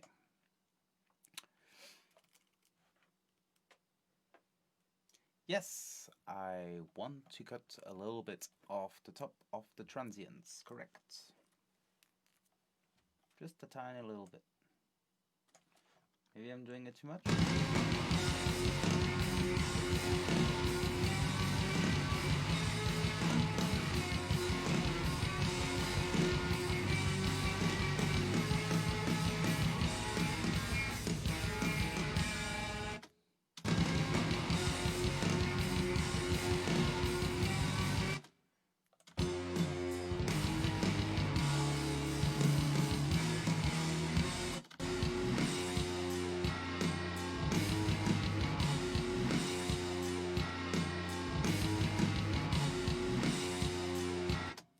Thank you, Martin. A bit better if I put it a bit slower.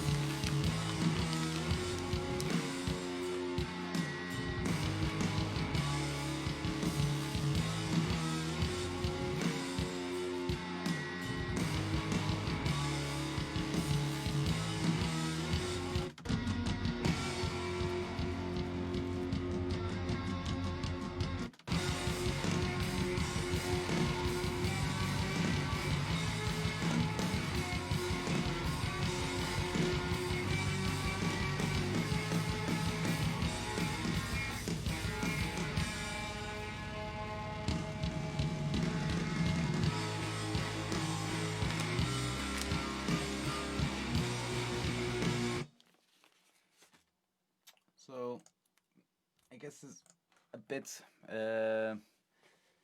might sound like I'm how do you say that in English? So one of the compressors, I've got a slow attack and a fast release. So let's imagine this is a transient, right? So I want to manipulate it and do this.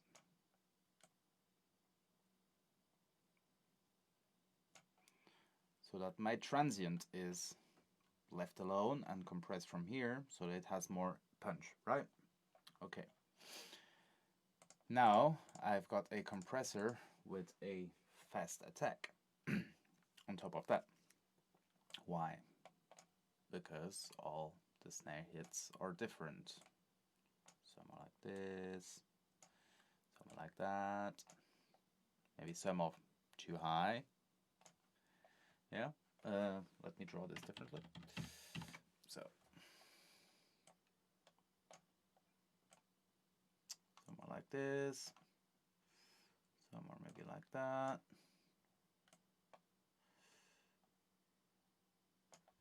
Some are maybe like that.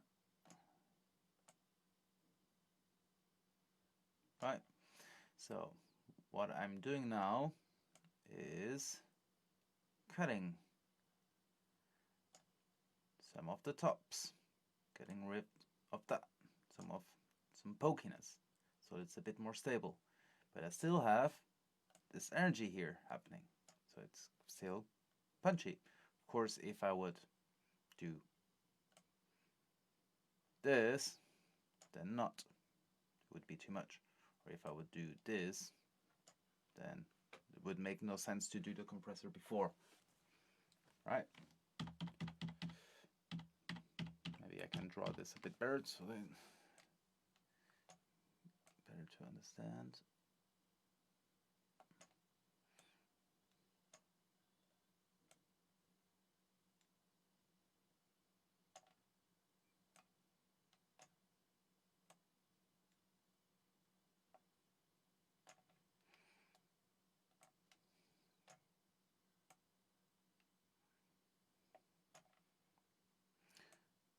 So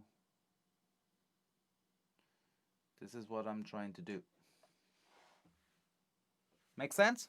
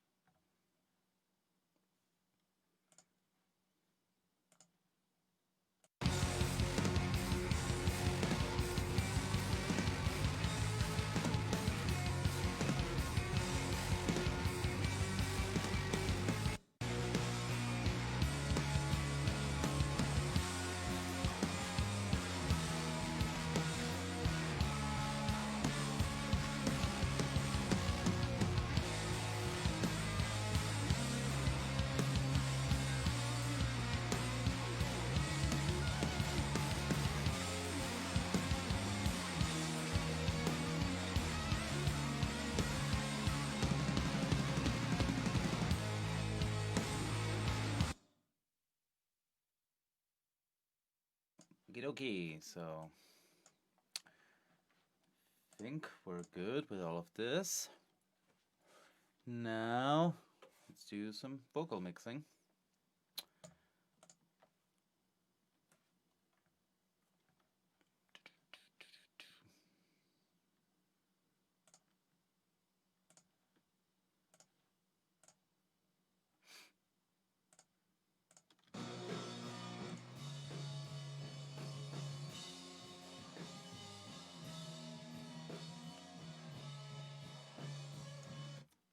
This is how it's gonna be. Shaking on the iron shelf, I'm not afraid to die. Shadow with signs are bad, sorry, that's better. More killing than anything else propped up. Lost in the back to my name is given. Half your life for that, never can ever really own. Ask yourself, how did I get here again? Finally, every single out face it pops up, but we can see them. On your backs into the charge, give out the hole, we build this side together.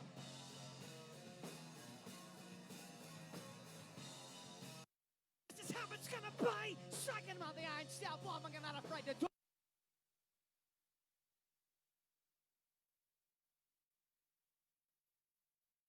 This is how it's gonna be. Second mouth, I ain't self-warming, I'm not afraid to die. Shadow with signs of bad, sorry, death minute. More killing than anything else propped up. Walls in the backs of our neighbors given. This is how it's gonna be. Second mouth, I ain't self-warming, I'm not afraid to die. Shadow with signs of bad, sorry, death minute. More killing than anything else propped up. Walls in the backs of our neighbors given. This is how it's gonna be. Second mouth, I ain't self-warming, I'm not afraid to die. Shadow with signs of bad, sorry, death minute. More killing than anything else propped up. Walls in the backs of our neighbors given. This is how it's gonna be. Second mouth, I ain't self-warming, I'm not afraid to die. Shadow with signs of bad, sorry, death minute. More killing than anything else propped up. Walls in the backs of our neighbors given. This is how it's gonna be. Second mouth, I ain't self-warming, I'm not afraid to die. Shadow with signs of bad, sorry, death minute. More killing than anything else propped up. Walls in the backs of our neighbors given. This is how it's gonna be. Second mouth, I ain't self-warming, I'm not afraid to die. Shadow with signs of bad, sorry, death minute. More killing than anything else propped up. Walls in the backs of our neighbors given. This is how it's gonna be. Second mouth, I ain't self-warming, I'm not afraid to die. Shadow with signs of bad, sorry, death minute. More killing than anything else propped up.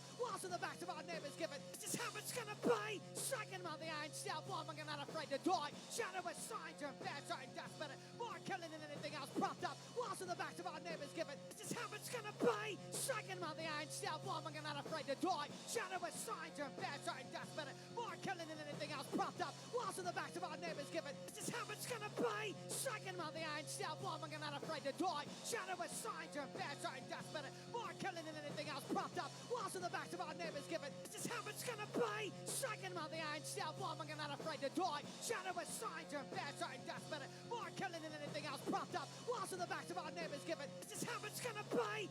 Second mouth, I ain't self-warming, I'm not afraid to die. Shadow with signs of bad, sorry, death minute. More killing than anything else propped up. Walls in the backs of our neighbors given. This is how it's gonna be.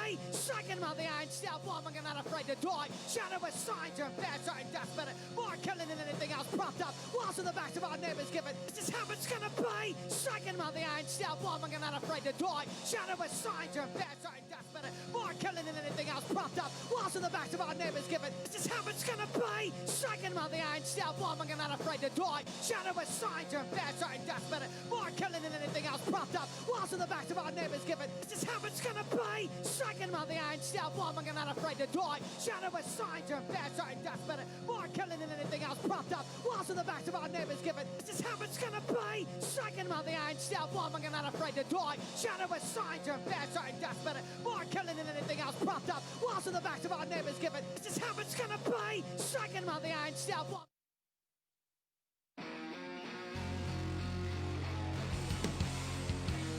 Given. This is how it's gonna be. Second mouth, I ain't self-warming, I'm not afraid to die. Shadow with signs of bad, sorry, death minute. More killing than anything else propped up. Walls in the backs of our neighbors given. This is how it's gonna be.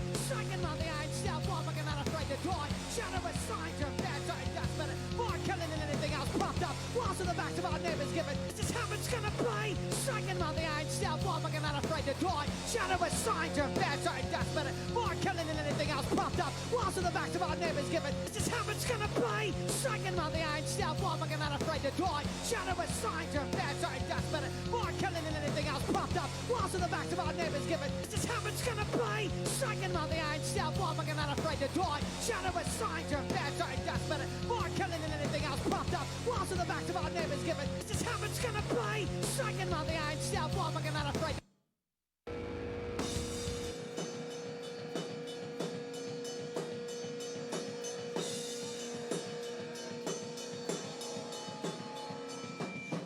It's gonna be. Second mouth, I ain't self-warming, I'm not afraid to die. Shadow with signs of bad, sorry, death minute. More killing than anything else propped up. Walls in the backs of our neighbors given. Half your life and lead never get ever really old. Ask yourself, how did I get here again? Bad and every single out bass it pops up and we can see it. On your backs into the task of alcohol, we build this size again.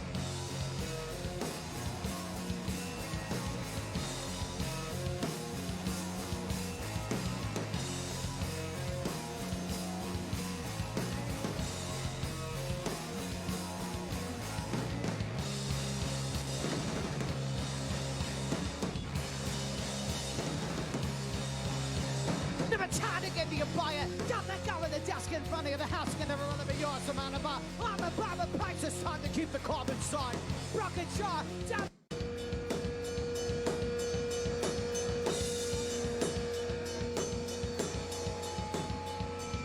This is how it's gonna be. Striking on the iron steel wall. I'm not afraid to die. Shadow with signs of bad side. Death more killing than anything else propped up. Walls in the back of our neighbors given. Half your life will live. Never can ever really own. Ask yourself, how did I get here again? Bad at every single out face it pops up and we can see it. On your backs into the task about the hole we build inside the gap.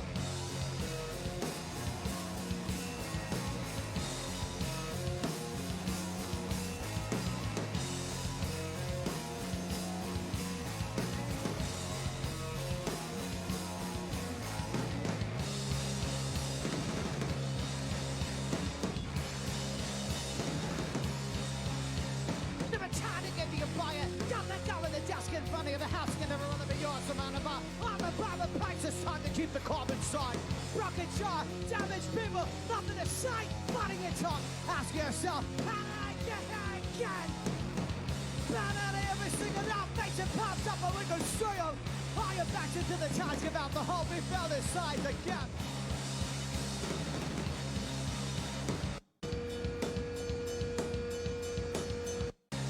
Never time to give you a buyer. Don't let go of the desk in front of you. The house can never really be yours. I'm on a bar. I'm a bar of pipes. It's time to keep the carbon side.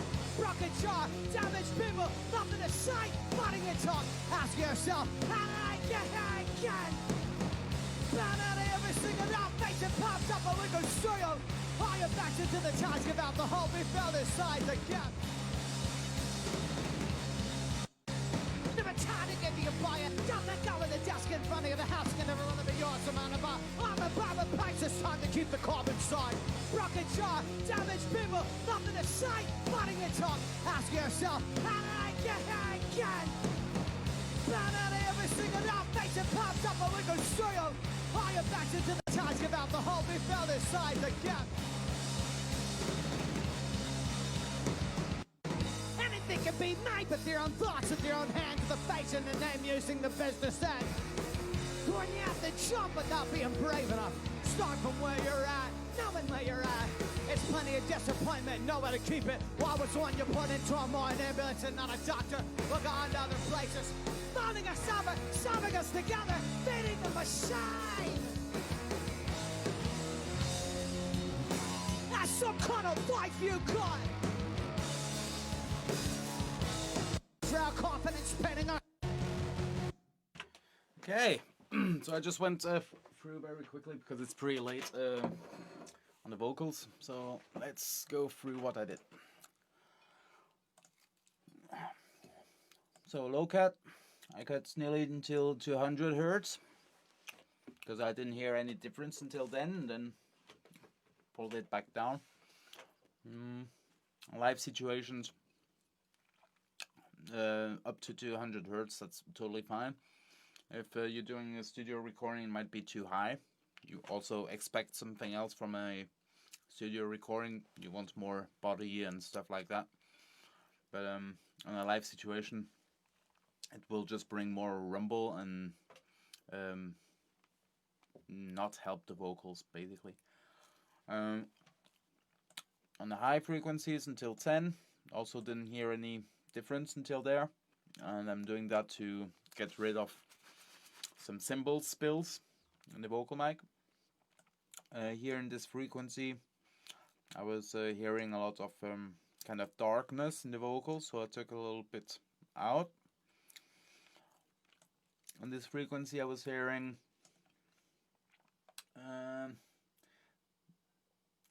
very, how do you say, high mids kind of frequency, telephone kind of sound that was very aggressive, so that's why I cut more of that.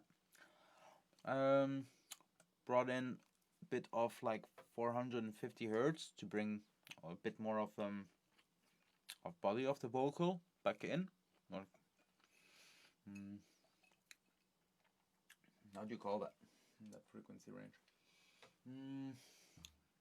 Word is missing. And then I brought up some highs at around 6 hertz, so that it's better to understand. On the compression, you've got a fast attack, slow, yeah, for a vocal kind of a fast release. And I'm compressing just like at around 3 dB, sometimes goes up to 6, so I'm just compressing just a little bit. And after that compression, I'm going through this, which I'm compressing a lot, with a really fast release and a more slower attack. Over here I'm getting rid of 5 kilohertz because the compression is bringing back those harsh S that I don't like, so I got rid of that. Brought in some 3K, found it helped to make the vocal, the text a bit more understandable. And this guy, this is a vocal rider, so I usually try to use this guy at first. Sometimes it works, sometimes it doesn't. So this is basically as if it would be this fader here, and instead of me programming the movements of the fader, this guy does it for me. It's a bit like a compressor actually. So I tell him it shouldn't go much higher than nominal, but he can bring the volume a bit lower when it gets too loud. So it's kind of like a different type of compressor. Yeah, so let's go to the edit view.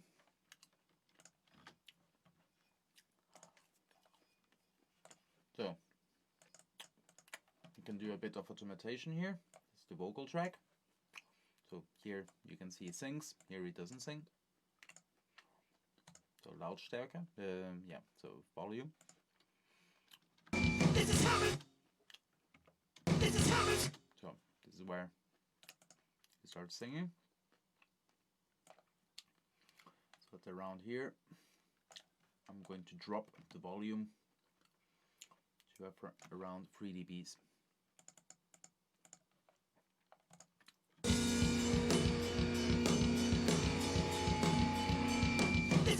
Gonna play, shaking on the iron shelf, I'm not afraid to die. Shadow with signs of bad, very desperate. More killing than anything else propped up. Walls in the back to my.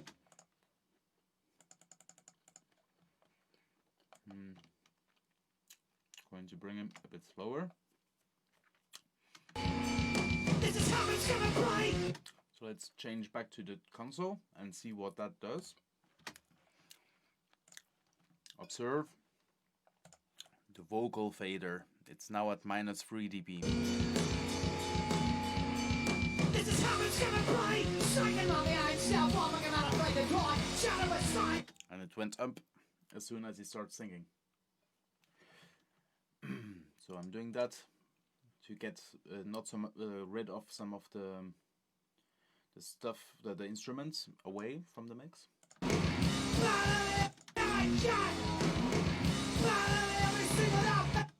So let's do that here. Let's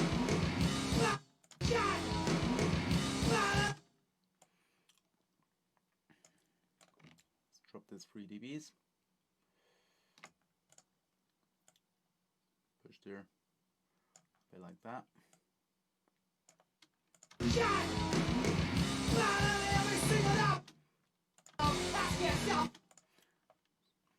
Oh yeah. Let's switch to the edit mode. So I did this edit.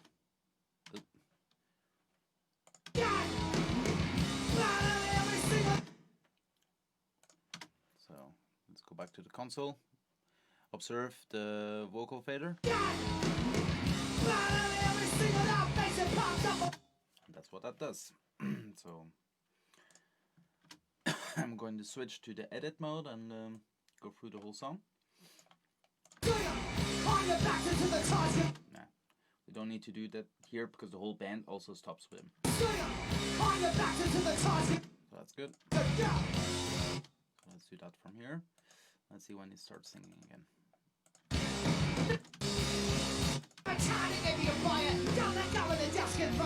Okay. here on. Let's go backwards. All the way to here. I think this might be a good point. Let's go down to 3 dB. Let's do a fade.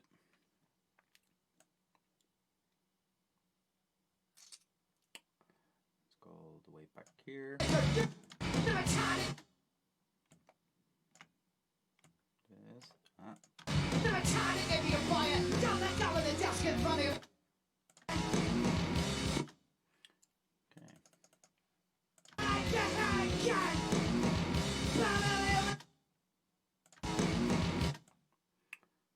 Something here.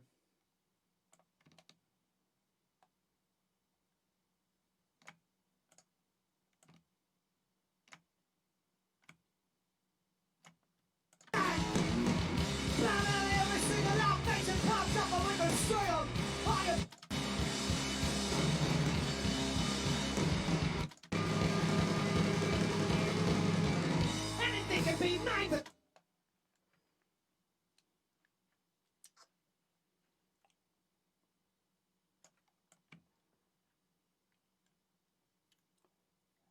Okay.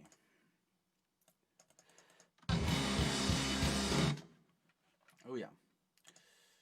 8 hours. Maximum broadcast length 8 hours. So what time did we start? Huh. Did we do 8 hours already? No. Okay, we were late. Let's say 6:30. Ah, we're fine. Okay. yeah. Yeah.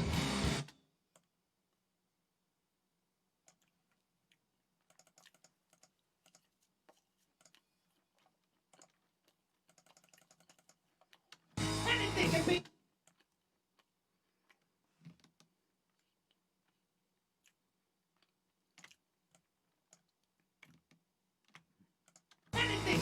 Anything can be made with your own thoughts and your own hands, the face and the name. We're going to other places. Only the summer. Hey! You're my shine. You're my shine.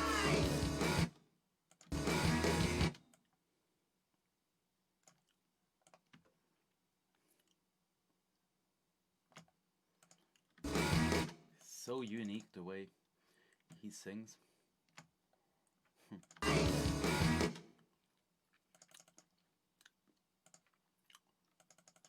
That's so cool. I was actually afraid that the vocal with this type of singing wouldn't be as good. I didn't expect that the signal is so clear in the mic. That's some kind of life you got. That guy's the mind type. Okay. I was expecting more of situations like this. God.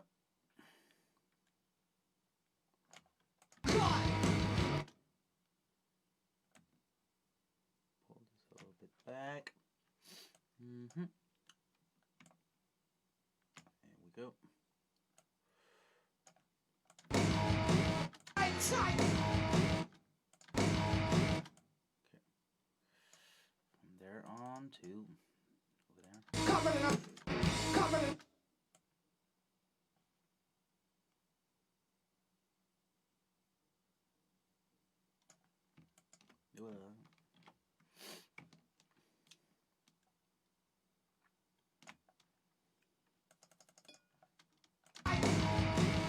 Oop. Oh, I hate when this happens.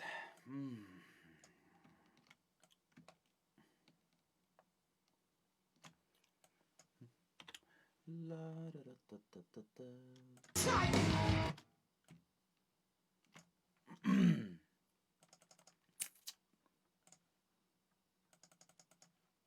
Cover it up.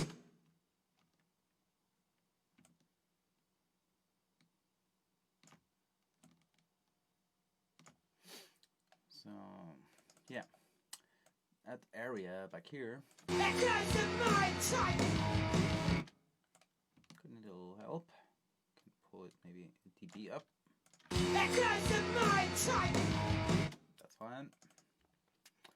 We can't do magic. Covering our proud confidence, painting our skin with the thoughts of that have been shattered with scary eyes. We'll help you are, even if the voice is scary. We'll help you are, even if the voice is scary. Stop making it like they used to. We'll help you are. Scary eyes. We'll help you are, even if the voice is scary. Stop making it like they used to. About to stop the stones throw us anywhere. But I'll stay face down and think the word to keep you there. Background breaker, life and time taker. How many days have you been lost in what ways outside of yourself? I'll make the cycle. Living in a place overlap. The best days of our lives are the ones who are alive. Making an attempt at existing. Some our work can be done, covering each other in back. Painting ourselves in our cameras. Respect. Okay, so we can't do magic. It is what it is. This area here could be a bit legible, so he went away from the mic, so we don't want to make this sound as if he would be on the mic, because this is supposed to go with a video. So if we see in the video that he's far away from the mic and it sounds as if he's like on the mic, that will be weird. But we can maybe just help a little bit. Days of our lives are the ones who are alive. Making an attempt at existing. Some our work can be done, covering each other in back. Painting ourselves in our cameras. Respect. That's some kind of life you want. Ones who are alive.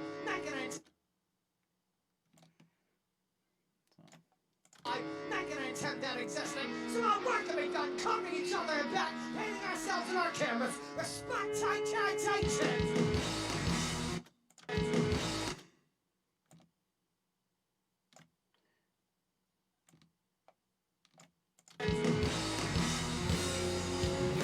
That's some kind of life you want.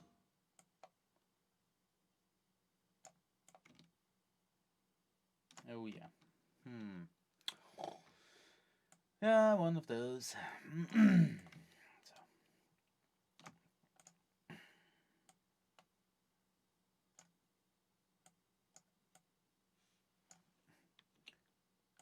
Mamma mia. So, help this.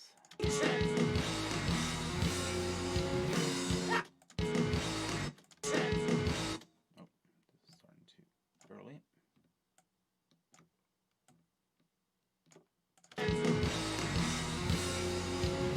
That's some kind of life. That's some kind of life you want.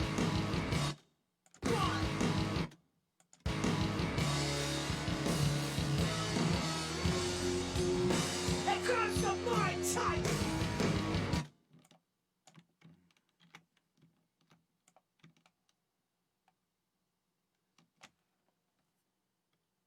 You want.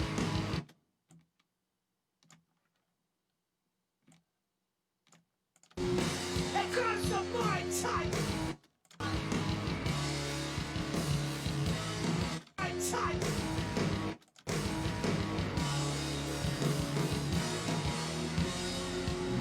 That's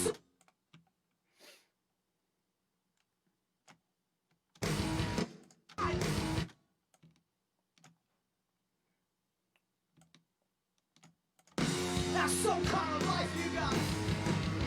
Life you got.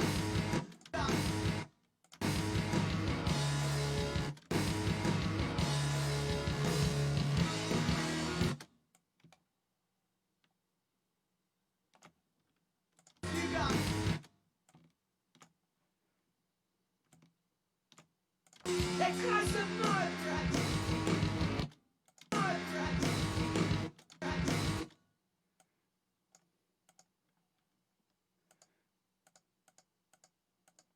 Is that it?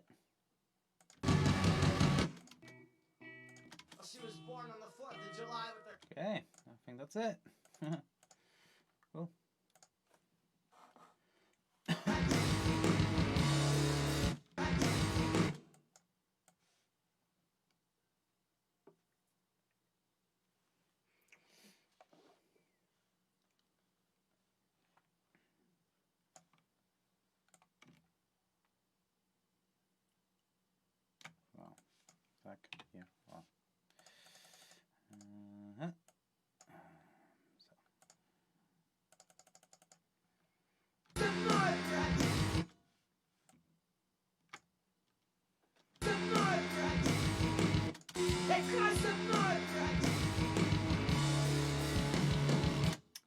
yeah, like I said, it is what it is.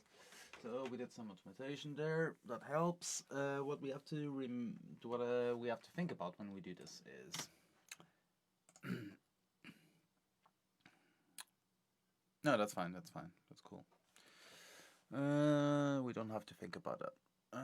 Okay, so what does the vocals need? It needs effects. So let's do a stereo, 2 stereo auxiliary.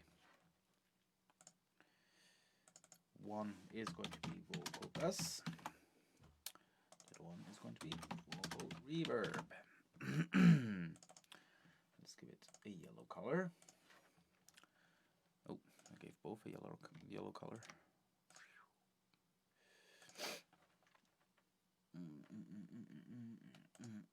No, what's happening? Hold. Hold.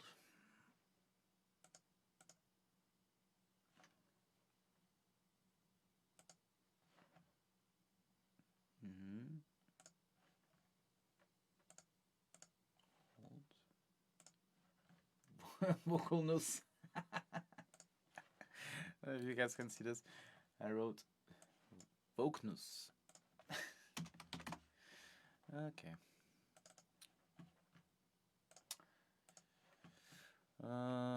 And let's send the vocal into the vocal reverb, and it has to be set pre-post, right?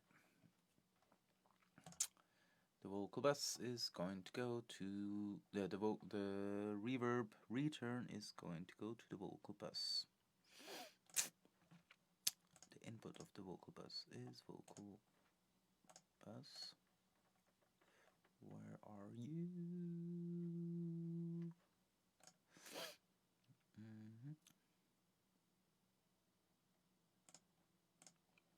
Vocal reverb, and you go to vocal bus. Yeah. Okay, so the vocal and the return are going to the vocal bus. So here I've got like a master fader for the vocals. Yeah. So once more, like stuff like this is things that I did years ago, so that I don't have to think of bus 1 and 2, 5 and 6, 7, 8, which bus is what, and which bus did I already use and which bus did I not use. So there's a lot of type of names for buses that I might need, and I'm good to go. And actually the whole preparation that I did at the beginning, so usually I've got a project with already kick in, kick out, kick bus, snare top, snare bottom, and all of the possible tracks that I could think of already with the basic plugins in them, with the first IQ, with a channel preamp kind of thing, tape machine, the SSL channel strip on all the channels deactivated. I just need to activate. So I've got a system, and that helps me keep in the flow of mixing and not be thinking all the time, what do I need now and stuff. And this is very helpful. Stay in the flow. So I want to haul. We want to haul on the vocals. I think I want to haul. Let's see if I do.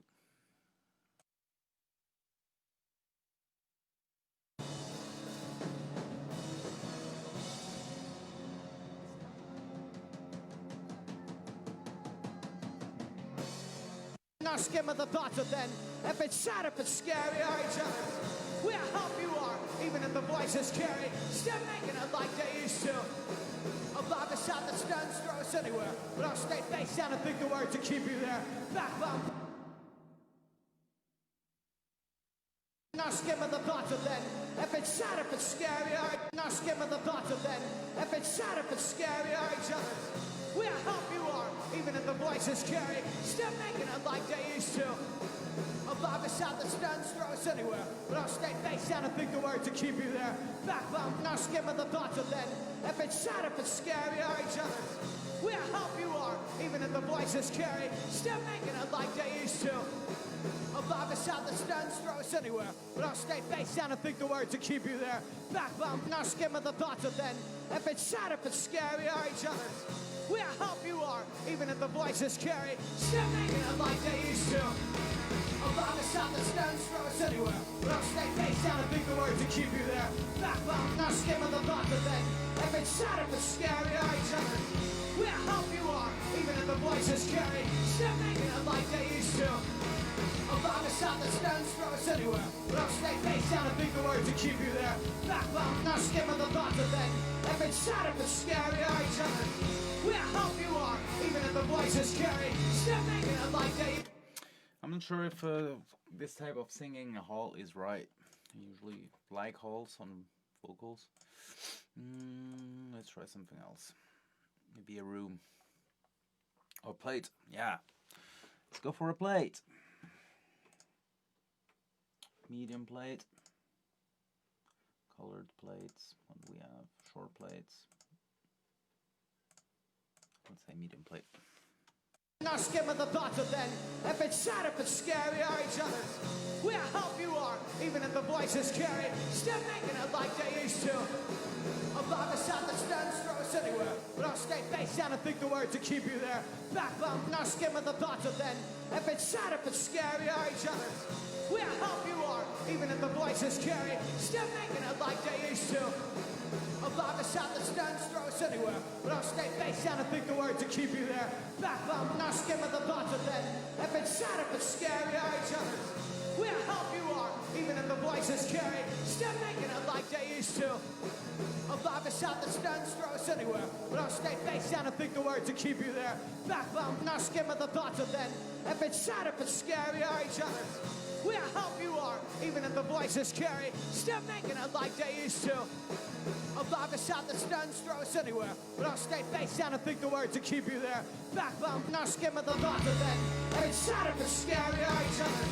We're help you are, even if the voices carry. Still making it like they used to. Yeah. It's cool, that's working. Let's try a slap delay. Let's see what a slap delay does. So that we need just use a let's use, instead of a stereo auxiliary, let's do a mono auxiliary, because we don't need a stereo slap delay.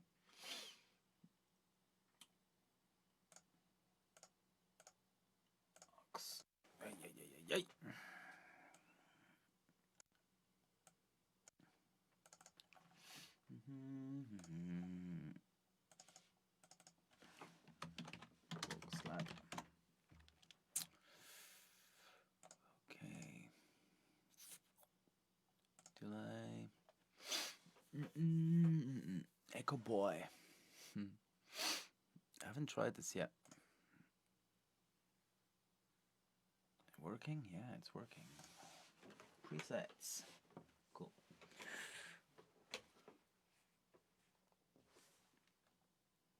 Classics. Classics is always good.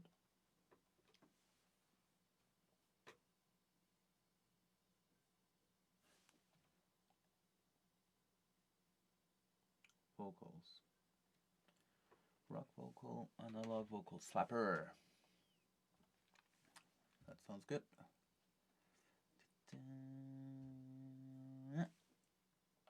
Studio tap pong. Okay, let's see how that sounds. Now skim of the thought.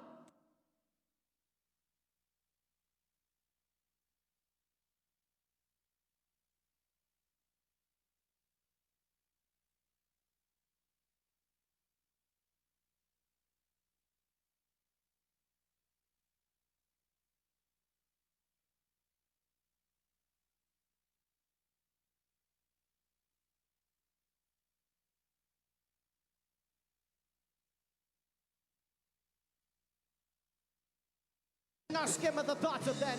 If it's sad, if it's scary, are each other's. We'll help you are, even if the voices carry. Still making it like they used to. Alive a sound that stuns, throw us anywhere. But I'll stay face down and think the words to keep you there. Backbone, our skim of the thoughts of then. If it's sad, if it's scary, are each other's. We'll help you are, even if the voices carry. Still making it like they used to. Alive a sound that stuns, throw us anywhere. But I'll stay face down and think the words to keep you there. Backbone, our skim of the thoughts of then. If it's sad, if it's scary, are each other's. We'll help you are, even if the voices carry. Still making it like they used to. Alive a sound that stuns, throw us anywhere. But I'll stay face down and think the words to keep you there. Backbone, our skim of the thoughts of then. If it's sad, if it's scary, are each other's.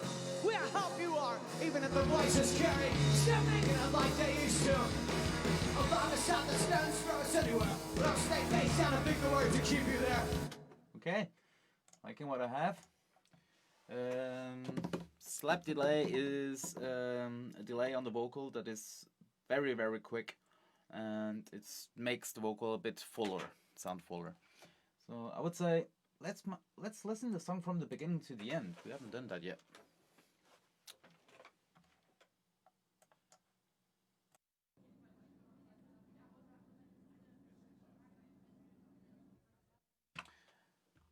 Listener, White Rabbit, 15th of November 2018. Was anyone there? Any one of you guys was at the concert?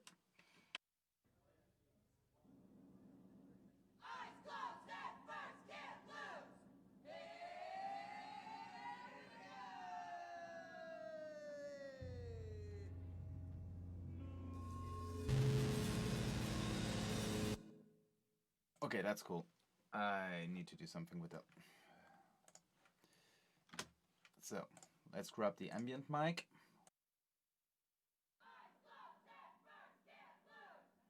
Where did that come from?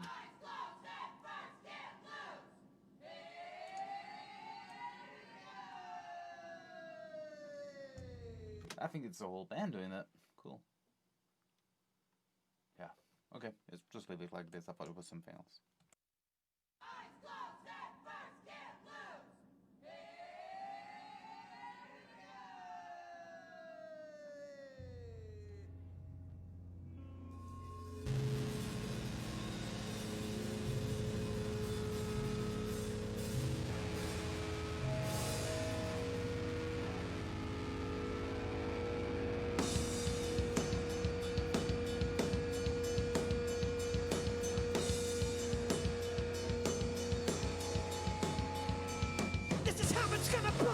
Striking on the iron steel wall, but not afraid to die. Shadow with signs of bad, sorry, death minute. More killing than anything else propped up. Walls in the back of our neighbors given. Half your life was there, nobody can ever really own. Ask yourself, how did I get here again?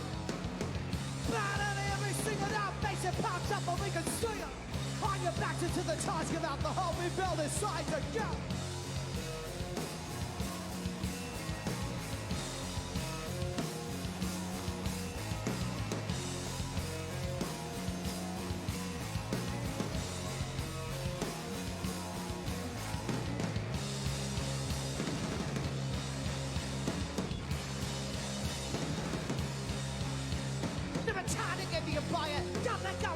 In front of the house can never really be yours. I'm on a barber pipes, it's time to keep the carbon side. Broken jaw, damaged people, nothing to say. Fighting your tongue, ask yourself, how did I get here again? Battle every single night, face it pops up, but we can see them. All your backs into the task about the hole we built inside again.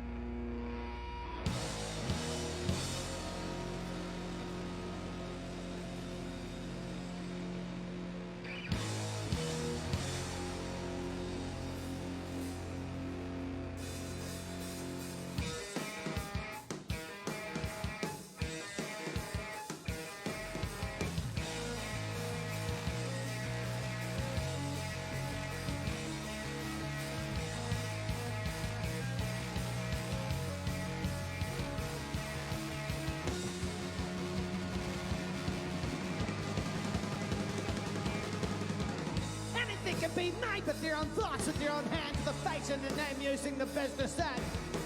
When you have to jump without being brave enough, start from where you're at, knowing where you're at. It's plenty of disappointment, nowhere to keep it. Why was one you put into a more an ambulance and not a doctor? We're going to other places, folding us over, shoving us together, feeding the machine. That's some kind of life you got.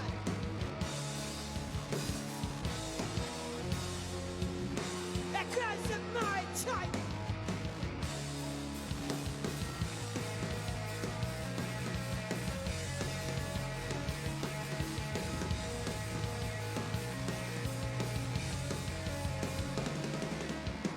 Covered in our shroud, confidence, painting our skin with the thoughts of them.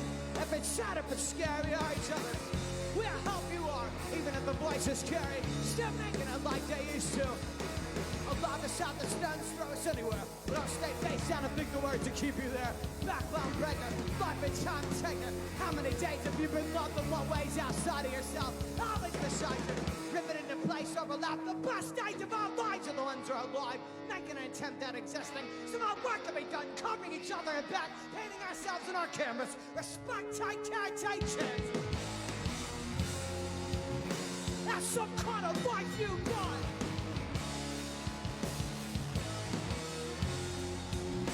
It grows some more tight.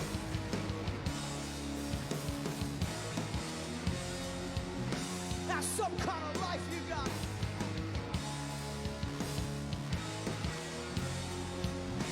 It grows some more right.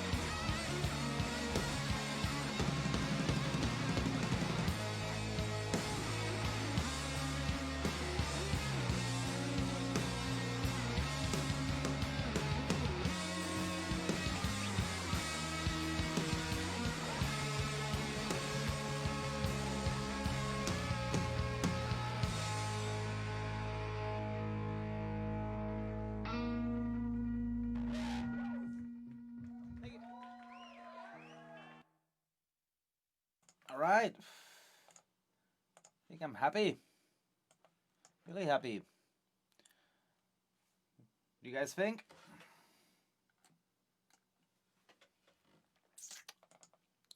Let me know if there's anyone out there. So, last piece of the puzzle. Let's put another tape on the bus.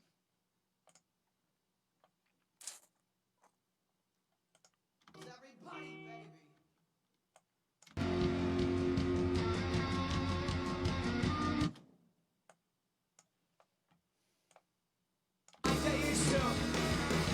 Sound the stones throw us anywhere. But I'll stay face down and think the words to keep you there. Backbone breaker, life and time taker. How many days have you been loved and what like they used to? Allow the sound the stones throw us anywhere. But I'll stay face down and think the words to keep you there. Backbone breaker. time taken? How many days have you been on the lot like they used to? Around the south, the stones throw us anywhere. But I'll stay face down a bigger word to keep you there. Backbound beggar, life in time taken. How many days have you been on the lot like they used to? Around the south, the stones throw us anywhere. But I'll stay face down a bigger word to keep you there. Backbound beggar, life in time taken. How many days have you been on the lot like they used to? Around the south, the stones throw us anywhere. But I'll stay face down a bigger word to keep you there. Backbound beggar, life in time taken. How many days have you been on the lot like they used to? Around the south, the stones throw us anywhere. But I'll stay face down a bigger word to keep you there. Backbound beggar, life in time taken. How many days have you been on the lot like they used to? Around the south, the stones throw us anywhere. But I'll stay face down a bigger word to keep you there. Backbound beggar, life in time taken. How many days have you been on the lot like they used to? Around the south, the stones throw us anywhere. But I'll stay face down a bigger word to keep you there. Backbound beggar, life in time taken. How many days have you been on the lot like they used to? Around the south, the stones throw us anywhere. But I'll stay face down a bigger word to keep you there. Backbound beggar, life in time taken. How many days have you been on the lot like they used to? Around the south, the stones throw us anywhere. But I'll stay face down a bigger word to keep you there. Backbound beggar, life in time taken. How many days have you been on the lot like they used to? Around the south, the stones throw us anywhere. But I'll stay face down a bigger word to keep you there. Backbound beggar, life in time taken. How many days have you been on the lot like they used to? Around the south, the stones throw us anywhere. But I'll stay face down a bigger word to keep you there. Backbound beggar, life in time taken. How many days have you been on the lot like they used to? Around the south, the stones throw us anywhere. Cool. So yeah, another trick I like to use. This type of plugin creates low frequencies. Oh, creates frequencies. So you set with this a certain frequency that you want to use, and here how much of it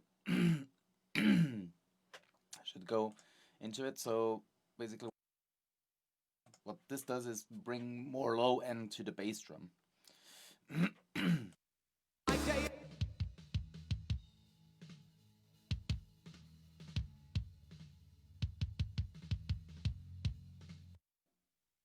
The bass drum sounds rounder. Back in the 80s they started doing that, and how they did that was with a frequency generator. So they would set the frequency generator to 80 hertz, for example, and it would go like the whole time, and then they would put a gate on it, and they would sidechain it to the kick drum. So when the kick drum would be played, the gate would open, and so this low frequency from the frequency generator, this low would open and then close again in the rhythm from the bass drum. So basically this is that, but without the whole complicated thing you have to do. But basically, if you have on your DAW a frequency generator and a gate, which with a sidechain option, you can build your own plugin like that. Yeah, so placed another tape for the end of the mastering. Yeah, smooths a bit the sound and glues everything a bit together. And I think I don't want to do anything else. I think this is the point where I say I have to stop, because from now on, if I continue doing stuff, I think I'm just going to ruin things. I like to compare this to when a painter is painting a picture. At one point he also has to know when to stop putting more paint on it. It's the same thing. We are making a picture, painting a picture, and I think that's enough. So we have to export this. To export this, what I do is I create a stereo track. So what are you guys looking at? Yeah, so I do a stereo track, and I will send, what bus will I use? Drum reverb. I usually have one called Tape. Where is it? Can't see it. Doesn't matter. So I'm going to send this into this bus here. Which one did I use? Drum reverb. So let me check if this is working. Regie A, Ausgang Regie A. Let's stumm schalten.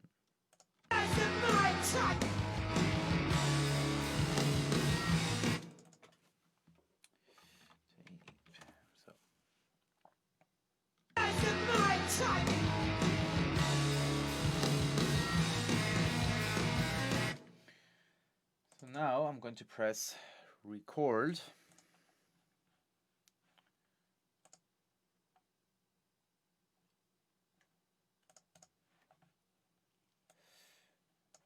And I'm going to print my mix on this. Why do I do that? Because of these guys here. So when you do an automation and you bounce directly, the computer will decide to do less steps in between than you actually hear when you do a mix. So instead of let's make a new picture. Instead of doing, for example, a movement like this, it will do a movement like this.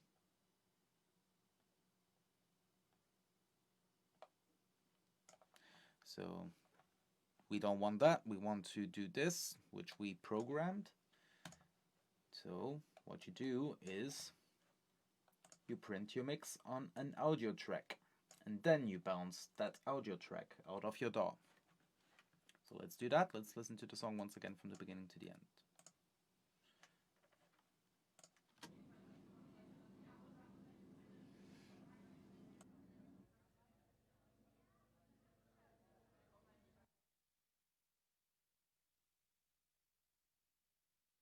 Oh yeah, there's one thing I forgot on the vocal. There's one part where I heard someone shouting before and I found it was awesome. And now I can't hear it anymore because of the automation I made on the vocal.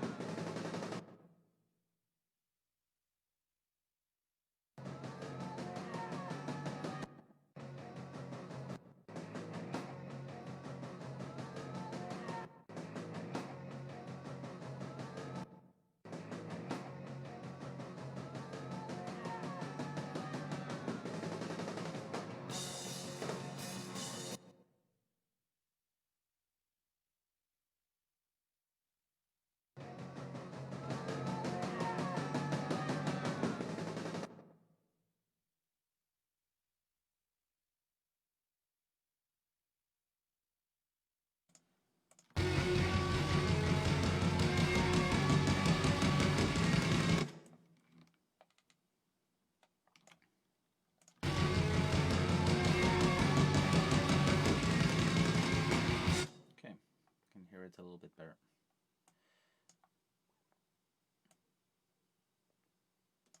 Okay. So that was it. That's the last thing. Now it's over. So let's bounce.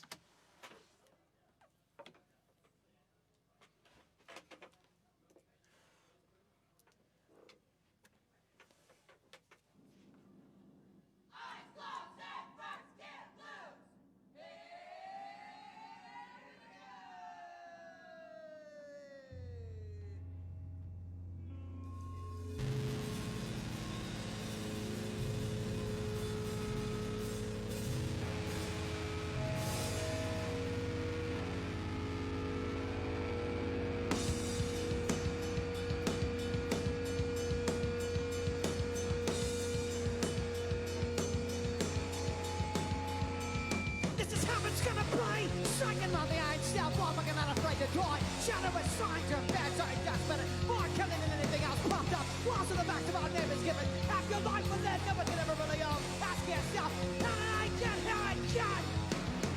Bad at every single out face it pops up and we can see it. Okay, I just saw the compressor on the master compressor is compressing a bit too much, so let's start again.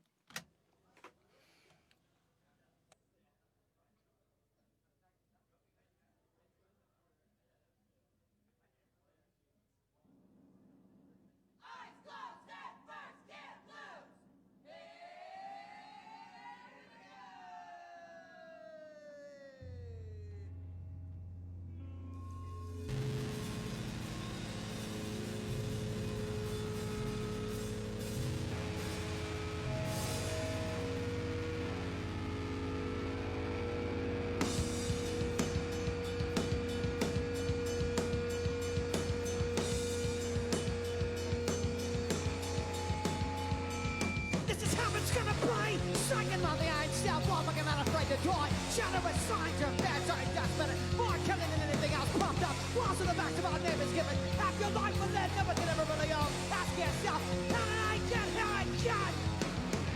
Bad at every single out face it pops up and we can see it. On your backs into the task about the hole we build inside again.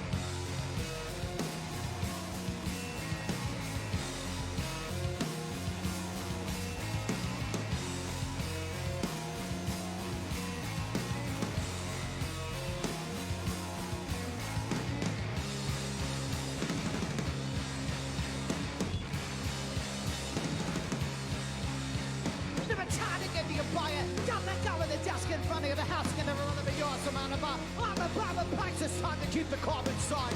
Broken jaw, damaged people, nothing to sight. Fighting it talk. Ask yourself, how did I get here again? Bad at every single out face it pops up and we can see them. All your backs into the task about the hole we fell inside again.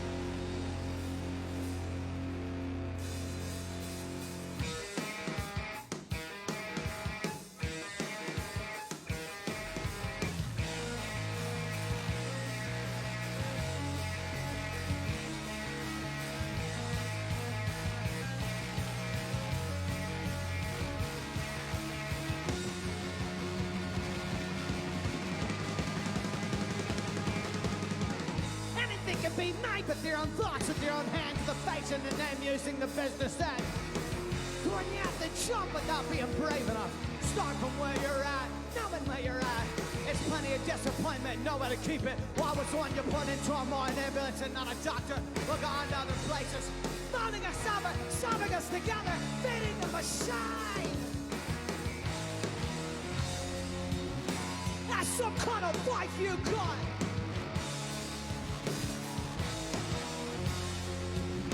Because of my type.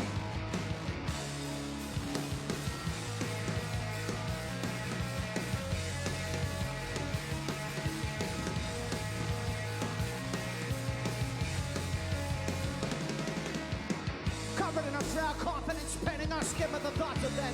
If it's sad, if it's scary, are each other. We're how you are, even if the voice is scary. Still making it like they used to. Alive beside the stones, throw us anywhere. But I'll stay face down and think the words to keep you there. Backbone breaker, life and time taker. How many days have you been loved in what ways outside of yourself? Always beside you. Ripping into place, overlap. The best days of our lives are the ones who are alive. Making an attempt at existing. Some more work to be done, covering each other in back. Painting ourselves in our cameras. Respect, tight caritations. That's some kind of life you got.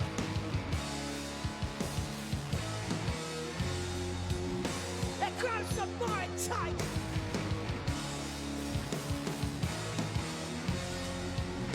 That's some kind of life you got.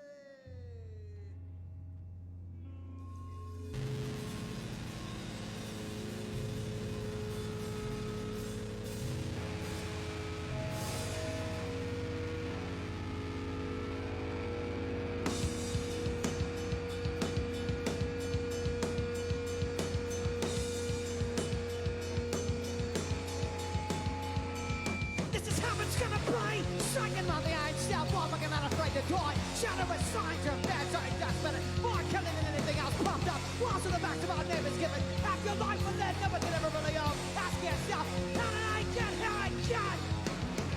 Bad at every single out, face it pops up and we can see it. On your backs into the task about the hole we build inside again.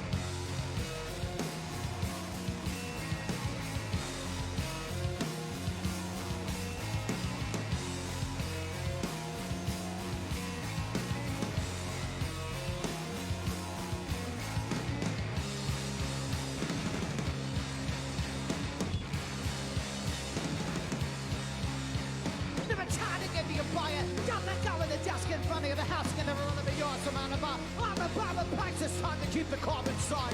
Broken jaw, damaged people, nothing to sight. Fighting it off. Ask yourself, how did I get here again? Bad at every single out, face it pops up and we can see them. All your backs into the task about the hole we build inside the gap.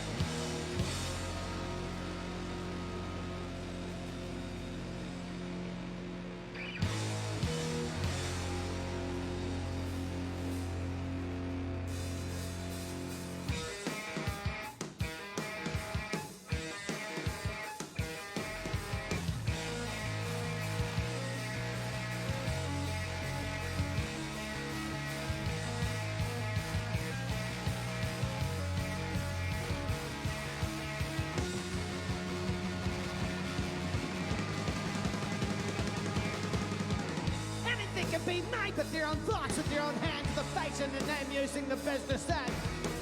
When you have to jump without being brave enough, start from where you're at, knowing where you're at. It's plenty of disappointment, nowhere to keep it. Why was one you put into a more ambulance and not a doctor? Look on other places, molding us over, solving us together, feeding the machine. That's some kind of life you got.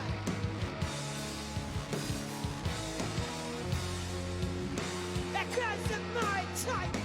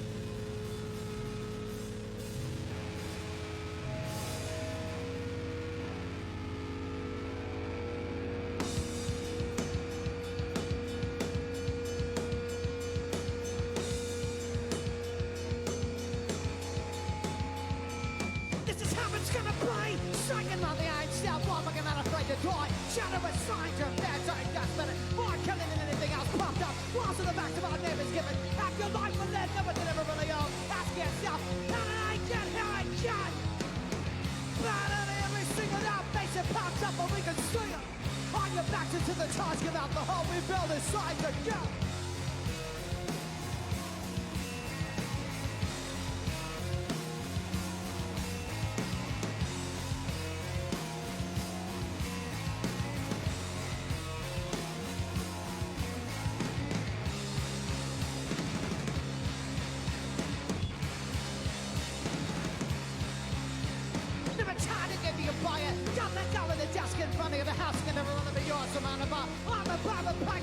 Keep the carbon side. Broken jaw, damaged people, nothing to sight. Fighting it off. Ask yourself, how did I get here again? Bad at every single out, face it pops up and we can see them. All your backs into the task about the hole we build inside the gap.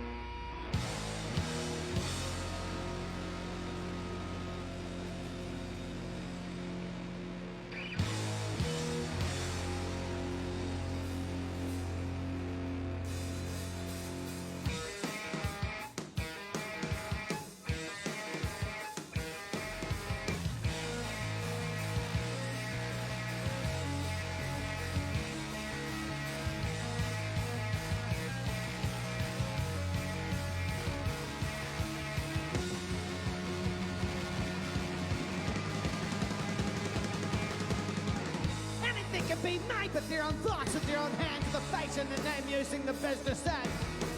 When you have to jump without being brave enough, start from where you're at, knowing where you're at. It's plenty of disappointment, nowhere to keep it. Why was the one you put into a more an ambulance and not a doctor? Look on to other places, molding us over, shoving us together, feeding the machine. That's some kind of life you got.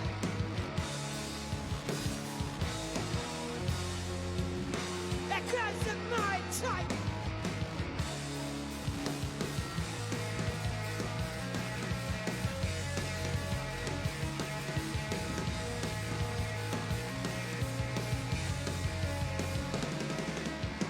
Covered in a proud confidence, painting our skin with the thoughts of it. If it's sad, if it's scary, are each other. We'll help you are, even if the voice is scary. Still making it like they used to. Alive us out the stones, throw us anywhere. But I'll stay face down and think the words to keep you there. Backbone breaker, life and time taker. How many days have you been loved in what ways outside of yourself? Always beside you. Ripping into place, overlap. The best days of our lives are the ones who are alive. Making an attempt at existing. Some more work to be done, covering each other in back. Painting ourselves in our cameras. Respect tight caritations. That's some kind of life you got.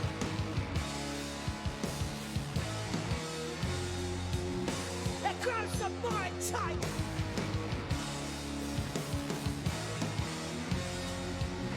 That's some kind of life you got.